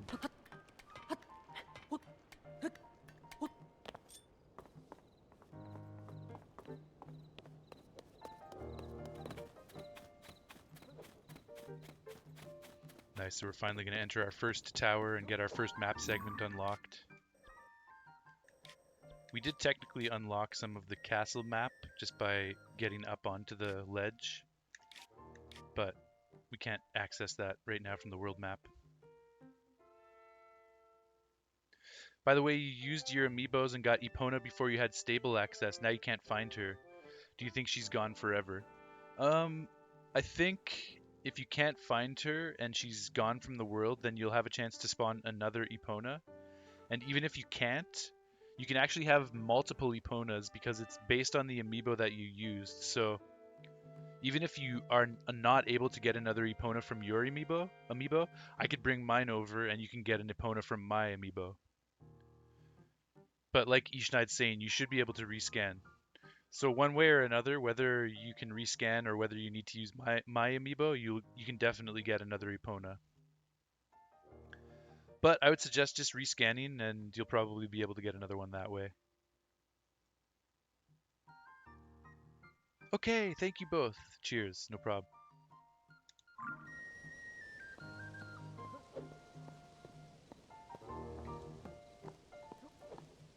Alright, Puro, what's going on?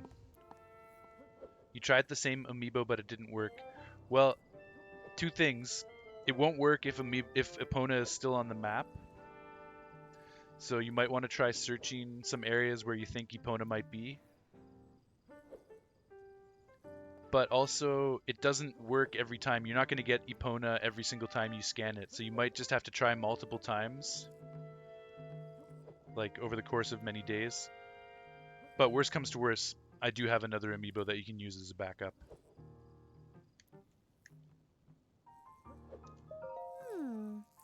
If I put this here, then that goes there. No, that's not quite it. That should do it. I like how she's holding a golden recorder. That's so random. Hey, Link, you all set? I just wrapped up here myself. The travel point is working fine now, or it will be once you do your part. Hey! Pura out here looking like a boss.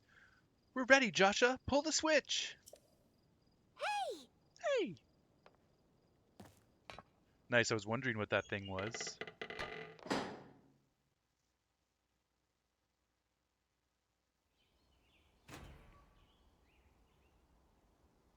One sec there, Tifa. I want to watch this.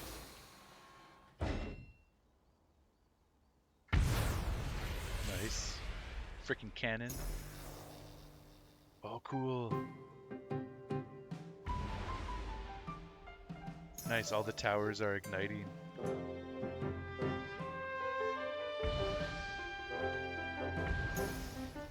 Sick.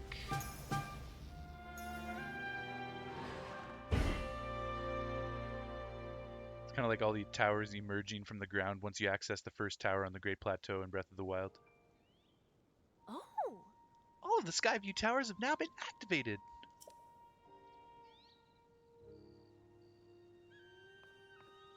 Yeah! Okay, Link, your turn. Let's see. Tifa says, "Oh, okay. I got her the first time, and that was just lucky then." Yeah, totally. You don't always get it every single time. Got it. Pretty sure she's gone because I scanned it inside the village you're in now. Okay, yeah. So she might just be gone if you didn't get her to a stable and reloaded the game. She might be gone. Ishnight says, "You mentioned lights not being on in the tower the other day. There is no power." Totally, totally. So I figured that once we talked to Purah and dealt with all of this, that it would activate them. So that's awesome. Now we got power. Okay, Link, your turn. Ah! Go hold the Purah pad over that terminal. Updated Crisis at Hyrule Castle. We're gonna look at the updated version before we hold the Purah pad because this might be some text that we lose once we activate the terminal. Crisis at Hyrule Castle, given to us by Purah at Lookout Landing.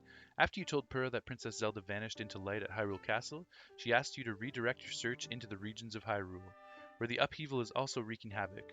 Purah wants to mark those spots on your map, but you'll first need some map data. Hold the Purah pad near the Skyview Tower terminal to do this. Nice. Updated. Let's talk to her one more time. Yeah! Okay, Link, your turn. Mm-hmm. Same thing. Got it.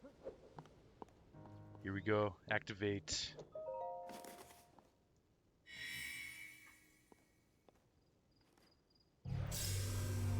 Nice.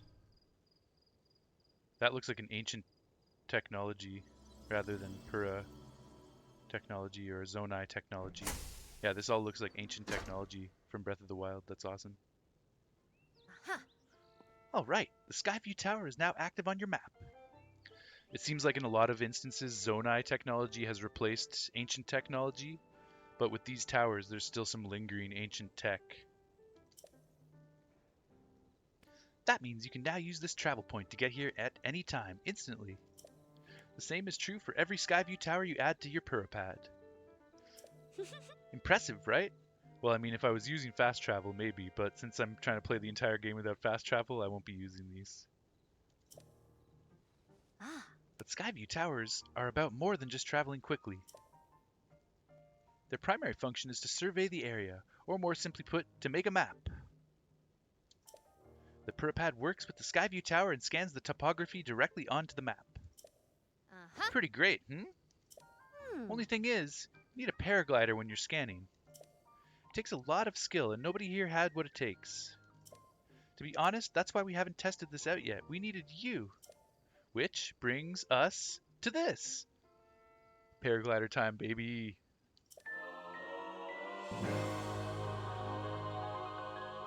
How long have I been playing this game? I've probably put 100 hours into this game so far. And I'm just getting the paraglider right now. It's ridiculous. Ishnight says, "Let's go!" Yes.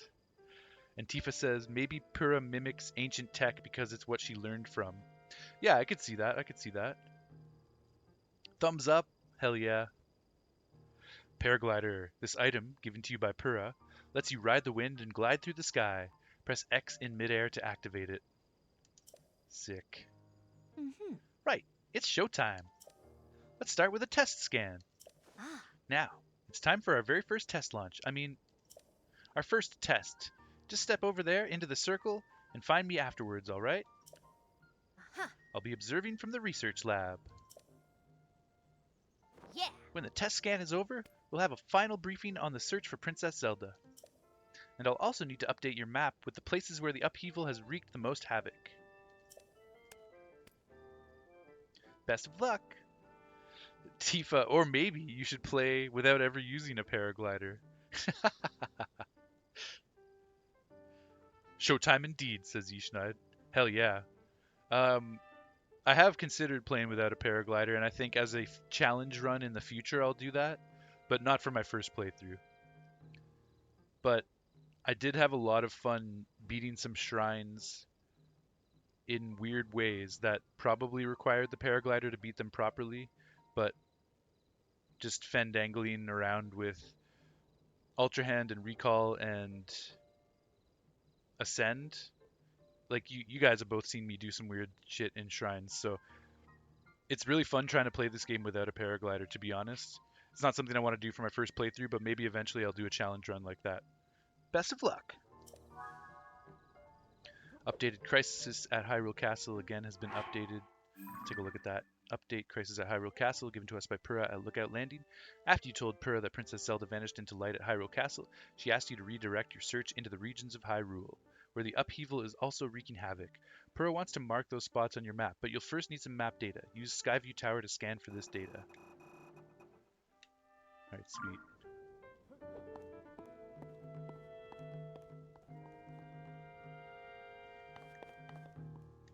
Can't interact with that anymore, okay. What's the problem? Lost your nerve? Ah. The Purah pad works with the Skyview Tower and maps and scans the topography directly onto the map. Your task is simple, just try it out.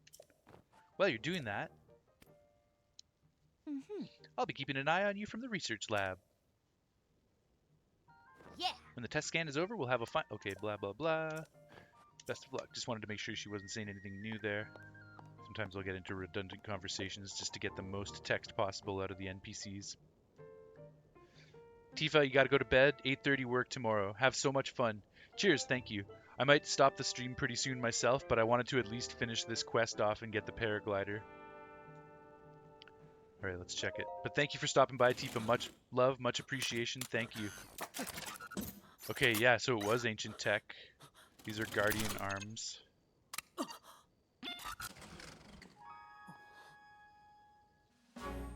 Nice, it looks like we have a winch attached to us. Oh, 6 of the balloon under there did have a purpose. I was wondering why there was a balloon underneath the tower. What? Nice, and I can look around. So sick. Oh man.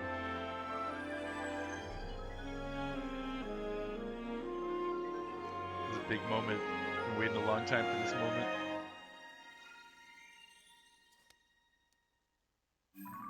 Nice. Our first map segment. Surface map updated. Lookout Landing. Central Hyrule, Sky Archipelago. That's the sky map updated too, nice.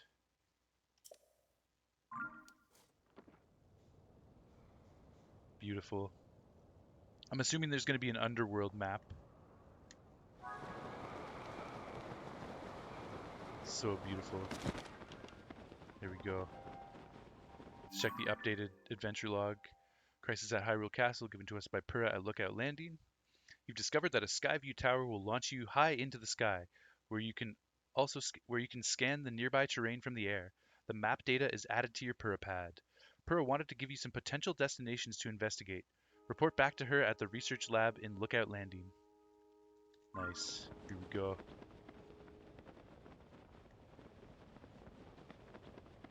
I just want to drift for a moment. It's beautiful.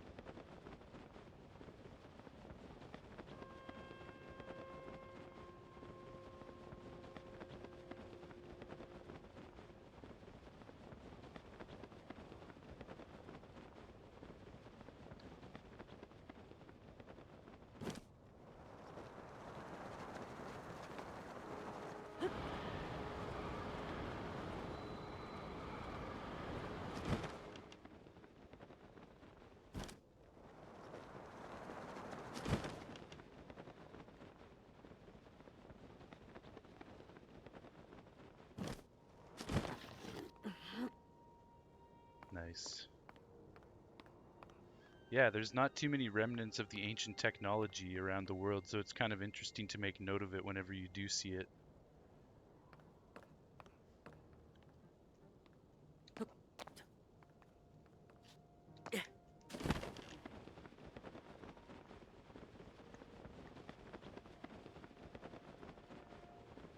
Might as well go down the tube just for fun.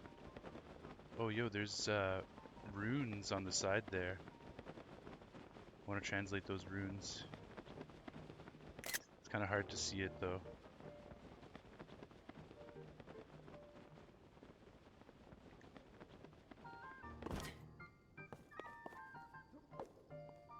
How am I going to see that better? Need something to stand on to get up a little bit higher.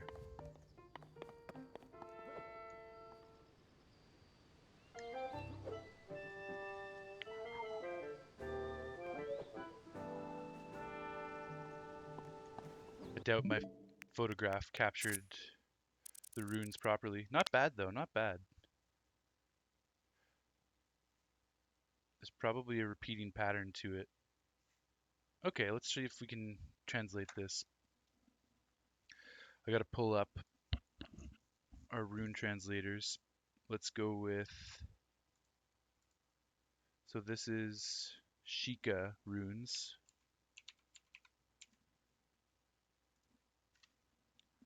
Yeah, I was calling it ancient technology, but I guess it's Sheikah technology. Same thing.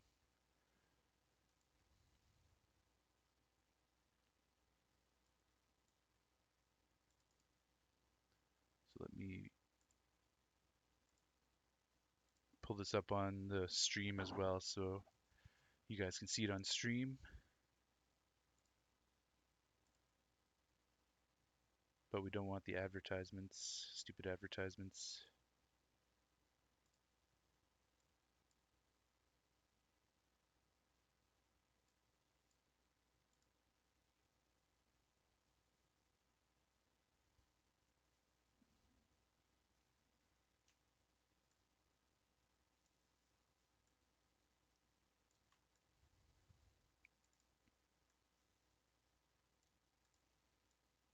Okay, so there's the runes.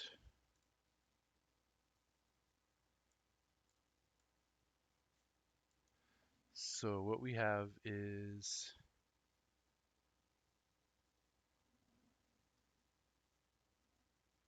I'm going to start with this one.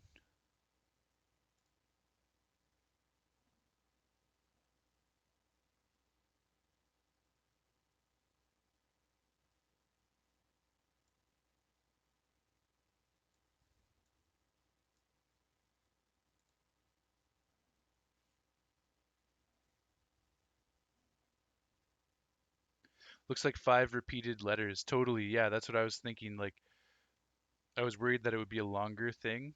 Tower? Let's find out. You might be onto something. It's a good guess. Let's see what we get. Then this character. Then this character. Then this character. So what does this translate to? Decrypt. It translates to Werto, W-E-R-T-O. However, I obviously started in the wrong place, so you're right. You're right, Ishnaid. It's tower. Good guess.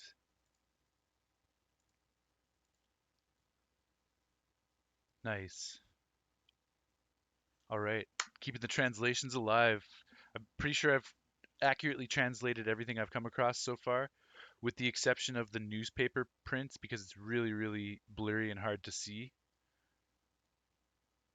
It is technically possible to translate those. It's just going to take a lot more work, and I would like to do it eventually. Some of the newspaper headlines. Yeah, man. Good job. Good job on the guess. Okay, sick. Yo, what's up, Shelby? Welcome. Love your videos. I've been a fan for a long time. Nice. I appreciate that. Cheers. Thank you. And welcome to the stream. First time here. How's everything going? Okay, so we got the translation done, and we finally got our paraglider and the tower and the map segment unlocked. Beautiful.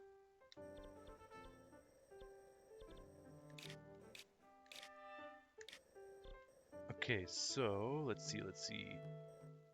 Let's go talk to Pura, see what's going on.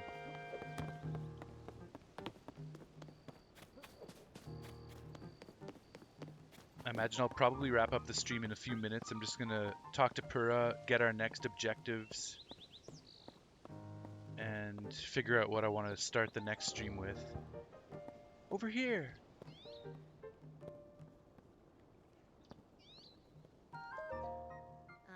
Welcome back. That was some good gliding up there, Link. I expected nothing less. Also, Shelby, are you a Zelda player, or have you gotten Tears of the Kingdom yet? It's an amazing game so far. So, how did it go? Did you get a proper map scan? Yes. Good, that map is crucial for our search. There are Skyview towers in every region in the world. We want to make a point of visiting them all. Right, let's talk about the upheaval. It's affected more than just the castle. Reports of other strange phenomena have been coming in from all over Hyrule. Let's take a look at your map.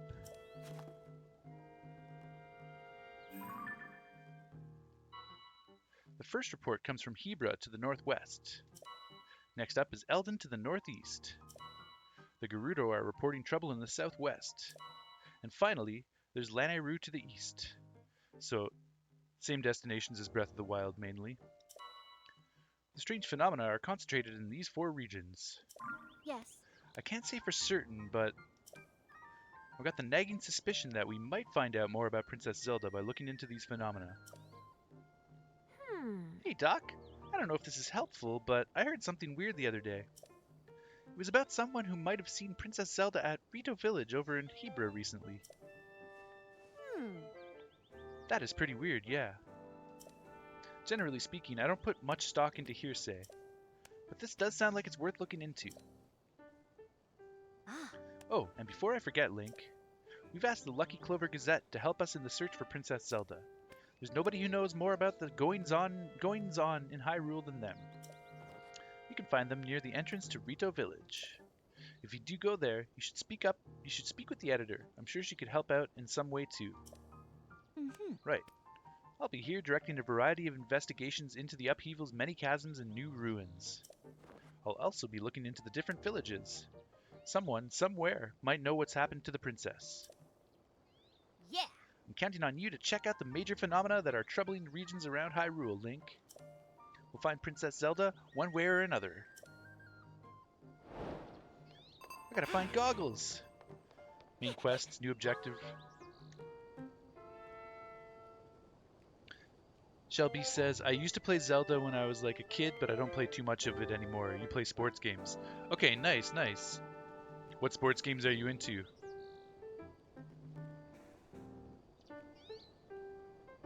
And also, I'm honored that you've been a fan for a long time. I appreciate that. What are some of the videos that you've liked of mine in the past? Okay. UFC? Nice. Ultimate Fighting Championship? That's cool. I played a little bit of wrestling back in the day. WrestleMania, Royal Rumble, that kind of stuff. It's pretty fun. Okay, let's go to our adventure log because we have the updated Crisis at Hyrule Castle, which has now been completed. And we have the new regional phenomena quest. Okay, sweet. You've been watching my Minecraft videos. Nice. That's awesome. Thank you very much. Yeah, I love Minecraft so much. It's one of my favorite games of all time, and I am going to be streaming Minecraft every Sunday. So if you ever come on a Sunday, you can check out my new Minecraft world that I've got going with my friends, and you can check out some of those streams. It's a good time. Crisis at Hyrule Castle, given to us by Pura at Lookout Landing. This is now complete. Where Princess Zelda remains a mystery. Pura said you might learn more by looking into the major phenomena that are troubling some regions. She's marked them on your map. Hyrule Castle remains strangely in the sky, though you saw someone who looked like the princess leave it, vanishing into light. Alright, nice, yeah. I also plan to make more documentary-style episodes of our new Minecraft world on YouTube, so eventually you'll see some of those pop up. Right now, I'm a little bit more focused on live streaming just because I'm trying to get comfortable with it. It's something I've been a little bit adverse to, just because I can be a little bit introverted sometimes. So I'm just really pushing the live stream right now to get more comfortable with it, to become a little bit more extroverted, to get more comfortable with talking to people. So I haven't been focused on the documentary YouTube style videos as much at the moment, but I do want to get back to that. And I have a bunch of stuff that I want to do with Minecraft. So keep an eye out for that in the future as well. Sweet, so that's updated. And then we have the new regional phenomena quest right here, given to us by Pura at Lookout Landing as well. Pura has directed your search for Princess Zelda into 4 regions that each suffer under a strange phenomenon. Hebra in the northwest, Eldin in the northeast, Gerudo in the southwest, and Lanayru in the east. Josha heard a rumor that the princess might have been seen in Rito village off in Hebra. So Ishnaid, was this what you were talking about, where you think I should follow Pura's instructions and kind of head for Rito village first? Because I know when I asked you before, you were saying listen to what Pura tells you. When I was asking for like a basic way that I should go first. So if that's what you meant by that, I think that's a good idea. I could head to Hebra first.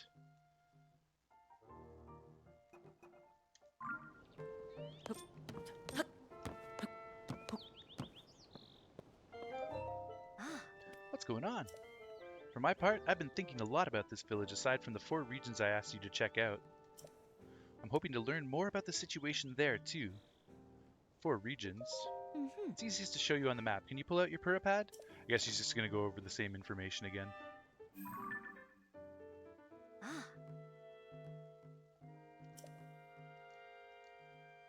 want you to look into these 4 regions. That's Hebra, Eldin, Gerudo, and Lanayru. You might want to start with Hebra up in the northwest where Princess Zelda was supposedly sighted. Okay. Keep in mind, Hebra is colder than usual due to a serious cold front that blew in recently. You want to show up prepared with cold weather gear, otherwise you'll turn into an icicle pretty quickly. I'm leaving those regions with phenomena in your hands, so make me proud. I've also got that other village on my mind. I'm working with the survey team to look into what's going on there. What other village? Kakariko village, home of the Sheikah tribe. It's off to the southeast in the Nucluda region. Zonai ruins, each shaped like a ring, fell directly on top of the village. There's got to be a special reason for it. Right now, the Zonai survey team's elites are taking on the investigation. If you want to know about the Zonai, you should talk to them. If you want more info, talk to Atmos down in the shelter. He can probably point you in the right direction. He helps deploy the monster control crew squads to where they're needed and has extensive geographical knowledge. He can tell you more than I can about the various regions and peoples. Oh, by the way, have you talked to Robbie yet? I'm leaving everything Purapad related to him. He was going on and on about ideas for improvements with it. This needs that, and that needs this, and what have you. If you haven't run into him yet, you should go say hi. Oh nice, is he going to upgrade my Purapad so I can take photographs for the compendium? Fingers crossed, hope so. Ishnaid says, I think you should go where you want to go, but it's a good path to take. Okay. Scooch was saying he went to Hebra first, and that worked out well for him. I'm tempted to go to Hebra first. Obviously, I'm going to make many digressions along the way between here and here. We're going to get into all kinds of shenanigans, build new contraptions, visit shrines, hunt for Koroks, do side quests, you name it, the whole 9 yards. We're going to do all that stuff. So it's definitely not going to be a direct path from A to B. We're going to be diverted quite a bit along the way. I wouldn't be surprised if it takes me 2 weeks to get here, to be honest, with everything that I'm going to be doing in between. And there's also a Misko's treasure along the way, which is cool.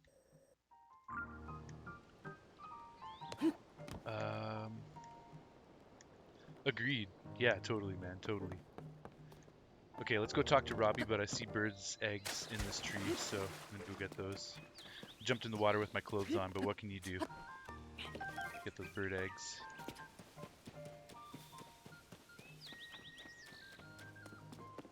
What the hell? Why is Snurble out here? That's very strange. We want her to be safely inside Lookout Landing, so let's grab her.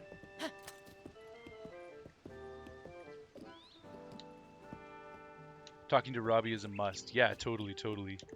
I have a feeling he's going to give me the camera rune so I can take pictures for the compendium. So I definitely want to go do that.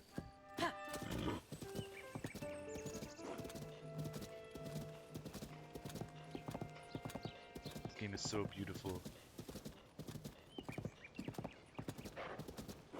I've never played a UFC game before. I wonder what that's like.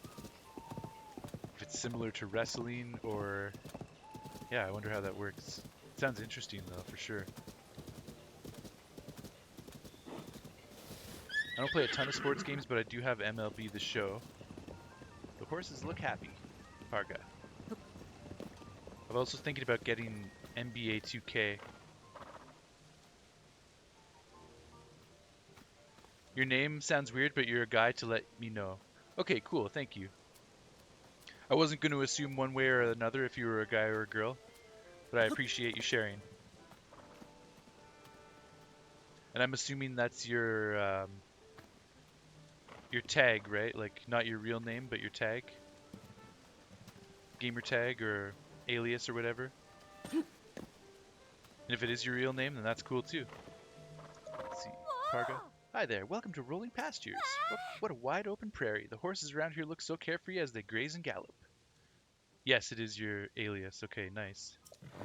Where did you acquire that name from? You know how to capture a horse, right? You sneak up on them from very quietly from behind, and that's it. Now, how about sampling some of Ateno Village's finest? I've already bought her whole inventory out, so... But there's some... I wouldn't mind getting all the milk, all the goat butter, and all the swift carrots, so let's do that. We should have enough. We'll have 19 rupees left over. Great choice. How many would you want? I'll take them all. What? Every single one? But 5 of them will be 60 rupees. You sure? Yes. We had a great choice. Sorry, we're all sold out of that for now. Goat butter. Get all of these. Every single one, but 5 of them will be 60 rupees. You sure? Yes. We made a great choice. And let's grab the swift carrots too for 80. And that'll leave us with 19 rupees. Just because those ones we don't have a ton of access to yet. We've got 28 bird eggs and 62 tomatoes, so we don't need those as readily. Need anything else? I think I'll sell so I can purchase some arrows inside Lookout Landing as well. Let's see, what do we want to sell here?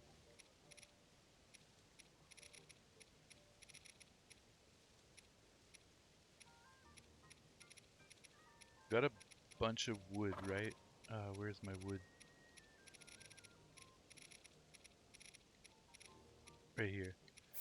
Let's sell off like 100 wood. That'll get us 200 rupees.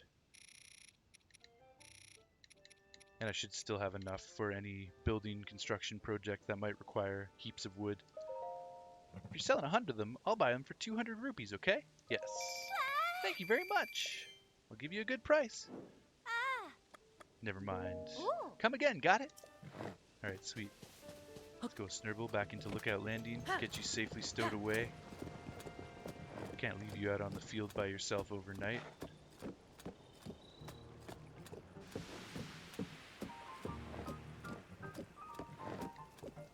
How should I build it? Good old Carson. You just thought of the name? Okay, nice. That's cool. That's cool. I respect that. Kilson's my alias as well. My real name is Wilson, so it's pretty close.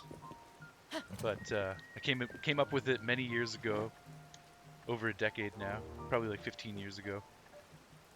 Of just... striking down my foes or my opponents in battle in video games. I decided to go with the name Kilson. Killing my enemies. You love the voice impersonation for each character? Nice, thank you. Yeah, I try to make it a little bit more interesting with some of that stuff thrown in there, just to add to the presentation of the stream. It's fun. Okay, it's raining. Here's another thing I do. Like when it's raining, I put my hood on because I want Link to be protected from the elements. So just some nerdy things like that I like to add to the immersion and the role-playing aspect of the game. Okay, we're gonna go buy out these arrows. How many will it be? I'll get all 6 for 120. Oh, there's only 5 stacks for 100. Still, you want to buy all 5? That'll be 100 rupees. How about it? I'll buy. Oh. That's so generous of you, sir. You made me very happy today. Thanks, Mubs. Okay. I'm going to wrap up the stream in a minute, but I'm going to talk to Robbie, and also Josha had a side quest, so we're going to go find her as well.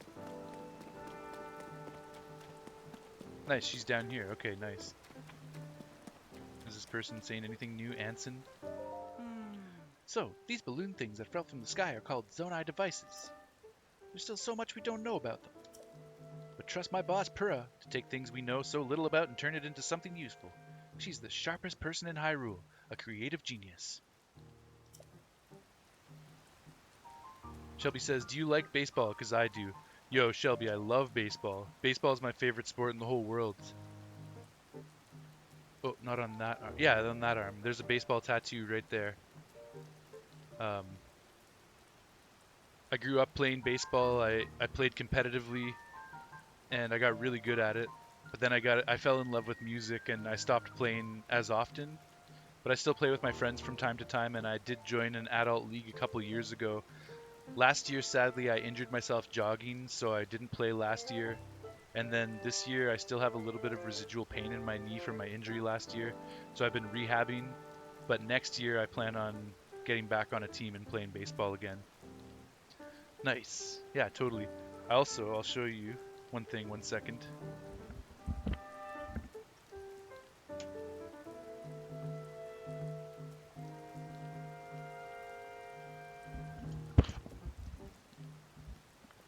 I live in Toronto, Canada, and we have the Toronto Blue Jays is our home baseball team for Major League Baseball. And I was at a Blue Jays game and I caught this official Major League Baseball. It was a home run off of Aaron Judge from the New York Yankees. I was kind of upset that he hit that home run, but I was extremely happy that this ball went right into my glove. And the Jays went on to win that game, so it wasn't the end of the world. He hit the home run, I caught the ball, and the Jays still won, so it was pretty sweet. Oh, you're in Toronto as well? Nice. Right on, right on.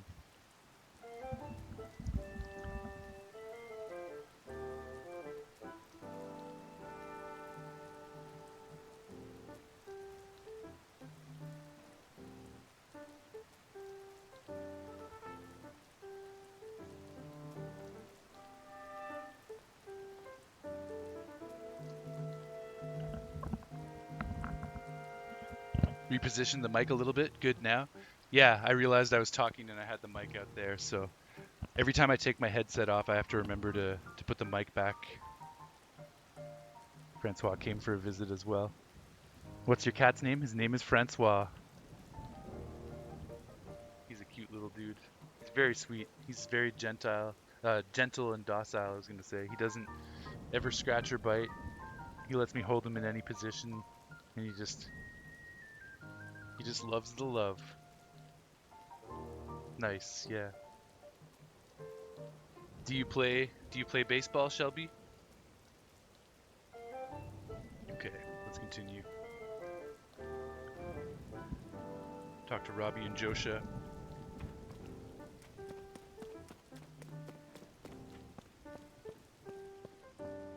Yeah, you do? Nice. I like to go shoot some hoops every now and then as well. There's a basketball court across the street from my house at the community center, so sometimes I go there and just practice my shooting. I'm not great, but it's still fun to do it with my friends. But I try to go out at least once a week with my buddies and just like hit balls around and try to catch pop flies and stuff like that. It's pretty fun. Okay, let's talk to Josha first. Or it's going to be a group chat. Yeah. Robbie. Ah, what an excellent night. Oh, it's you. You know, that purapad of yours may seem perfect, but it could be even more perfect. I'll need to head back to the lab when Josha's got the depths investigation sorted out. Come on, Goggles. Are you even listening to me? Oh, yes. Sorry, you were saying? I was saying that I want to go investigate the depths. Look, if you're not going to listen to me, I'll go and jump into a chasm myself. Well, that's a little dangerous. No way, no how, you can't do that. The depths are far too vast for you to explore on your own. We've only barely begun to look into them. I'd love to go gallivanting around down there too. Who knows what wonders are at the bottom of these chasms. But no matter how wondrous they may be, it's far too dangerous for you. I'm not about to go allow our younger prodigy to go wandering around somewhere so unknown, so foul. If anything were to happen to Purah's favorite student, it'd be the end for me. The end! But I need more on that figure. If we have more info on it, then it should help us better understand the depths. What figure? Oh, swordsman. Sorry, I didn't even mean to leave you out of the conversation. Josha, head of depths research. Nice. Yeah. Let me get you up to speed. Did I play Mario World on 64? Do you mean Mario 64? Because there's two games that you might be referencing. You may be referencing Super Mario World for the Super Nintendo, or you may be referencing Mario 64 for Nintendo 64. I played both and I love both games. Yeah, you mean Mario 64. Okay, nice. Yo, I love that game. I remember I bought a 64 not right when it came out. I was young and I didn't have money for it right away, so I ended up shoveling people's driveways. I went around door to door. I grew up in Ottawa and there was a lot more snow in Ottawa than Toronto. So I would go around door to door in the wintertime and shovel people's driveways, and I earned a bunch of money doing that. And my grandfather told me if I saved up $200 that he would pay for the rest of the 64. So I saved up $200 from shoveling snow. And then as a Christmas present, my grandfather paid the rest of the 64 and he bought me Mario 64. So that was like a huge, it wasn't right when the 64 came out, but it was a couple months after. And I've been a fan of Mario 64 ever since then. You grew up in King City. Okay, nice. Where's that? I'm trying to think of where King City is. I don't know where it is. Not,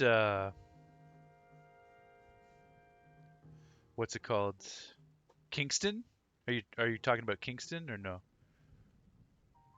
Let me get you up to speed. Our survey team brought back some artifacts from a journey into the depths. One of them caught my eye. Oh, cool. It's a hieroglyph shard. This piece of slate, specifically the image depicted on it. See that figure standing on two legs with one arm raised up? Well, I have a theory. I think it could be evidence that a mysterious people once lived in the depths. It's close to Vaughan. Okay. So, still kind of in the GTA region. Maybe a little bit further out. That's why I want to go down there, so I can see if there are any more depictions like this one. I want to see for myself. I live downtown Toronto now, right? Just like a couple blocks from the Sky Dome. Yeah, nice. Aww. But Goggles here says it's too dangerous and he won't let me go. Josha, come on now. Tell you what, I'll go down there myself and see if I can't find anything about the figure on that slate. Oh man, I would not trust a little old man like Robbie to go down to a dangerous place. What this is all getting at is that Link, the hero of Hyrule, is going to go. And Link will join me! There we go. We'll start by looking for anything down there that resembles the figure on the slate. Assuming we find what we're looking for, we'll use your Purapad's camera to take a picture of it for Josha. A perfect plan. Camera? Here we go, camera rune. Activate. You don't know about the camera? It's one of the Purapad's basic features. With the camera, you can capture nearby scenery as an image, one that's stored in your pad there. Sounds like you still have more to learn about the Purapad. It's funny because right at the beginning of the game in the opening cutscenes, Zelda took pictures with it, and I assumed that I would be able to take pictures, but it just doesn't let you take pictures. Shelby says, you're trying to get yourself into hockey, but it's so hard. You have any friends who watch hockey? I watch a little bit of hockey. Hockey's not my favorite sport in the world, but I've grown to appreciate it over the years. I know as Canadians it's our national sport and everything, but I was always more into baseball growing up. But hockey has grown on me over the years. I like how hardcore it is. It's an extremely hardcore sport, and the athletes are pushing themselves so freaking hard. So I appreciate that aspect of it. It's not as interesting as baseball or football or basketball, but it's incredibly hardcore. So I actually started getting more into the Leafs and started watching hockey. And my roommates both love hockey. They're big hockey fans, so we've been cheering on the Leafs. Obviously their season is over, but next year we'll be cheering them on. And I've been watching the NHL playoffs as well. Looks like the Vegas Golden Knights are going to take the cup this year, which is cool. They're a new franchise. It's always fun to cheer on new franchises because it's like where did they get all that talent from, you know? They didn't have much time to put a team together and win the Stanley Cup. It's pretty interesting.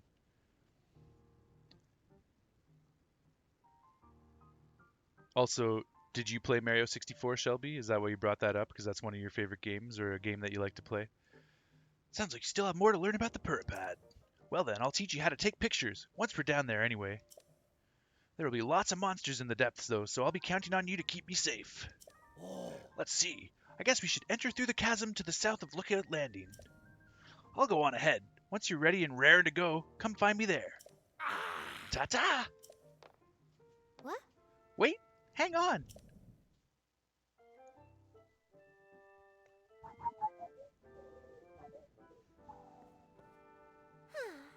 Definitely digging this Lookout Landing music the more I hear it. Looks like he's gone. I'm sorry you got roped into all of this, swordsman. Goggles means well, but when he wants to help me, he leaps before he looks. Yeah. But here, maybe this will help you out at least. I've already got so many Bright Bloom seeds, it's hilarious. But it's good for people that didn't go and explore as much as I did and just came straight here. Bright Bloom seed times 10, 1 plus 1 fuse attack power, a seed that's often found in caves or wells. When struck, it will take root and bloom, giving off faint light from a small flower. Oh, and take this too! Arrow times 5, nice. Bundle of 5 common arrows. The shafts of these arrows were carved from the wood of a sturdy tree. Beauty. The chasms are pretty deep, so light from the surface doesn't make it down there. It's pitch black. Okay, good. We actually need to use Bright Bloom seeds inside of the chasms. I'm glad to hear that because I've gone into wells and caves and there's been no reason to use the Bright Bloom seeds. There's already enough natural light. So now we're actually going to have a reason to use these things. But if you attach a Bright Bloom seed to an arrow and shoot it, it'll light up the area. Definitely a useful trick down there. You had WWF No Mercy for 64, and that was the only wrestling game you had. Okay, nice. I don't know which wrestling game I played. It was at my buddy's house growing up in Ottawa back in the day. I never owned the game personally myself, but I would go to my buddy Scooch's place and we played wrestling. I just remember beating him in a Royal Rumble and he was so pissed off he smashed his controller. Thankfully he doesn't have a temper like that anymore. I don't know what was going on with him at the time that he was so upset, but he has never broken a controller since then, so he's calmed down. LOL. I think it's because like I didn't know how to play the game and I kind of just like got in there at the end and won the game. Okay, you'll want to head straight out of the Lookout Landing's southern gate. You'll find the chasm goggles used just outside. I don't know too much about how your camera works, but I'm counting on you to bring me that picture. Oh, and please look after Goggles for me. Main quests. New objective, camera work in the depths. Nice. Josha's profile has been added. Yeah, I was going to say the character profiles. We got to take a look at her profile. Yeah. You can find the chasm that Goggles headed for by going straight out of Lookout Landing's southern gate. I think he plans to enter the depths from there. Sorry I can't tell you anything about how that camera works. I just know it captures images that look like the real thing. Oh. So if you find a figure down there that looks like the one I showed you, get a picture of it for me, please. Mhm. Okay, just making sure she didn't have anything new to say. Oh. Okay, nice. So let's take a look at Josha's character profile. A new entry. Josha, Head of Depths Research. A young scientist whose genius earned her the role of heading up Depths Research. Josha finds it thrilling to be working with Pura, and though she helps with various investigations into Princess Zelda's disappearance, she's glad to focus her time on the depths. She's a person of Hylian and Sheikah descent. Very good, very good.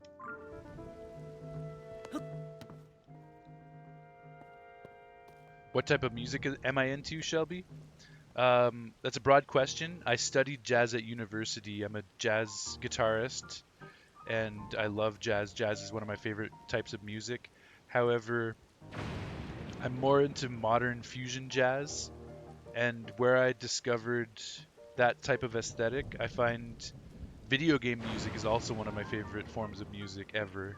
That's where I initially discovered my passion for music was playing Super Mario, playing Final Fantasy, playing Zelda, Chrono Trigger, Donkey Kong, all these old school classics where the music was just on point.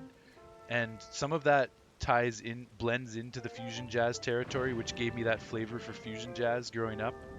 So I started getting into jazz, went to university for it. Then I kind of put the two together like, hey, a lot of video game music is actually fusion jazz. And so video game music and fusion jazz is my favorite, basically. And Final Fantasy, especially Final Fantasy VII, is some of my favorite music of all time. I also love the music of Zelda, but I think as a whole, I like Zelda more than Final Fantasy as a game franchise. But the one thing I prefer about Final Fantasy is the music. Music has just a slight edge in Final Fantasy for me, but I still love Zelda's music. But yeah, to answer your question, Final Fantasy is some of my favorite music of all time. Okay, and let's go to the adventure log. You grew up in the 90s, so you were more into rock, like Korn, Slipknot, all of those bands. Nice. Yo, I was into a lot of that stuff too. It's kind of, I guess, silly, but I still really like Limp Bizkit. Limp Bizkit was an awesome band. But I like some Korn songs and Slipknot. Freak on a Leash by Korn, that was a pretty cool song. I remember liking that song. But yeah, I love those 90s rock bands as well, and the early 2000s. I spent a long time being into rock music before I started studying jazz, and I got really into classic rock and prog rock from the 60s, 70s, 80s. So I know a lot about that era of rock and roll and rock music. And then the grunge in the 90s as well, Nirvana. Camera work in the depths, given to us by Josha at Lookout Landing. Josha showed you an image of a figure on a piece of slate from the depths. She thinks it's evidence of a people that once lived there. Robbie said he'd go down to the depths to find her anything that shows another such figure. He wants you there to take a picture of it with the Purapad's camera, if necessary. Join him at the chasm south of Lookout Landing. Okay, so before we go to Hebra, we're gonna go take care of camera work in the depths so that we can get the camera rune activated on the Purapad. And this is right here and readily available. We don't have to go too far to access this quest. I've already done all of the side content throughout Hyrule Fields, so we don't have to do any extracurricular stuff. We can just make a beeline right for this quest. But that's going to be in my next stream tomorrow night, so we're going to end the stream here pretty much. I want to just see if I can... No, you can't access the camera just yet, so we actually have to go and help Robbie to get the camera. Very good, very good. Okay, well, with that, we're going to go down to the emergency shelter.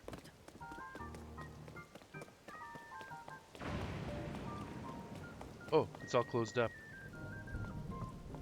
Let's talk to Scorpus. Oh. Excellent work out there, Link. Not that I expected less. But enough out of me. You want to go to the emergency shelter, right? Yes, I do, sir.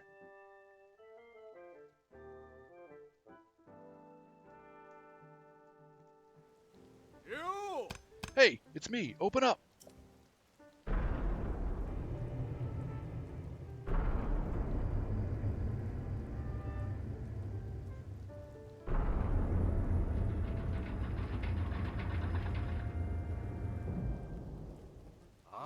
This underground vault used to be an emergency shelter for the royal family. Now we're making constant use of it. Feel free to make yourself at home in our vault. Use any equipment you want. Do I know the band 311 because you love them? You're not really into Limp Bizkit, but you know who Limp Bizkit is, Break Stuff, Faith, all those corny songs. Fair. I didn't listen to Faith that much. I would say that's more of a corny song. Break Stuff is kind of cliche. In Together Now, where they collaborated with Wu-Tang, I thought that was a great song.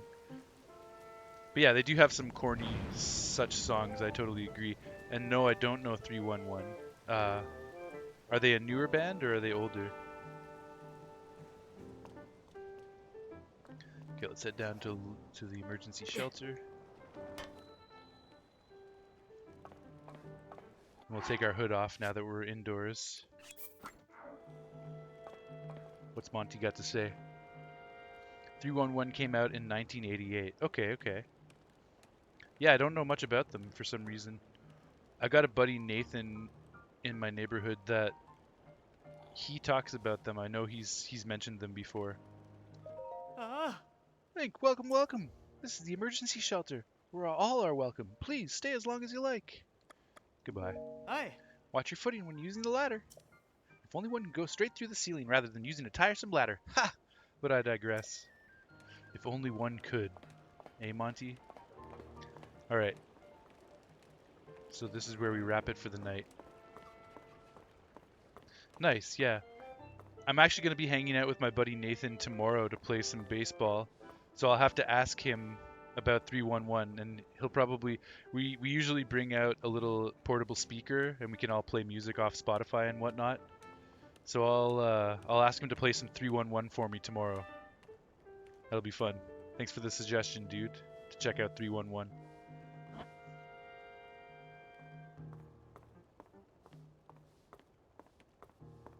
All right. Well, we're going to run a save.